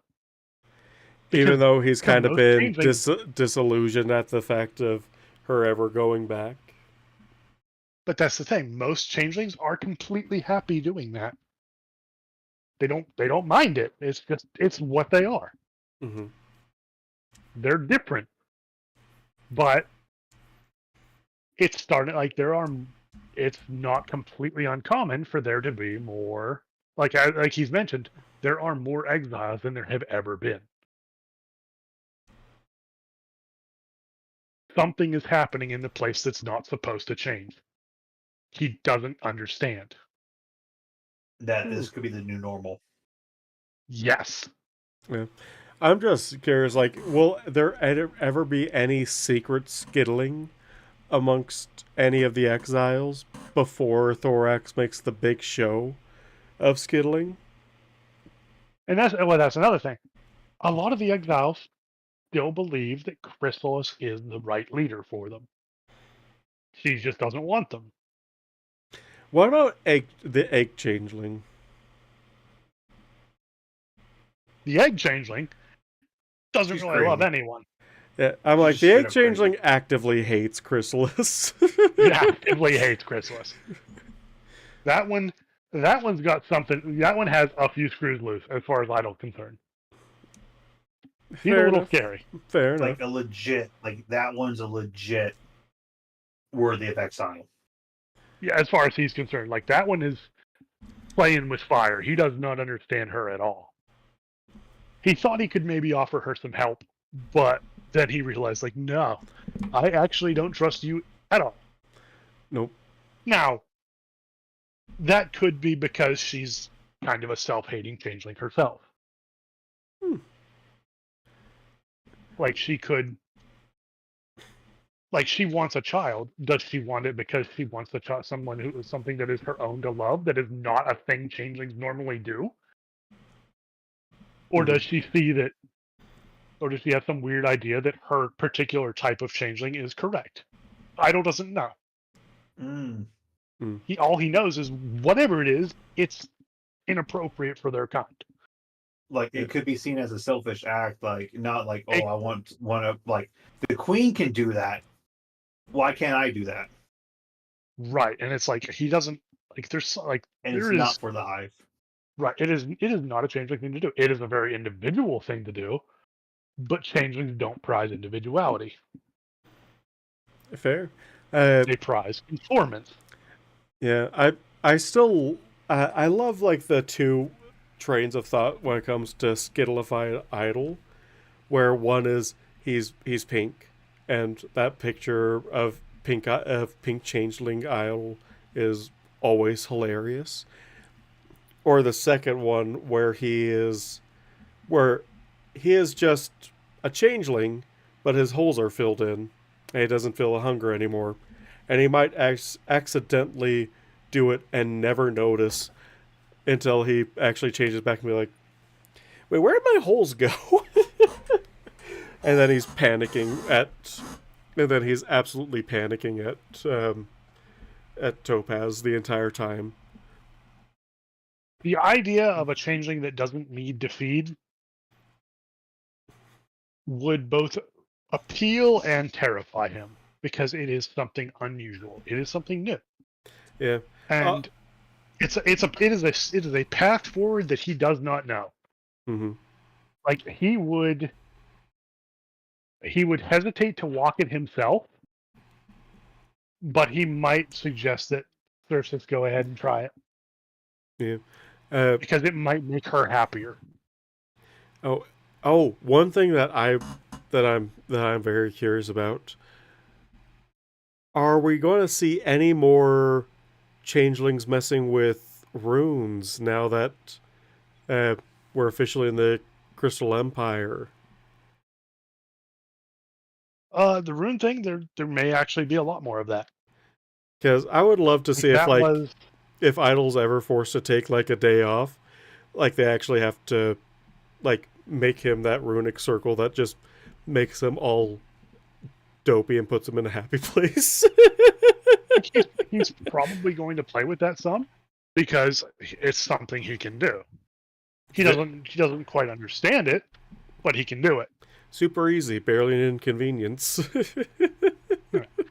Idol is finding out that there are more rules at play than he didn't know. The fact that Chrysalis knows this stuff, really concerning to him.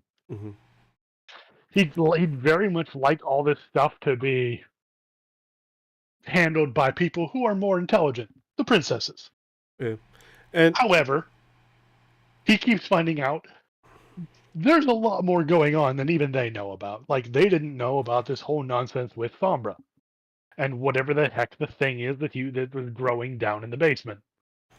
He doesn't like it. It's bad. It's very bad. But the princess certainly didn't warn him about it. Yeah. So what do you do? What? He's certainly not going to keep doing the thing he did, because that wasn't pleasant. It wasn't pleasant. Almost probably did something to him if it wasn't Cadence. Maybe a long talk with Shining to be like, yeah, don't order him around. That's why he gave him the permission, the ability to do it. Yeah. That worked out great. Idol was confused. He didn't know what to do. Hey, Shining gave him exactly what he needed to do in this circumstance. Yep. And it almost did something. I wonder if that's going to infect that limb, because I imagine that, like, yeah, the Crystal of Heart's cleansing it, but you still have it seeping into him just a little bit. Whether that's mine, is it going to corrupt his limb? Like, Idol has just had a very exciting couple weeks. Yeah, it's been pretty much non-stop new things for him ever since the wedding. Including his daughter committing several... him getting broken out of jail 6 times in a day. Yeah, it's been a bit. It's been very confusing for our poor changeling. And he's almost relieved that he's allowed to hate Sombra. Finally, something straightforward that I can understand. Straightforward. I hate this guy. Everything about him it just makes me angry, and that's fine. That's okay. Someone I can just hate unapologetically. Yep. Till it turns out that Sombra was a changeling all along. There's no such thing as an Umbra. That's not going to stop these hooves. I don't care. Catch these hooves. I also love how he's more like semi-open with his changeling abilities, where it's like, oh yeah, he single-hoofedly just crushed steel underneath his hoof casually. I mean, the whole thing that I was going with it's not really steel. It just looks like steel. Yeah, and then it's basically dark magic in the form of metal. Oh, I had a different thought. I thought it was just like scrap metal held together it basically is. Okay. Like it's not intended to be. It's not actually good material. Okay. It's mostly for show. It's mostly to cause people to be afraid. Gosh, imagine if it was also paper mache. That was just reinforced to be steel. Yeah. I mean, might as well be, as far as I was concerned. He doesn't like... What he's finding out is more and more. Sombra was doing a huge thing where the people were so afraid of him that he used that fear to make them more afraid of him, and he just kept building on it. Yeah. To the point where now they don't know, they can't resist because of what he's done, what they've done. Mm-hmm. They've basically fed him to the point where they just couldn't get away from it. Yeah. Oh, and Idol's whole thing is like, this is horrible and wrong. Mm-hmm. And he's just morally opposed to it. They don't need freedom right now. Hold on. They need freedom, but not too much freedom. I don't see it as they don't want it. Idol has only just recently realized that he likes it, but he recognizes that they would rather have security, and it could be easily damaged. Yep. I was going to say, so if you gave them the chance, they would just become part of the Equestria. They would give up all of their identity in order to not be under the hoof of Sombra anymore. Do whatever it takes to be safe. Yeah. Right, because they have lived in absolute terror. And even though they have memories of the good times, he's basically tainted the entire city. Exactly. So, yeah. It's like Shining and everywhere I Cadence, look, they I see remember this, so they and see so. the damage, and they want to fix it. Mhm. But it's going to take some time. I wonder if Idol is like somewhat affected by like the general feeling of the entire empire, Absolutely. because the empire kind of already feels like it's like one step away from Sombra coming back half the time. So it's like, is it Idol like is a absolutely affected by the general population's feelings. this is also He's a little bit darker than he usually was. fair. That's a huge part of it. Yeah. I also, this just plays more into my theory that that changelings, rather than just coming from a rotten tree that Stars World touched, Yeah, to the rotten tree thing, completely not a thing in this verse. thank goodness, honestly, that's like one of the things I saw in the comics. I'm like, you don't have to make them pure evil. Like, they could be something else entirely.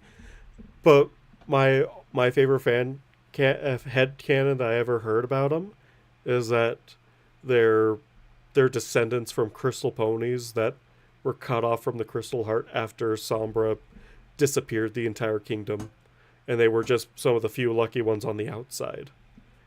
Because what other emotion-based magic users do we have other than the crystal ponies?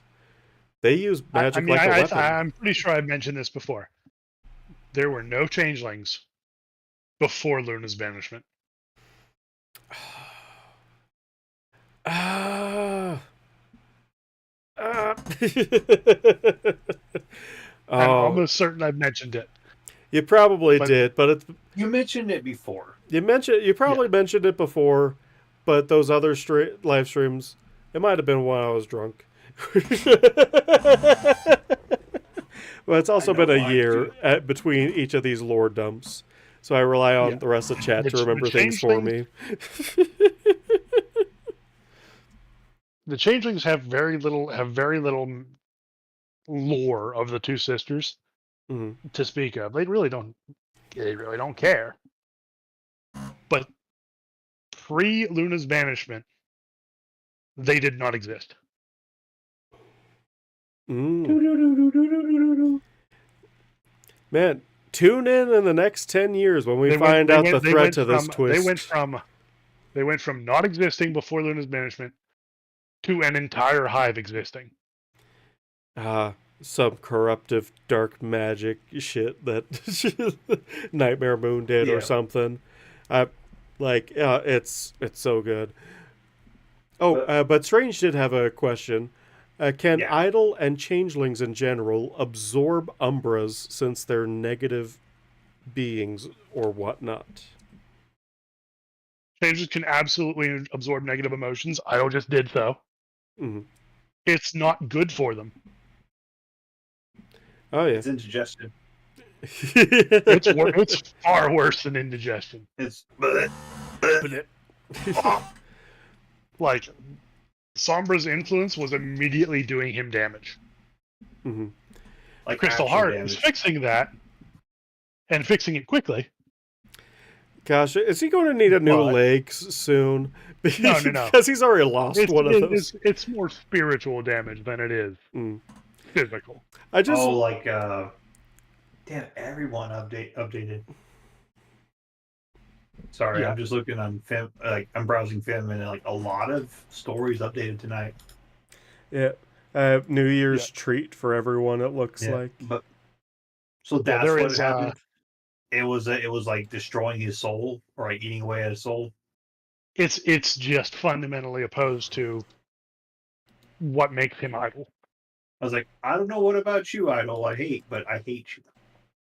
Pretty much, like Idol knew exactly as soon as he did it. Idol knew that this is not a good thing I've done. Mm-hmm. Yeah, definitely don't shoot it into the sun. Celestia's not going to be happy about that. Well, he's okay. He's okay with that. They've got a good. She'll let him go. She'll let him off with a warning. Yep. Or she'll banish him to the moon for a couple days. Either way. But yeah, maybe he could use a vacation. But yeah, It's so are you saying Umbras are pure negative emotion then? Well, whatever Sombra was making or using to power the armors, Mm, that was definitely not good. okay. Because It was kind of parasitizing the fear of the negative emotions of the guards who had to wear the helmet. like a self-feeding loop. Pretty much. yes, And it was self-aware enough to keep itself to try to defend itself. I also I just know. love how it went into pure pandemonium like almost immediately. Oh yeah. I mean, you had this basically giant, like this giant tumorous mass of Oh no, living misery. I mean that too, but I meant in the yard with the with the helmets. Oh yeah. It just immediately didn't even take 2 seconds for things all Yeah. hell to break loose. When Yeah, it did not go as great as hoped. But it's some of them have their hearts in the right places, and some of them are just like, you know what, I want rid of this shit. when it's I hate, I keep bringing back to this movie, but it's a classic. When I first read that scene, I always thought of The Life of Brian. Like, his shoe! We must take all of our shoes! And the guy immediately goes and tries to steal someone's other sandal. Like, because he thinks it's a sign, so he's trying to steal everyone's sandals and they have to fight him off.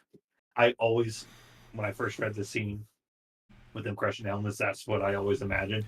Was that one was like, I'm going to go crush all the other helmets because it's a sign. And everyone's like, no, don't do it. Yes.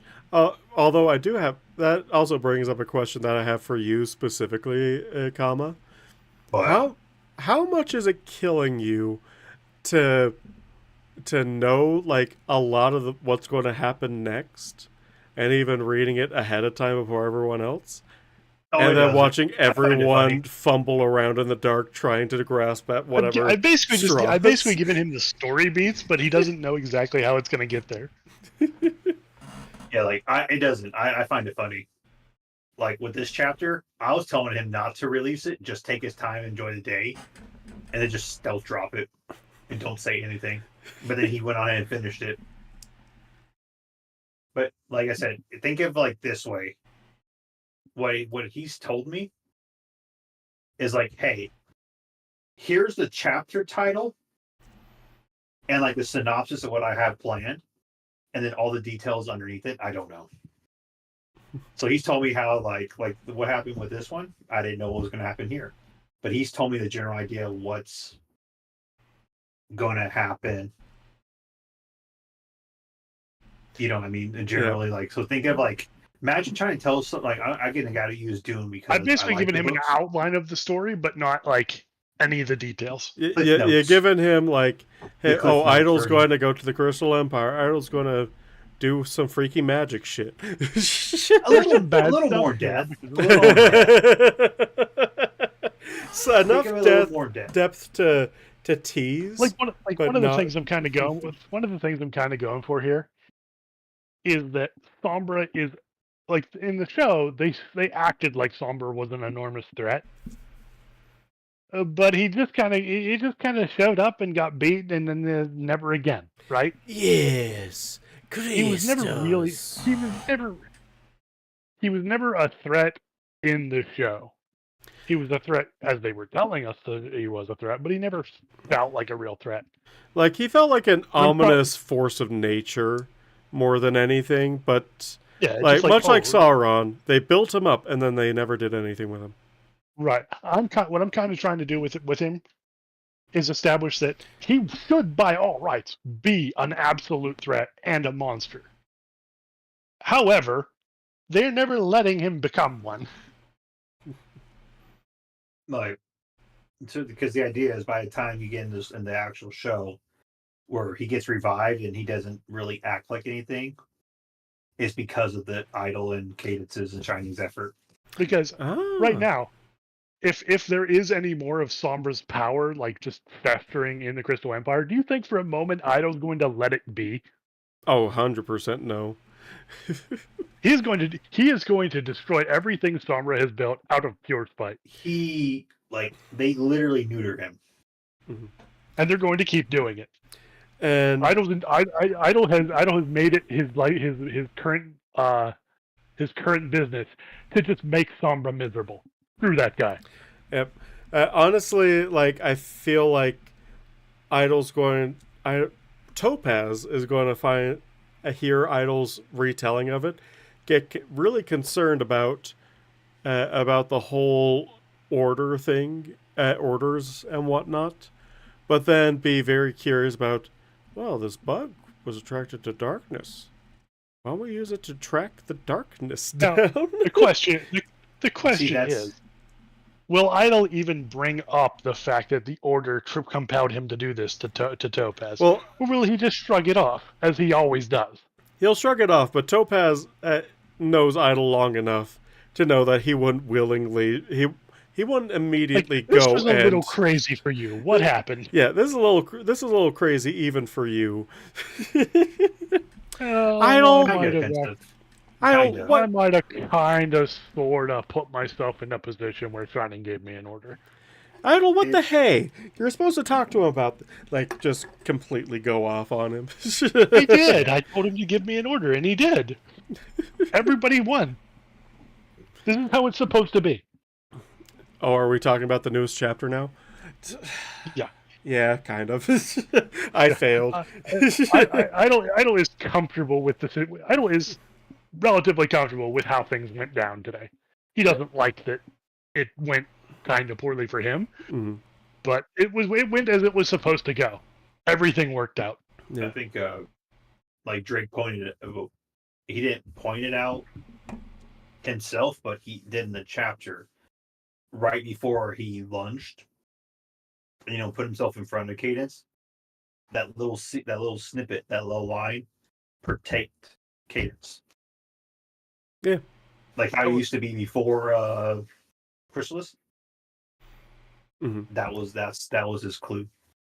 Yeah, for sure. And it was exactly what Shining told him to do. Yep. Do whatever you have Roger. to make sure to protect Cadence. Bam! That is an order. Yeah, That's Shining's all got the more to to take. Idle's got to be, or Shining's got to be a little bit more careful with his words. Oh boy, doesn't he? Gosh, he's going to end up getting Fey training to just not let Idle misinterpret what he's saying into what might accidentally be an order. Idle's going to cheerfully tell him, however, don't worry, there's an exit clause. There's an exit clause. Oh, man. I don't have to obey any order I don't want to. I just have to, do something else instead. Yeah. It goes something that falls completely in line with his oath.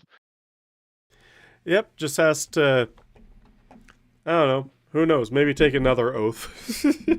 Because he's gonna follow his oath to the letter.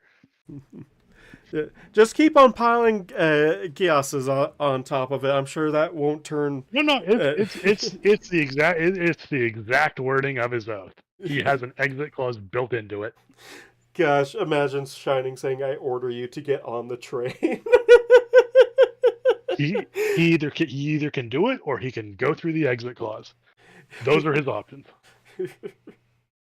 And if you read his oath, the exit clause is right there.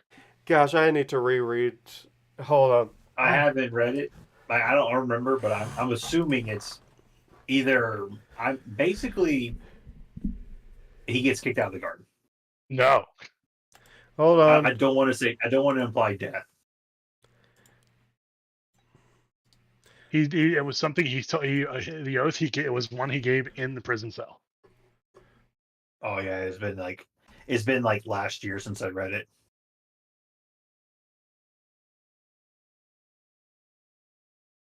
That's a joke because we're in 25 now. That's gonna be weird to say that.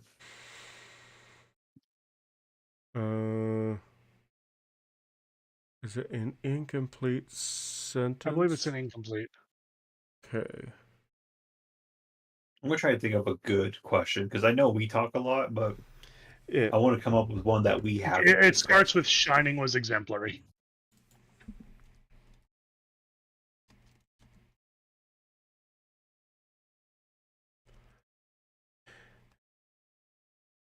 Well, Gosh, I need to well, figure out how to actually spell. keep reading it, but for the chat, whoever's still here, if you guys have questions, this is your chance to ask Drake. Oh yeah, If not, he's gonna go hibernate for another year. gonna crawl back into my shell and sleep. Crawl back underneath the writing desk into the cocoon and wake up in another few years to drop the next bomb for us to tear at. Let's see.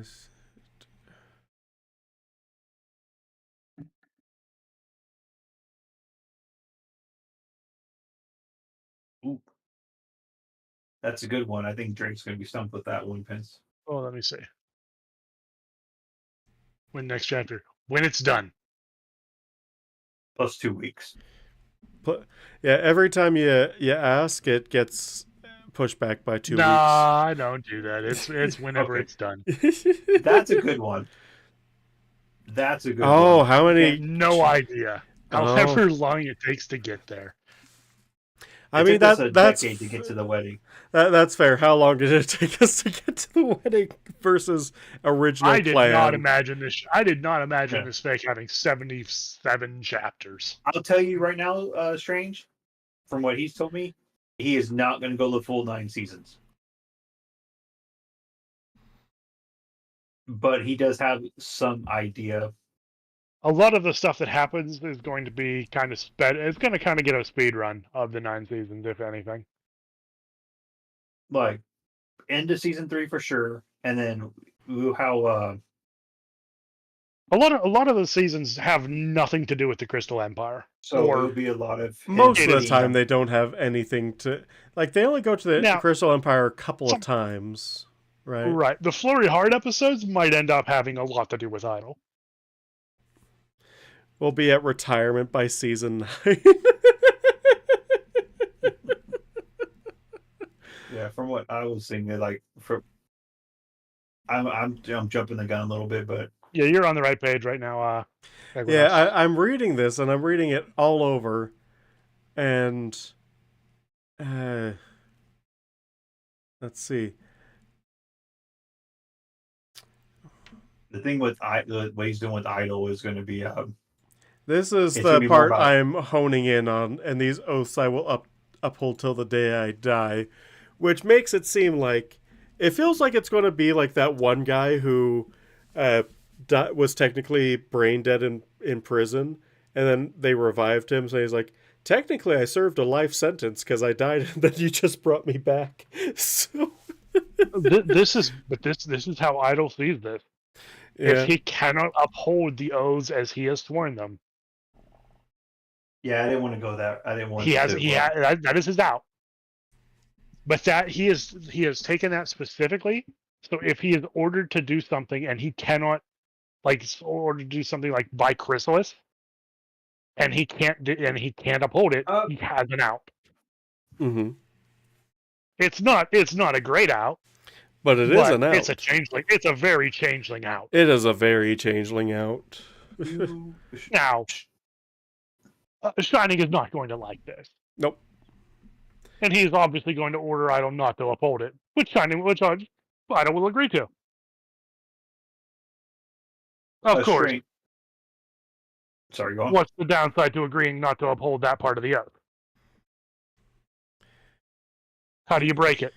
Yeah. So the big thing is Shining has to be careful with his orders. As long as he doesn't order Shining or Idol to do anything heinous, that Idol cannot bring himself to do, he's fine with it. Yeah. I wonder if it's a terrible thing to put on Shining's shoulders. Oh, for sure. But at point in the story, Idol doesn't trust his own sanity. Nope. Although No, Shining he might Sanity. He might get freed again later. It's entirely flexible. You Yeah. never know. Yeah. He already had it. He already got mind broken once. It might happen again. Yeah. My idea is like the way that he's going to become not my. He's going to get out of this without permanently dying is he's just going to die temporarily, and then once he's revived, he's like, "Well, I did technically die. I lived, but I did die." I mean, it's one of those little things where it's like, technically is the best kind of correct, and that seems to be the whole changeling motto. It kind of is. My interpretation was like this is how I'm seeing it right now because I don't know if Drake's going to use it or not. Was he would need to kill the idea from going? This is referencing what he said earlier in the stream. In order for Idol to get out of it, he would have to kill the notion or the idea that there's two separate idols and embrace the idea that there's only one. So, like, Idol the changeling has to obey these oaths. So he would have to get like that's what I'm taking from this. No, I think it's you got. I feel like you got somewhat of a right at it, but maybe backwards. It's not Idol the changeling that has to follow these oaths. No, it's right. It's Idol the pony that has to follow these oaths. Well, who made the oath? It's Idol the pony who made the oath.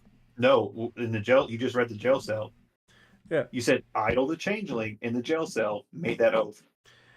No, because it is done. Idol hooves, so it's Idol as he sees himself as the unicorn, because I think he's still in his unicorn form because... Well, to be fair, as a changeling, he doesn't have a name. Yep, he which is kind of funny when I have to recommend this story to people. I'm like, I have to kind of tell them the main character's name, even though the main character doesn't know their own name for like the first 4 chapters. It's not that he doesn't know his name. He doesn't have one. He doesn't have a name until the first 4 chapters. They just he is an expendable drone. He does not get to have a name. He doesn't need to have a name. I'm wondering if this jail cell scene happened before or after Shining put him in the cell. I mean, it's definitely after Shining put him in the cell. Okay. Oh yeah, because well, I mean, like Shining put him in the cell and told him, "Can you just be you?" No, it was okay. That was after. Okay. After the oath. Oh, fair enough. As expected, I suppose. The oath is what let Idol put himself back together mentally. Fair enough. Because Idol at this point, Idol is kind of shattered. Gosh, the term "shattered" has been completely ruined for me, mostly due to FNAF, and gosh, because like the shattered animatronics from Security Breach and whatnot. There's so many words that have been slowly more and more getting ruined for me by various video games and references. Idol needs a therapy arc. Yeah. Oh boy, does he! I don't think I'm not going to deny that one at all. I think he'll need. You can almost say he could use military grade therapy. Idol absolutely needs better therapy than he's allowing himself. Mm-hmm. But he doesn't have, as far as he's concerned, he doesn't have time for that. Nope, he's got an empire to put back together. Yep. Trauma is for people who have the time to deal with it. Mm-hmm. What? I said trauma is for people who have the time to deal with it. Idol doesn't have the time to deal with it, therefore he doesn't have it. Yes. Thorax can have all of Idol's trauma. He's going to give it to him. Yeah. That's the whole arc. One punch down at a time. Once season 3 ends, and we're getting that like the how would you say the slice of life episodes until the new arc starts. It's going to be Thorax and Idol solving mysteries. with their pet dog.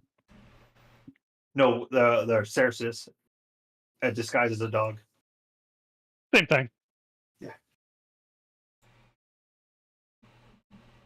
Yeah, Cersei's whole thing is that she is unbound by a lot of the things that all other changelings have to deal with, because that's just the way they handle the way certain things get handled. Cersei wasn't supposed to leave the hive when she did. She didn't get all the rules that everyone else did. Exactly. There's some good. There's some advantages to that, and there's some disadvantages to that. I shall For return one thing, shortly. yeah. For one thing, Chrysalis would be very upset. Idol can be left on his own. Cersei cannot.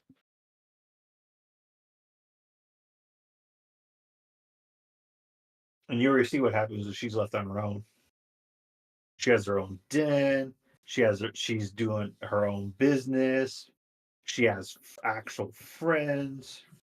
Cersei is having a great old time. She got a place to stay with free food. She got this pony that she doesn't really know too well, but Idol knows her and she seems cool, but she has a real creepy bug collection and that terrifies her.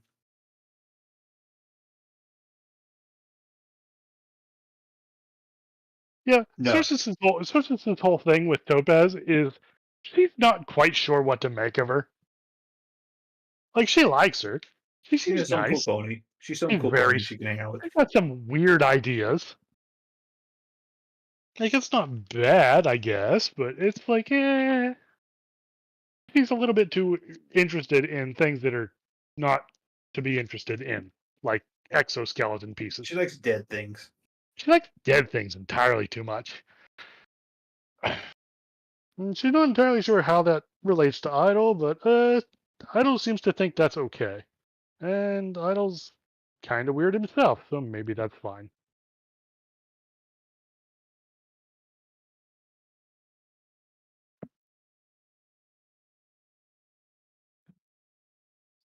Shit, man! I Like, can't wait till they fight the frozen like, moles. like Cersei really likes Topaz because Topaz seems to know what's like a lot more about what's going on than most ponies do. But at the same time, she's always a little bit weird. Not that she minds weird, just that she's weird. It's a balance. Yeah. But then again, Cersei's considering herself kind of weird. Because her only other at this point, the only other pony she really would associate with, I guess now, is Celestial. Right. Now, she's probably going to realize that Celeste is a little weird too. But that's fine. That seems to be okay. Because everyone around her is weird.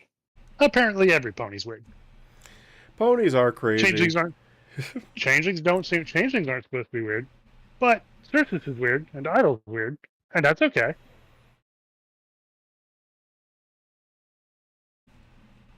Is it good? She's not sure. The nurse made an effort to bring her to Idol, so the nurse must have knew that they were both weird. Exactly. It's like, yeah.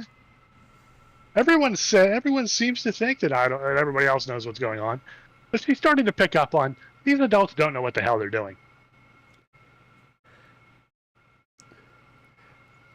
And she's starting to get the kind of scary feeling that nobody knows what they're doing.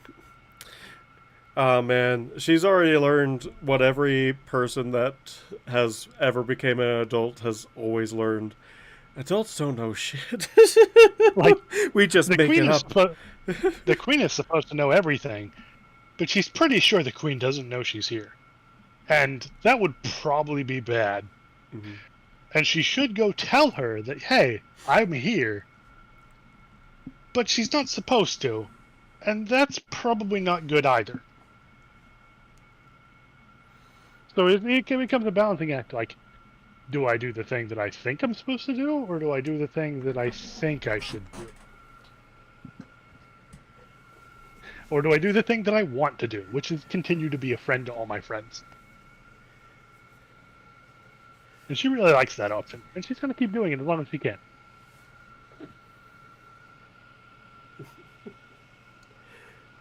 Gosh, we're Like her standing up against her, like rescuing her friends from the hive. She's well aware that's not a thing she was supposed to do. Even Idol didn't tell her to do that. She made a decision herself. Yeah, And if you think about it, she didn't get caught, but boy, it's weird. no, she was playing a dangerous game. You know, if you go back and look at it, Enox is she instinctively knew to be scared of them. Not because Idol told her to, hey, be mindful of changelings. For some reason, she's like, this is wrong. I can't show myself. I need to hide. Okay, yeah, that you're now jogging my memory because I remember her being specifically afraid of Idol because it didn't feel like Idol,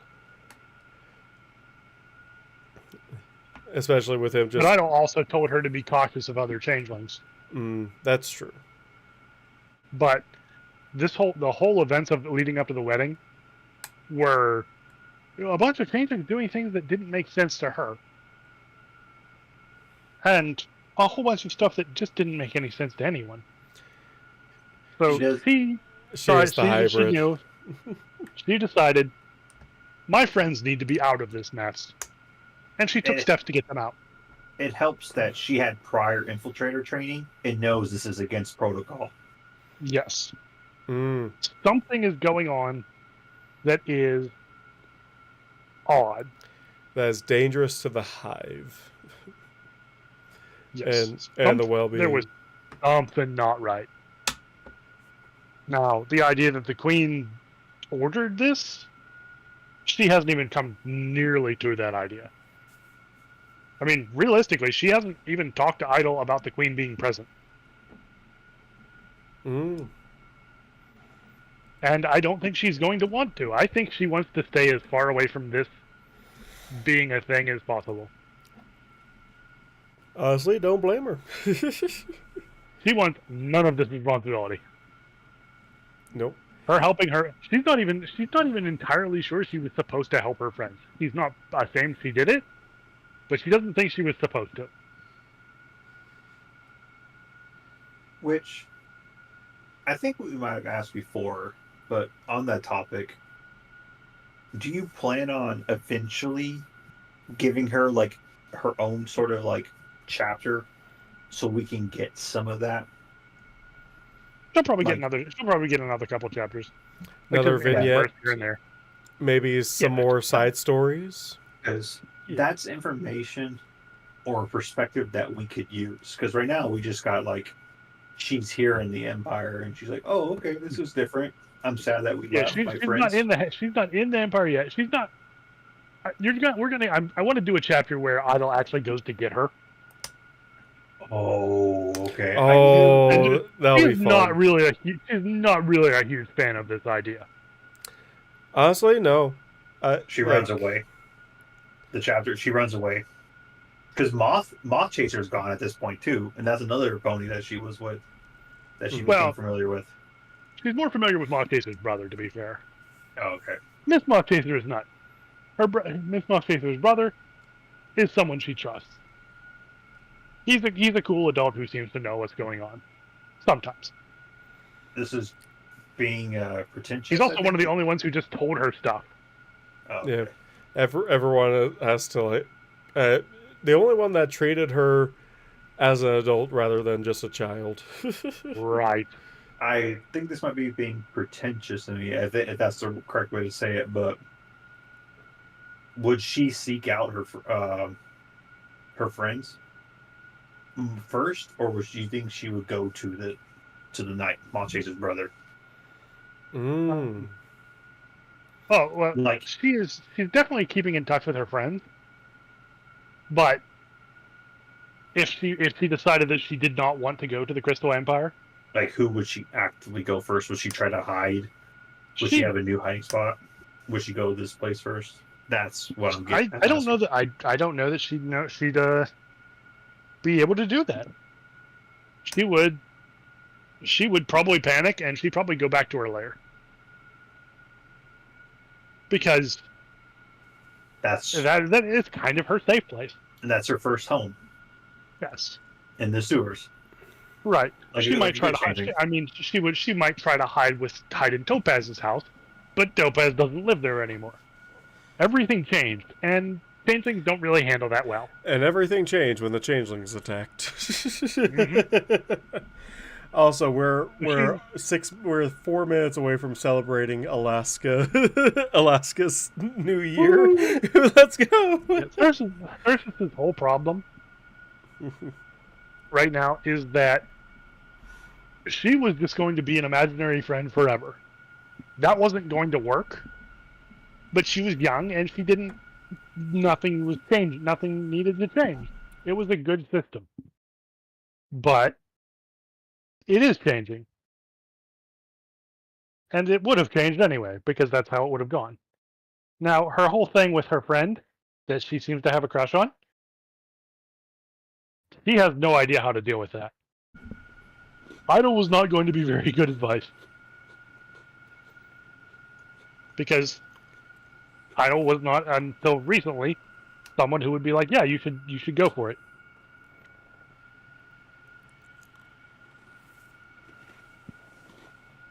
Because changelings aren't supposed to have those relationships. So he is they're both kind of treading in new waters. Oh man, so much fun to be had.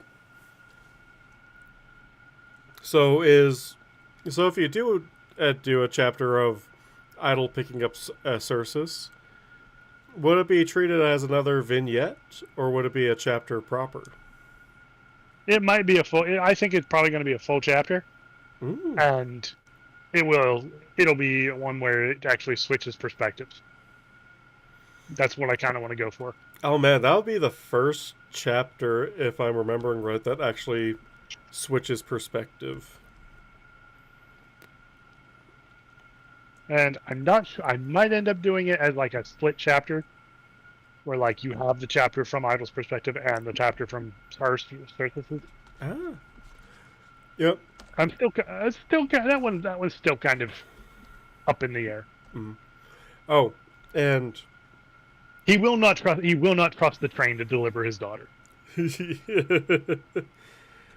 how can you trust a big metal slobbering beast like that? Not without him being present to keep it in line. Nope. That does actually. Even though to Cersei, it's just a big metal box. It's just. Oh man. She is absolutely not afraid of this thing.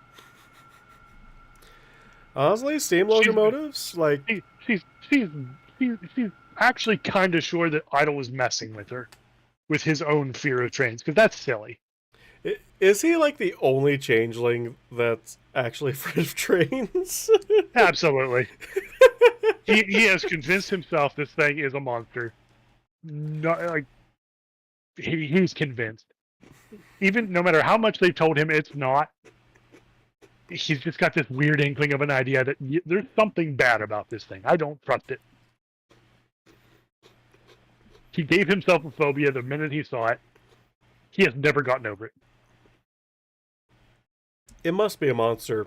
It breathes fire and spits smoke. Yeah. And it screeches. Most changelings are not terribly creative. Idol is creative enough to make himself afraid of a thing. I love that. I love that detail. Cersei is both creative and able to figure out like, no, this is fine. Mm-hmm. It was interesting enough. Like the train was interesting enough to her that it never scared her. It's just like, oh, this is cool. Yeah. Idol, That was something unusual. It has tracks. It's a monster. And no matter how he long made- it he- is, he'll still be terrified of them. He has convinced himself of this. It was his initial belief. It has never quite left him. Though I wonder if He has that's tried going to to change avoid it. because now he has like basically a blank slate or a clean slate for these sorts of things. So maybe if he might re-examine his feelings. Not really. Like as Luna pointed out the last chapter, whenever she visited him and in his dream, like there is an absolute expanse of absolute terrors from here to Canterlot. Would you like to explain that? As far as Idol's concerned, nothing lives between Canterlot and the Crystal Empire but trains. It's a horrible place. Yeah, something actually. Oh, Happy New Year! Happy New Year to Happy New everyone in Year. Alaska. Let's go. Or our big version of a Crystal Empire. Yeah, pretty much. Well, they're the little brim to our little psychotic cat. But yes, Idol has convinced himself of this completely irrational thing. He doesn't he doesn't really talk to people about it. He just continues to believe it. Mm. It is probably the changeling equivalent of flat Earth theory. It doesn't matter how much you try to convince him, he's sure he's right. It didn't help when Topaz, in order to get him over his fear of trains, by surrounding his cocoon with model trains. That probably did not help, no. Didn't you imply that he assumed that they crawled there on his own from the big one? Yes, he assumed they were training their young on him. Topaz thought it was hilarious, and now she can't fix it. Great job, So you DM. really Now were he'll right. never give it up. You really were serious about him being a transition. The Exiles are too naive to think of certain things like this, but I was just enough thought to overthink things. Yes. Something is happening to the changeling. Like, what is going on? Why is this metal contraption? He doesn't see it as like, oh, it's a tool to get from place to place. He's like, something propels it. I don't see what's propelling it. Something's wrong. I can only assume it's eating big things, moving on its own free will, and then regurgitating them elsewhere. Oh, At my minimum, God. this is an inferno machine. It screams, it screeches, It sputters. Fire and smoke. Yep. Yeah, it's not a good thing. Also, bear in mind, like, his last interaction with something this size was probably the Manticore. So, he doesn't have much to base his perception of the outside world of tools. I mean, other than it's big worth noting that monsters. they do establish in MLP, castle worms are a thing. They're kind of train looking. They do be train looking. They're Although a giant tube snake. Although, would Idle know about tatzelworms? He very well might. They live underground. Mm. Yeah, fair enough. It could be that he just has some genetic memory of this thing, or maybe want to attack the hive when he was young, and he just irrationally terrified of them. An old memory, like hive mind remnant. He just doesn't remember. He doesn't remember it happening. It's just stuck in there. Yeah.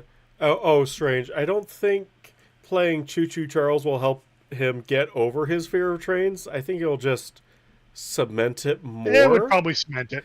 Yeah. It's literally the personification of what he sees a train. Yeah, this is what's hidden underneath that train shell. It's just the trains and Crusher are too patient. He does not understand their game. He's been waiting for it for years. They're not going to catch him unaware. Man, I wonder what what he would think of a boiler explosion, like the aftermath of one, all the twisting metal pipes Something and got whatnot. out. It That would burst. be his immediate thought. Something got out. Something escaped. Oh my god. Have you guys ever seen Tremors 2? Yes. I Whenever they, haven't. Oh, okay, Ages. I that's do own exactly it what he though. would think has happened. The trainlings have gotten out. The trainlings.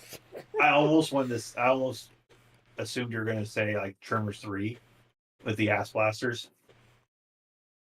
No, I'm sticking with the. I don't remember what they called the shriekers. Oh, yeah, they're like before they developed the wings. Yeah, Yeah. So are the other Tremor movies good enough to watch, or are they? none of the Tremors. Okay, none The of the first Tremors three, movies are good. Hey, They're take that. entertaining, but they're the not first good. three are the first three. They're fun. Okay, They're fun. They're not good movies. because It's an important distinction. one of the reasons why I haven't watched the other movies is because I like the first one so much. I don't want the rest of the series to ruin it for me. I honestly think the second one might be better. Oh, really? Yes. I would say even the third. I say the trilogy, the original trilogy, because you do have some recurring characters. The fourth one is a prequel, and then like Oh. 5 and 6, I think maybe 7. It's literally they just won Tremors, and they got Bert, the guy who plays Bert, to come back, and that's the only connection to the other ones other than Tremors. And after that, it all feels like some sci-fi like channel Mhm. movie Well, trying to rip off the Everything Tremors. everything after Tremors 3 feels like a made for sci-fi movie. Ah, 2 and gotcha. 3 feel 3 even feels kind of like a sci-fi movie, but 2 feels like a real movie. Yeah, I just remember hearing It's all digital effects after anecdotally that. from someone where they blow up another one, and one of the guys that was there in the original movies holding an umbrella because he didn't want to get alien guts over him again, or I think that's graboid 2. guts. I'm just like, I think oh that my would be gosh, 2. that's so funny. 2 I haven't is seen them. 2 manages to both take the original Tremors, and make them hilarious, Hmm. and then bring back the actual like, oh, these things are horrible. Well, the original Tremors was pretty funny as well, especially like the scene where Reba and her husband is in like their underground bunker, and they're like Yes. they're unloading That's into this thing, and then they're like, "I'm You out," rope and then it pans, and there's in a the wrong wall of direction, you guns. goddamn bastard. There's a wall of guns for them to aim at. Gosh, that was so good. Okay, so I feel like Twilight's Wanted needed spell, if cast on a train, Idol would feed himself to the firebox. I kind of like the idea that the one it needed spell would not work on a changeling. Oh, because Have a good night, Strange. We'll be turning it. We'll be turning in a minute. Yep, we're about done. yeah, pretty much It was 4 hours of stream, so it could 5 hours. 5 Congrats. now. Yeah, we were supposed to end like half an hour ago, but hey, Alaska, you got a surprise New Year celebration from us this year. It probably won't happen again, but congrats. We had a good time. we had a great time. We really should do this more often. We really should. Just a sporadic. Hey, what you guys do? What's your schedule? I work 5/10s most most No, weeks. I mean like Uh, whenever you're gonna you feel like you're hosting, you just let us know, or we'll just jump on, oh heck yeah. or do what we're saying before. If we don't live stream, just jump in a voice chat. Yeah. Yeah, we'll figure out something. Oh yeah. But for sure. now, I am going to crash. Oh, What so, is like 4 o'clock for you? Yep. It's 2 o'clock. Me, I gotta go see a movie at 11:15 tomorrow. oh fun. What are you going to say? I'm gonna go see A Complete Unknown. Oh nice. See That's what? that Bob Dylan one with Oh. Timothy Chalamet. It looks good. I actually think I might go see Sonic 3 tomorrow. You should. I would say definitely because Eggman. Oh my god. There's one scene you know what it is. Like I'm just gonna tell you, it involves lasers. It's hysterical. Tell me nothing. Tell me That's all I'm nothing. gonna say. When you hear them say lasers, you know you're in Get for a ready treat, for I cool. promise you. Alrighty. And there's two. Before you go, there's two ending scenes. Okay, I will You keep gotta an stay eye. for the entire credits. I have been warned about that. Yeah, like if you don't care, because One of my friends has seen it, I think, 3 times already. damn. She's like, it is so good. Yeah, I'll go watch Sonic 3 and be very Then confused again, because she I is. haven't seen the first two. Then again, it's worth noting she's kind of a Shadow fangirl. So, you know. Oh man. I'll tell you I heard one of the scenes though is supposed to be like a teaser for. I heard that they're supposedly making a Shadow spinoff. I don't know if it's a show or movie. Oh It man. doesn't shock. It wouldn't So- surprise me if they made like a whole like series off of it, even if it was like one of those like Game of Thrones y kind of steel where it's an hour show and they just have like multiple parts of it, so it's like a 20-hour long thing. Depending on what story it is. Definitely go. Same thing with chat. If you guys get the chance, Sonic 3 is worth a watch. If you like Sonic. If you don't, then don't go see it. If you don't like Sonic, you probably shouldn't go see the 3rd Sonic movie. It's good though. Jim Carrey is hysterical. I have to keep saying that. He did a phenomenal job. Like phenomenal. And it's amazing. I'll let you Phenomenal. guys go. Do, do, do, do, do. But yeah. Thanks for you guys joining for the me chat. on stream again. I don't know why you invited me, but I appreciate it. It was a ton of fun. I'm glad we did it. You're practically the second author of the series at this point. No. Like I don't need any more. I appreciate it, but I don't need any more of that. Like, hey, when are you going to write this story? Like, please don't. now I need to still catch up on your How to Pony series, but it's not hard. It's just like I'm imitating success and posting it like once a year. Yeah, I mean I still need to finish off Idle Colonel Hooves because I don't know why I keep doing this to multiple stories. I'll find a story based off of a random chapter, like when you posted one of your chapters. I read through that, and I'm like, oh, that's interesting. And then I read back a couple of chapters, and then I read forward a couple of chapters, and then I'm like, I should probably start at the beginning to actually get all the context I need. So I've read like 6 chapters in the dead center of the story without any context. I will tell you, when I wrote that story, I know, like, unlike Drake, who had an idea, I had the ending like pre-written before I wrote the first chapter. Oh wow! After that, because I was like, this is the ending I want to achieve. So I had like the first like half of that ending written. After that, everything else was just by the pants. Like I made it up as I went.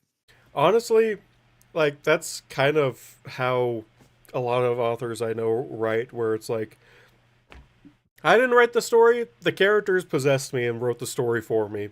It's sometimes it feels that way. I know we're still dragging on, but I've been telling, especially when I mentioned I talked to a couple authors on FIM about stuff, is the book I read was from Stephen King on writing, a memoir to the craft. Mm-hmm. There's a particular chapter he said that I've been trying to integrate a lot of that into my writings, which is how sometimes I get stuff written a certain way, done early, or they take a while. That's how Colonel Hooves is written too. He says he doesn't write the stories. He takes the characters, puts them in this scene, and he just watches them. And the idea or the context behind it is like again, we're going to use we'll use Idol as an example. Say Idol is at the train station. He needs to get back to Equestria fast to get to Ceres. How would what he do? Like, and that's the idea of the Stephen King's idea about writing. Is that's the situation, or this is where the character is, and how.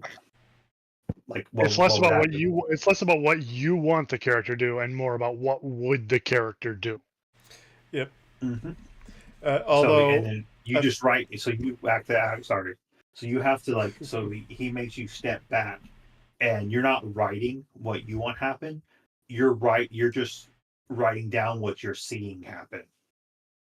Yeah. You just kind of throw situations at them, and then see how they react. Like, honestly, I want to eventually get to that, but gosh, I have to think of more than scenes and actually flesh out characters for that to happen. But I was going to say, like, Idol getting back from the Empire pretty quick. Like, I imagine that the Crystal Empire train is like a bit faster than the normal Ponyville train, at least from what the few scenes we see of it in the show. So he'd be literally flying by the seat of his pants, and just even more terrified because it makes even more sounds than the regular Friendship Express. I figure the Friendship Express is probably like a classic train, mm-hmm. and it rattles, it thumps, it clacks. But the one to the Crystal Empire is brand new. It's the high-speed expressway. It's a high-speed. It might be much quieter. He might. He's like, oh great, I'm riding a stealth monster. Stealth monster. At least until it breaks, and then it screams. Yeah, his whole thing is that he doesn't like the trains in general, but it's the means by which he is meant to travel. Mm-hmm. If he could travel any other way, he would. Although he would absolutely fly from the Crystal Empire, but he is not known to be a Pegasus. That would be awkward. Mm-hmm. I mean, I still feel like he should be packed up in a shipping crate and just shipped back to Equestria. So much more comfortable like that. He would be so much more comfortable like that. That said, he'd also be at the mercy of the train that way, and he'd like that less. Yeah, you just have to drug him enough. It all depends on what mindset he gets into before it happens. Cersei, however, is going to love the train. Yeah. Once she gets over the fact that she's being separated from her friends. That's not going to go over well. Nope. I can't wait for this to happen, especially more Idol trauma. Let's go. Like, the way that you sometimes write the story just reminds me of this post I saw where it was like,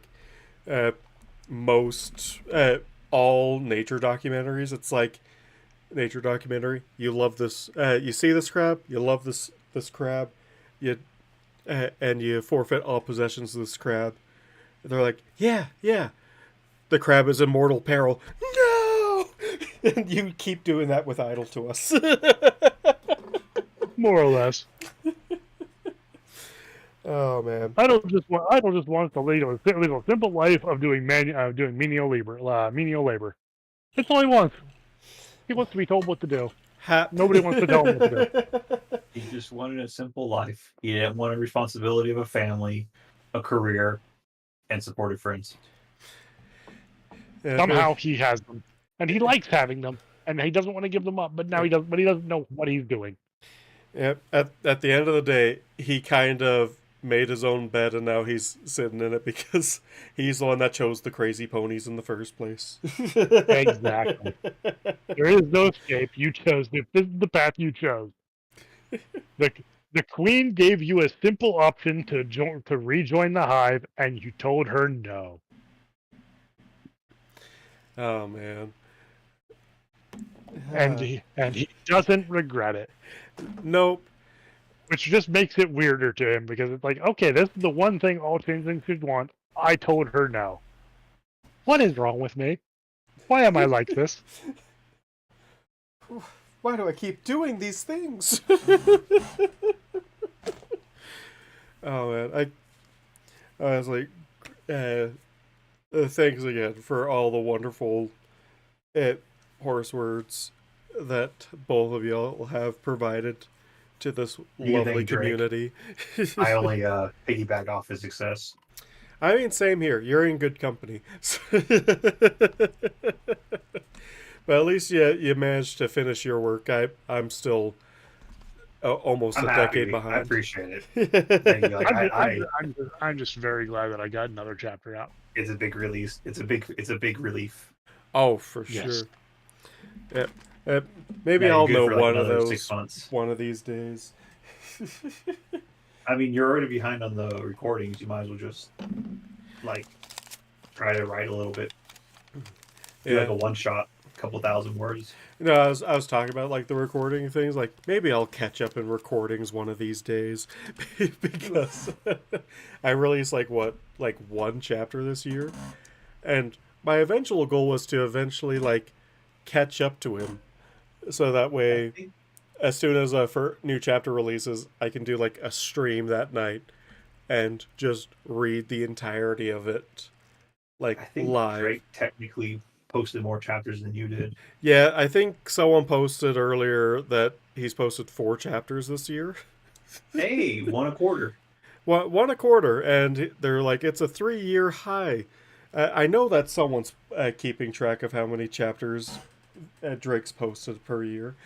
I know we make fun of you, Drake. It's all good fun, Oh, but it's Yeah. fine.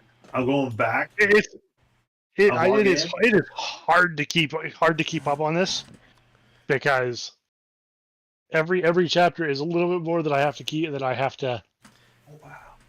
keep in mind whenever I'm writing the next one. You technically released it this one in 24, but Fim is saying you released it in 25, January 1st, 25. So technically, you released 3 chapters last year, and you got No, one this year. I'm looking at it right now. It's saying 2024. Are you sure? Yeah. Let's all confirm. I'm literally getting my snippet tool ready. Nope, it says the 31st for me. Then, man, I'm living the future right now. Man, You got your time zone set wrong on FimFic. Look, Yeah, that's true. You might have your time zone set wrong on FinFic. granted, I'm not logged into Fim on this computer. Oh, that might Look what be it it. says but look what it says, though.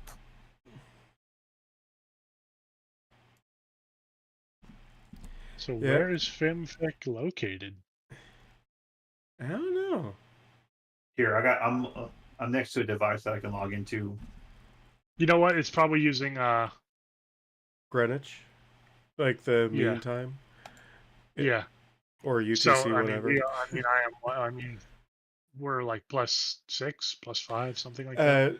No, we're negative. Because -6. I We're know mountain. I'm -7. Yeah. So basically, it was 5 hours in the future.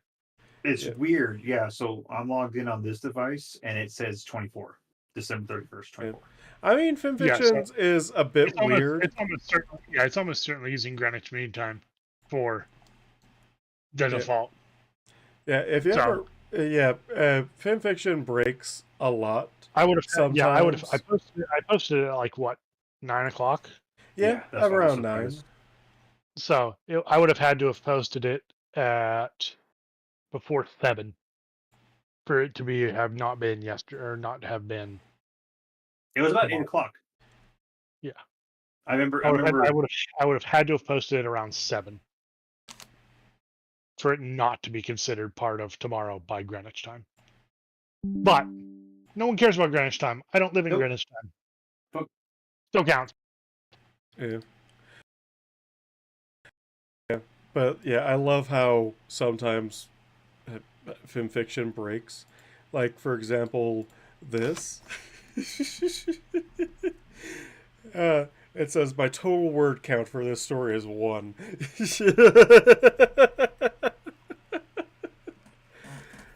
And I'm never going to update this story ever again because I don't want to break that fun little thing. other than the fact I've completely lost the plot for that story. But this feels like my family meetings. Whenever we say goodbye, it takes another 15 minutes of goodbye before we actually leave. Well, this is a good old Midwestern goodbye. We gotta slap our knees, go whelp, and then it's another hour of saying goodbye.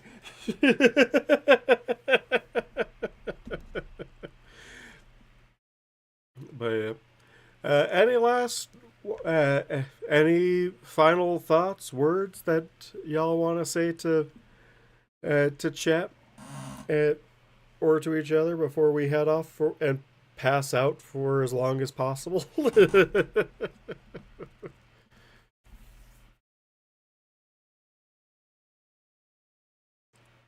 Oh, I can't hear you. Why can't I hear you? Did something mess up? Hold on.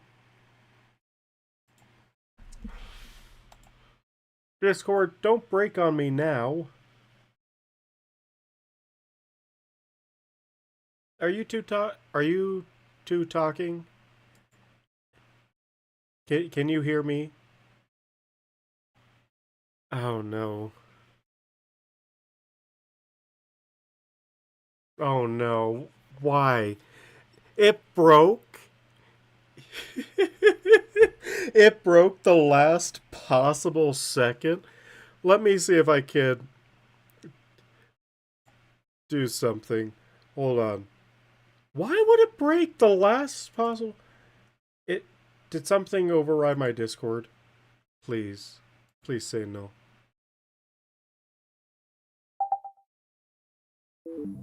Undeafened. Okay, and yeah. Let's see. Output. Yeah, push to talk. Voice. It. I should be able to hear you. Why is it suddenly? Hold on. Classic fix. I'll be right Left. back. Joined. Hello? Yeah! Is that working now? I can hear you now. Okay. That's funny. Gosh. You fixed it just in time for us to call it a night. I know. Even Discord's sick of our shit. I was gonna post the. There it is. Let me put this picture, then we'll get the fuck out of here. Yeah. Oh, but yeah. Oh. Do you have anything that you want to say to anyone, because they did not hear? Thank you all for putting up with my nonsense and sticking with the story. I hope I can continue to produce everything you guys deserve. Off clap. 100% clap. And we're always ready to ride this crazy train wherever this may lead. Much to Idle's chagrin, because he hates being on a train at all. Yeah. Oh. All right. It's fun. I appreciate it. And I would say that if we got to, we will get one of us will pick up the slack for you. Not me though. Good. We'll take your notes and try and write Idle. I nominate Good. comma though. I already got ripped on people saying this is not like Idle. This is not the Idle I like. No, your Idle's great. I also love how you use. He's an alternate take. Yeah, he's a great alternate take. I like your take on Idle. It's I think it's accurate. It was more of a, like I said, it was more of a, it's not. Yeah, no, we're not talking about that. You're like, we're not going down that rabbit hole anymore. No, I'm done. We are all dead tired. Let's call it a night. All right. Thank you. Yep. Damn, it's 2:30. Yep, it's 2:30. Another half hour. We could celebrate Hawaiian New Year's. I gotta get up. Well, all right, guys. Enjoy your movies and Happy New Year. Have a good one. All right. Later, Happy New Year. Safe. Catch you later. Ramgo left. Night. V Drake 77 left. Left. All right, and with that, I am also going to wrap it and call it a night. And I'll see y'all this weekend. You have a great night. Bye.